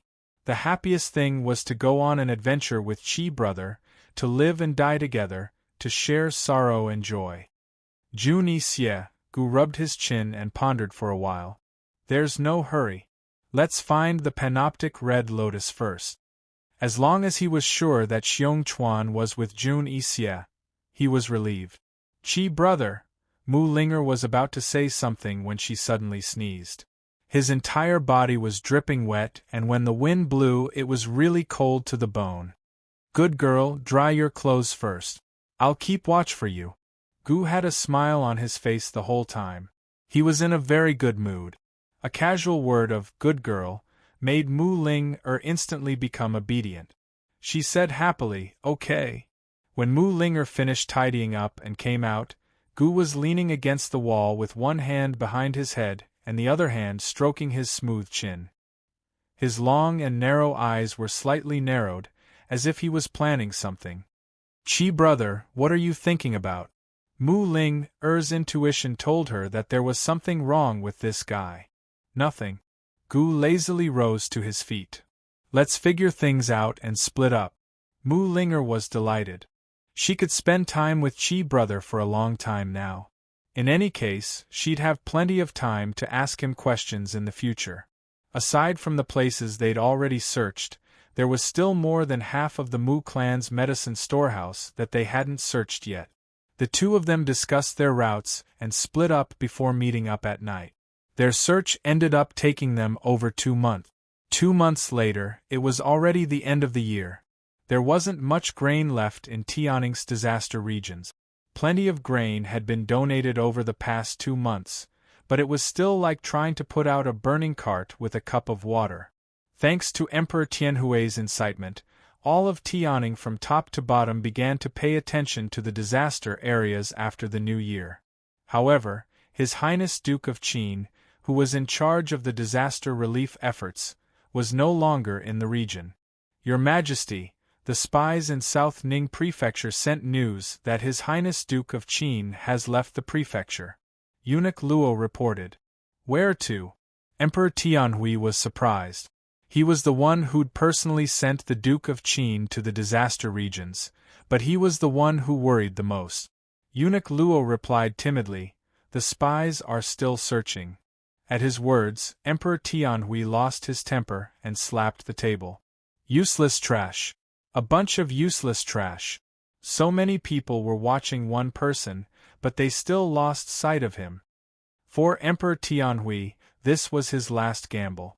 He had to be extra cautious. Your Majesty, His Highness Duke of Qin couldn't have secretly gone to look for grain, right? Eunuch Luo asked doubtfully. He hadn't looked for grain in the past 2 months. Emperor Tianhui had been paying attention to the Duke of Qin and Qin Wangfei's every move in South Ning Prefecture. Actually, it wasn't just Emperor Tianhui, but everyone else as well. They all assumed that His Highness Duke of Qin and esteemed Wangfei would be in a hurry to find grain. But His Highness Duke of Qin hadn't found a single grain in the past 2 months. He and esteemed Wangfei were living in seclusion at the South Ning Prefecture official's estate as if they were on vacation. If they didn't look for grain 2 months ago, where would they go now? Emperor Tianhui retorted unhappily. This year's harvest hadn't been good. It was the end of the year when grain was needed, so there was a shortage of grain everywhere. Then, where would they go? Eunuch Luo asked thoughtfully. Emperor Tianhui glared at him, too angry to speak. Eunuch Luo actually dared to ask him? Who was he supposed to ask if Eunuch Luo was asking him? As soon as Eunuch Luo met Emperor Tianhui's eyes, he backed away in fear and shut his mouth. Emperor Tianhui furiously slapped the table. Search. Find them even if you have to dig 3 feet into the ground. Otherwise, don't even think about celebrating the new year.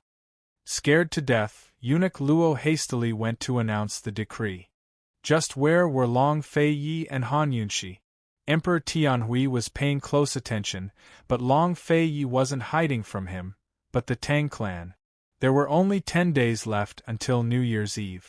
Long Fei Yi received news ahead of time from the Tang clan that Tang Zijin had already taken care of Tang Li's escape from his marriage.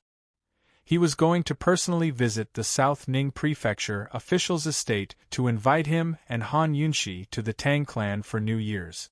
South Ning Prefecture wasn't far from the Tang clan. Long Fei Yi left with Han Yunxi the very next night after receiving the news. It was easy for him to find an excuse for not going, but he was too lazy to find one. Your Highness, just where are we going? Han Yunxi was still in a daze. She had no idea what was going on. New Year's Eve, Long Fei Yi said simply. Back to the capital? We won't make it in time either? Han Yunxi was alarmed. According to the rules of Tianning's imperial clan, even the princes, dukes, and Junwang who had been sent out had to return to the capital, to say nothing of Long Fei Yi, the noblest of all dukes. But Emperor Tianhui couldn't send them to the disaster areas so easily. How could he let them go back so easily? There were only 10 days left until New Year's Eve, so they wouldn't be able to make it back in time. Long Fei Yi was about to say something when he stopped himself. Sleep then. You'll know when we get there. Over the past 2 months, he'd been searching for the whereabouts of the 7 noble families' descendants, while Han Yunxi was immersed in the detox dimension, trying to figure out the antidote for Bailey Mingxiang's poisons. The two of them didn't put the matter of finding grain to heart. To outsiders, it looked like they were on vacation, but they knew better than anyone else how busy they were. Han Yunxi wasn't in the best of spirits because she was immersed in the detox dimension. Moreover, the days were getting colder and colder, making her more and more sleepy. "Is your Highness planning to give Qinxie a surprise?" Han Yunxi asked with interest. A surprise for her? Did that count? Long Fei Yi had never understood how to curry favor with a woman, much less give her a surprise. Perhaps this was it. "You'll know when we get there," he said the same thing. "Then Qinxie will look forward to it." Han Yunxi stole a glance at him just as Long Fei Ye's gaze drifted over as well. When he saw her looking at him, he immediately averted his gaze. Han Yunxi was still wrapped in a white fox fur coat as she curled up on one side, her eyes closed. She should have gone back into the detox dimension, but Long Fei Ye's tantalizing words made it impossible for her to concentrate. In this world, only the man by her side could do such a thing. A few words were enough to stir up the waters of her heart, making it impossible for her to calm down. New Year's Eve was a major event. Family matters were meant to be celebrated with family. It was impossible for her to return to the capital. Was this fellow going to take her to see his family? To the Tang clan? He had said that his parents were from the Tang clan. Although Han Yunxi didn't like seeing Aunt Ru's despicable face, she would still be very happy if she could go back to the Tang clan with Long Fei Yi for New Year's Eve. After all, it was as grand as going back with him to see his parents. This meant that he had completely brought her into his world. Although he didn't say anything, she didn't ask. However, in the end, she still hoped that he would tell her more of his secret. He said that one's background was a matter of the past, a matter of the previous generation, and that one should look forward to the future. But if one didn't understand a person's past, how could one understand him, love him, dote on him, protect him? Bailey Mingxiang had started cultivating beauty's blood at such a young age. What about him? At what age did he have the ambition to conquer the world? Was it tiring? Long Fei Yi, my past belonged to Han Yunxi, whose soul had died. I don't care about it. But your past is something that you personally experienced day by day. How can I not care? Han Yunxi secretly opened her eyes. She saw Long Fei Yi holding a scroll and carefully reading it. He was dressed in a snow-white robe with a luxurious fox fur robe draped over it. The white was spotless and elegant, while the purple was noble and extraordinary. He didn't look like an ordinary person. Such a quiet and restrained scene would forever be engraved in Han Yunxi's heart. Long Fei Yi, I look forward to getting closer to you. Even closer. I will definitely finish walking 100 steps. The carriage took a hidden path and didn't travel fast. When they arrived at their destination, there were only 2 days left until New Year's Eve. She didn't know how he developed this habit, but when they were in the same carriage, he would always get off first and then personally help her down. This time, she closed her eyes and felt the door sill to get out. She almost fell. Seeing this, he hurriedly supported her. What are you doing? Is it a surprise? Han Yunxi asked with a smile. She had always remembered it, but he had forgotten. Han Yunxi waited. She wanted to see how he would answer this time. Unfortunately, she waited and waited, but Long Fei Yi didn't say anything for a long time. Han Yunxi's good mood was inevitably dampened after waiting for a long time. Alright, she had done something unnecessary. This guy was as cold as an iceberg. He didn't even know how to joke. How could he be in the mood for this? If he didn't answer, she might as well answer it herself. You'll know when you open your eyes. Han Yunxi was about to open her eyes when Long Fei Yi suddenly reached out and covered her eyes. Wait. Chapter 396. Long Fei Yi was even colder than the dead of winter, but his palms were warm and scorching. The familiar warmth enveloped her eyes, so warm that Han Yunshi had the urge to never open her eyes again.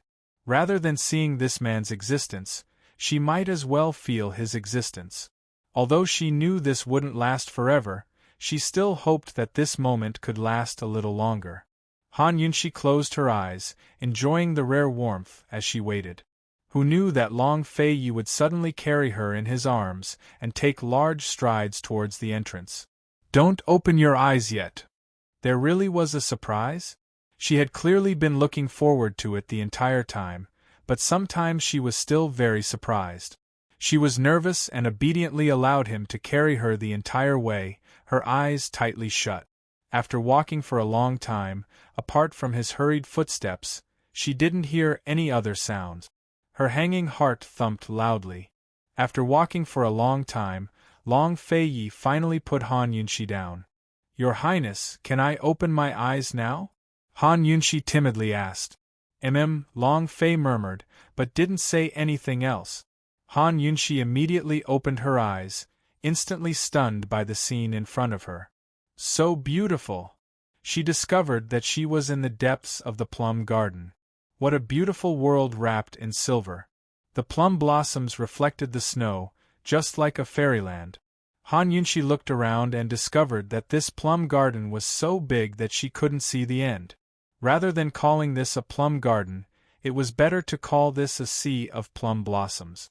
No matter which direction she walked, she couldn't see the end. In this world, there was only snow, only plum blossoms, only him, only her. It was like a pure paradise. Just as Han Yunshi was sighing in amazement, Long Fei, who was standing behind her, began to softly recite a poem. Wind and rain send spring back, flying snow welcomes spring. Already 100 zhang of ice on the precipice, there are still blossoms. Blossoms don't compete for spring, they only report spring as it comes. When the mountain flowers bloom, she smiles among them. Wasn't this poem the one she'd been forced to write last year when the plum blossoms were in full bloom and she'd been invited by Princess Chongping to participate in the plum blossom meet? Actually, it couldn't be said that she had written it, because she had stolen Lao Mao's poem. It was precisely this poem that gave Princess Chongping and the others a resounding slap to the face. It was also precisely because of this poem that the talented Duanmu Yao was unable to compose any more poems. She had won that battle beautifully. She had always thought that he would never care about her when she was fighting alone in all those troubles. Who knew that he had actually memorized this poem? Han Yunshi looked back and felt an indescribable sense of pleasant surprise. The plum blossoms in the garden were not a pleasant surprise, but his soft moan was the real surprise. "Your Highness, so you know this poem." Han Yunshi was wearing a spotless white dress and a snow-white fox fur coat. She stood in this world of red plum blossoms reflecting the snow with a resplendent smile. Her smile was reflected in the poem, "She Smiles in the Thicket." This wasn't a deliberate surprise Long Fei wanted to give her. It was just that this scene reminded him of that poem. He had indeed secretly paid attention to Princess Chongping's plum blossom meet last year. "I've heard of it," he replied indifferently. "You memorized it?" Han Yunshi asked. Long Fei glanced at her but didn't reply.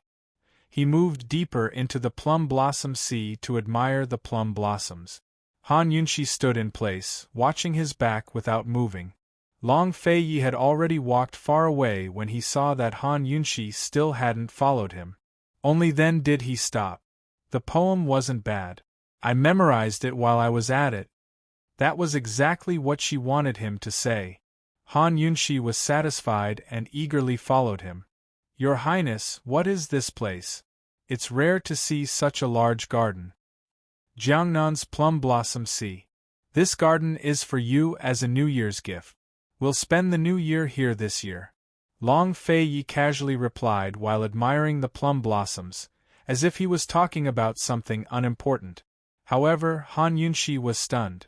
Jiangnan's Plum Blossom Sea. This was the most famous of the 3 great gardens in Jiangnan. It was named after the plum blossoms that bloomed like the sea every year during winter and spring. This garden was 3 times the size of the Duke of Qin's residences. It would take at least 3 days and 3 nights to walk through the entire courtyard. Its owner had always been mysterious. She didn't expect it to be Long Feiyi. Did he just say that he was going to give this garden to her? The first gift he gave her was a bracelet that was worth an entire country. The second gift he gave her was a garden whose value couldn't be appraised. Although they were legally married, did this guy have to be so extravagant?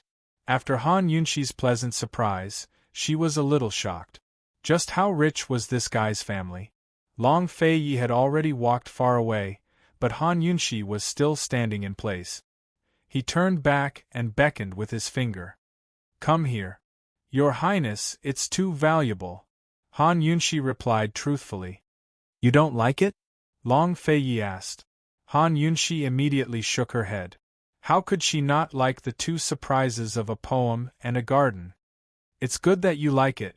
They're all common things, so there's nothing valuable about them," Long Feiyi said as he took out the plum blossom token from his sleeve and stuffed it into Han Yunxi's hand. The owner of this token was the master of the Plum Sea. All the servants and guards in the garden had to listen to their orders. Since the token was already stuffed into her hand, Han Yunxi knew that with his temper, she had no room to refuse. "Then what does your Highness think is valuable?" she asked curiously. Long Feiyi turned back to look at her. "What do you think?" Han Yunxi looked seriously at Long Feiyi and replied without hesitation, "If you want to win the heart of one person, they'll be together until their hair turns white. Long Feiyi, you also know that those are all common things. No matter how valuable something is, even if it's the world as a betrothal gift, it can't compare to you taking a step towards me. Long Feiyi, in your eyes, how many steps are there between us?" Seeing Han Yunxi's sincere and stubborn gaze, Long Feiyi didn't say anything.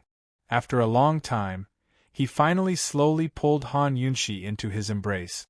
Snowflakes began to flutter and silently fell on their hair and shoulders.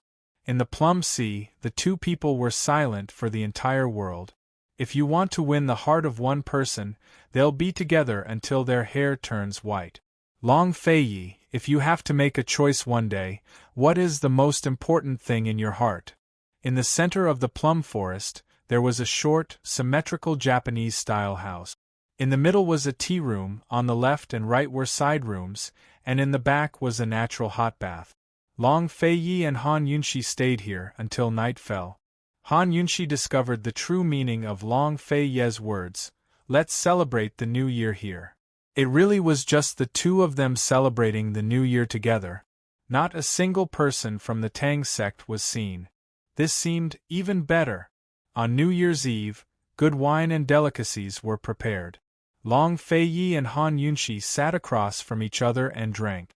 There were 2 or 3 servants standing guard at the side. Snowflakes swirled outside the door, and steam rose from the hot bath behind them. Everything was as silent as a painting. It was peaceful, but not lonely. Long Feiyi wasn't an alcoholic. He tasted wine like he tasted tea, and his every movement was elegant and noble. Han Yunxi wasn't an alcoholic either, but she tasted it seriously today.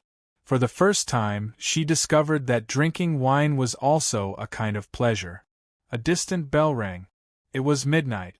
Han Yunxi stood up and bowed deeply. "Your Highness, this concubine wishes you a happy new year. I hope that everything will go smoothly this year, and that your Highness will be in good health." He was the head of the household and her husband. This kind of etiquette was necessary. "This year," Long Feiyi muttered to himself. He seemed to be thinking about something, but also seemed to be looking forward to it. He gave Han Yunxi a large red packet. "You may dispense with the formalities." Long Feiyi left the table and sat by the door, staring blankly at the snowy scenery. "Your Highness, is there something on your mind?" Han Yunxi asked with concern. Long Feiyi didn't say anything. He waved his hand, indicating for her to come over. Han Yunxi sat next to him. She thought that Long Feiyi would say something, but who knew that he would remain silent. After sitting for a long time, Han Yunxi was tired. Recently, she had been too immersed in the detoxification system. Although she wasn't mentally and physically exhausted, she was still tired and couldn't stay up through the night. Han Yunxi sat and waited. Drowsily, she slowly leaned against Long Feiye's shoulder. Long Feiye glanced at her and let her lean on him. Soon, Han Yunxi really fell asleep. Her entire body leaned against him. "Bring the princess's fox fur coat," Long Feiye ordered in a low voice. Long Feiye carefully pulled the sleeping person into his arms and wrapped her in the fox fur coat, letting her sleep more peacefully. "Your Highness, it's cold. Why don't you return to your room to sleep?" a servant girl whispered. Long Feiye only waved his hand, indicating for them to withdraw. The servant girls didn't dare to persuade him and could only disperse. The snow became heavier and heavier, but it also became more and more silent. Long Feiye stared at the snowy ground, lost in thought. Many New Year's Eves, Grand Concubine Yi would fall asleep right after midnight. Mu Fei would wait for him under the plum trees in the back courtyard of Arid Peace Palace, waiting for him to pay his New Year's greetings. Every year, Mu Fei would ask him, "Year, it's been another year. Are you ready?" Ever since Mu Fei passed away, he hadn't stayed up late for New Year's. "It's been another year. I'm willing to win the heart of one person, never to part even in old age. Han Yunxi, if you have to make a choice one day, what's the most important thing in your heart?" He muttered to himself as he took out the perplexing butterfly illusion from Han Yunxi's sleeve and played with it in his hand. That night, Han Yunxi slept soundly in Long Feiye's arms. She had no idea that Long Feiye's heart was filled with thousands of thoughts. She had a beautiful dream where winter passed and spring came. Plum blossoms fluttered in the air as Long Feiye stood among them, waving at her. Early next morning, Han Yunxi woke up to find herself sleeping in her own room. As soon as she left the room, she ran into a guard reporting Long Feiye's affairs. They'd barely had a few days of peace before Emperor Tianhui came looking for trouble again. "Your Highness, the county magistrates from the 3 major prefectures all knelt outside the senior provincial official's estate early this morning. They said they wouldn't go back until they saw you," the guard reported. "Let them kneel," Han Yunxi said unhappily. Needless to say, Emperor Tianhui must have ordered these little county magistrates to act so boldly. Their only motive was grain. Although they lacked grain, at least they wouldn't starve the disaster victims this New Year's. What else did Emperor Tianhui want? Long Feiye might have won the hearts of the people, but he was also maintaining stability in Tianning's disaster areas. If Long Feiye hadn't taken the grain from the imperial uncle's estate this time, Emperor Tianhui might not have had a peaceful New Year's. The guard was troubled. The 3 major prefectures had over a dozen county magistrates under them. It wasn't appropriate for them to kneel on the first day of the year. Unexpectedly, Long Feiye went along with Han Yunxi's wishes. "Let them kneel. Your lordship won't return until the 15th. The 15th. Han Yunxi almost laughed out loud. If those county magistrates heard those 2 words, they'd probably kneel for half a day before scrambling to run back. "Your Highness, are we going to look for grain?" Han Yunxi asked curiously. She always knew Long Feiye was confident, but she had no idea where they were supposed to find grain. "Go make preparations. We'll set out in the afternoon," Long Feiye said simply. Since New Year's was over, it was time for Emperor Tianhui to beg them to go back.